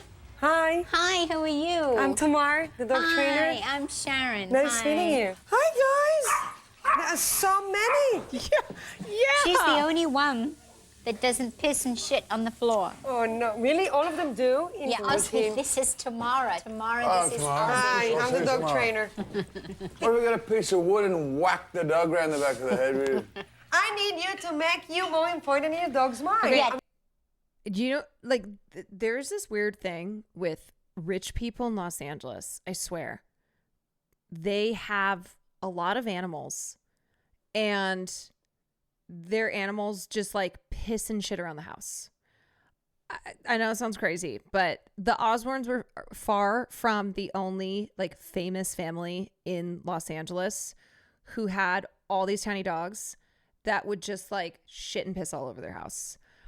This is a thing. I don't know. I don't know what it is. Don't call CPS. Whoa. Rich people are filthy and don't know how to take care of themselves. It's wild. Yeah, like what do we think that is? Just rich people being just having no common sense? I don't know. Just buying a bunch of designer dogs. That's really the bottom line. But don't tell me. There's a reason Cesar Millan had so many rich people on his freaky show. Yes. My guess is that these dogs are spoiled rotten. Like Well, this playing the bulldog's situation. mad. This bulldog is insane. Oh, look at that. He's so cute. Lola is so gorgeous. Look at that. She's destructive. And Yeah. she jumps on my son's bed and urinates on his bed. Yes, he was telling me. When you think of a dog, they have the wiring of a wolf. So although they live in this beautiful home and they have all their needs taken care of, the wiring is still like, I need to go hunting. I think she's a fucking Fruit Loop. You definitely have a pack here. A lot of dogs, and they completely undermine you because they don't really need you. You are the leader of the pack. See, I thought I saw it all, but now I have a See, I fucking would dog keep the chicken and therapist. I'll Fuck, you know. Sit! Look at this brilliant dog. Yeah, I think that woman's probably You a are con, not so a con dumb, artist, are but you know you? what? Come here, you Get your shithead. bag. Come here, Lola. Sit! The commentary tracks for the DVDs for this show are pure Lola, chaos on this and camera, so I want to obnoxious. tell you Sharon's what, wow. unbearable. You surprised your mom. Thank you so much, Tamara. What do you mean? My pleasure to see thank the best coming out of.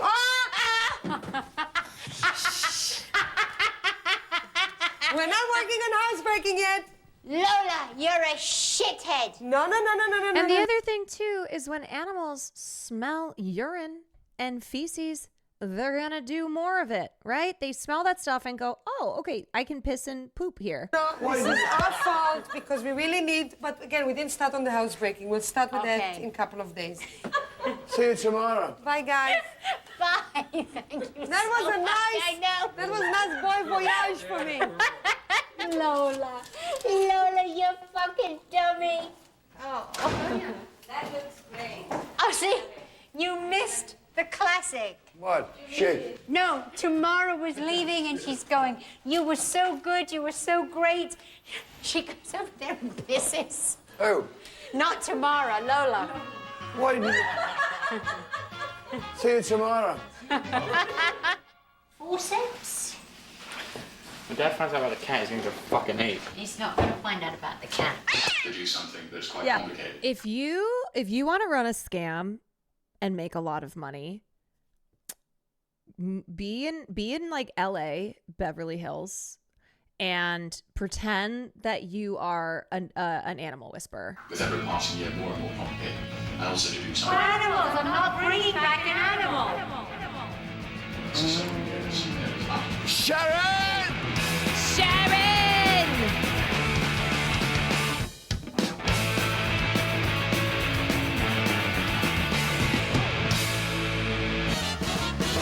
Next time on The Osbournes. Doesn't he look handsome? Shut the fuck up. Jack's getting ready to go on a camping trip with his school. Oh, I'm in so much fucking trouble. They're gonna call Mom and Dad in. And everyone else is going to New York with Ozzy to do promotion. That was Conan. It's good to be the king. It's Kelly's birthday today. You had a tattoo. It breaks your mum's heart. Yeah, but you're not going to say anything. Yeah, I just have to. be a pet psychic. So many Kelly's opportunities. got something to tell you. I got a tattoo. You are joking. It's not all that bad. I thought she was going to show me a picture of a fucking eagle on an arse or something, you know. There are so many I'm an Animal Psychic VHS tapes ripped to YouTube, and they're all great for reactions. Each person is crazier than the last. Yeah, they're all just like quacks and scammers and animal whisperers, psychics, etc. There's just so much opportunity to grift there. Yeah, but what if I'm actually a pet psychic? What if it's actually me? Okay, everyone else is a fake except for me. Speaking of pets, how's BBW? Well, I think she's still in her terrarium, which is good because the moment that she's not there is the moment that I freak out. That's when I freak. All right, y'all. That's it for me for tonight. Sorry, we got 2 episodes. I am gonna call it there because I am gonna go finish watching Mr. Robot. Yay! Anyway, I hope you enjoyed the stream. I hope y'all were entertained. You learned something. You had a place to hang out for 5 hours on this Tuesday evening. And what episode are you on? I'm on season 4, episode 12. So 12. I have 2 more episodes to go. I've been rewatching it too. It's great. It's so good. It's so freaking good. Thank you, Caroline. You're the best. No, you guys are the best. Y'all are the best. Okay. Well, that's all I got for you. That's it. That's all. So I will see you tomorrow. Later, Holmes. And be well. Be well, everyone. Good night.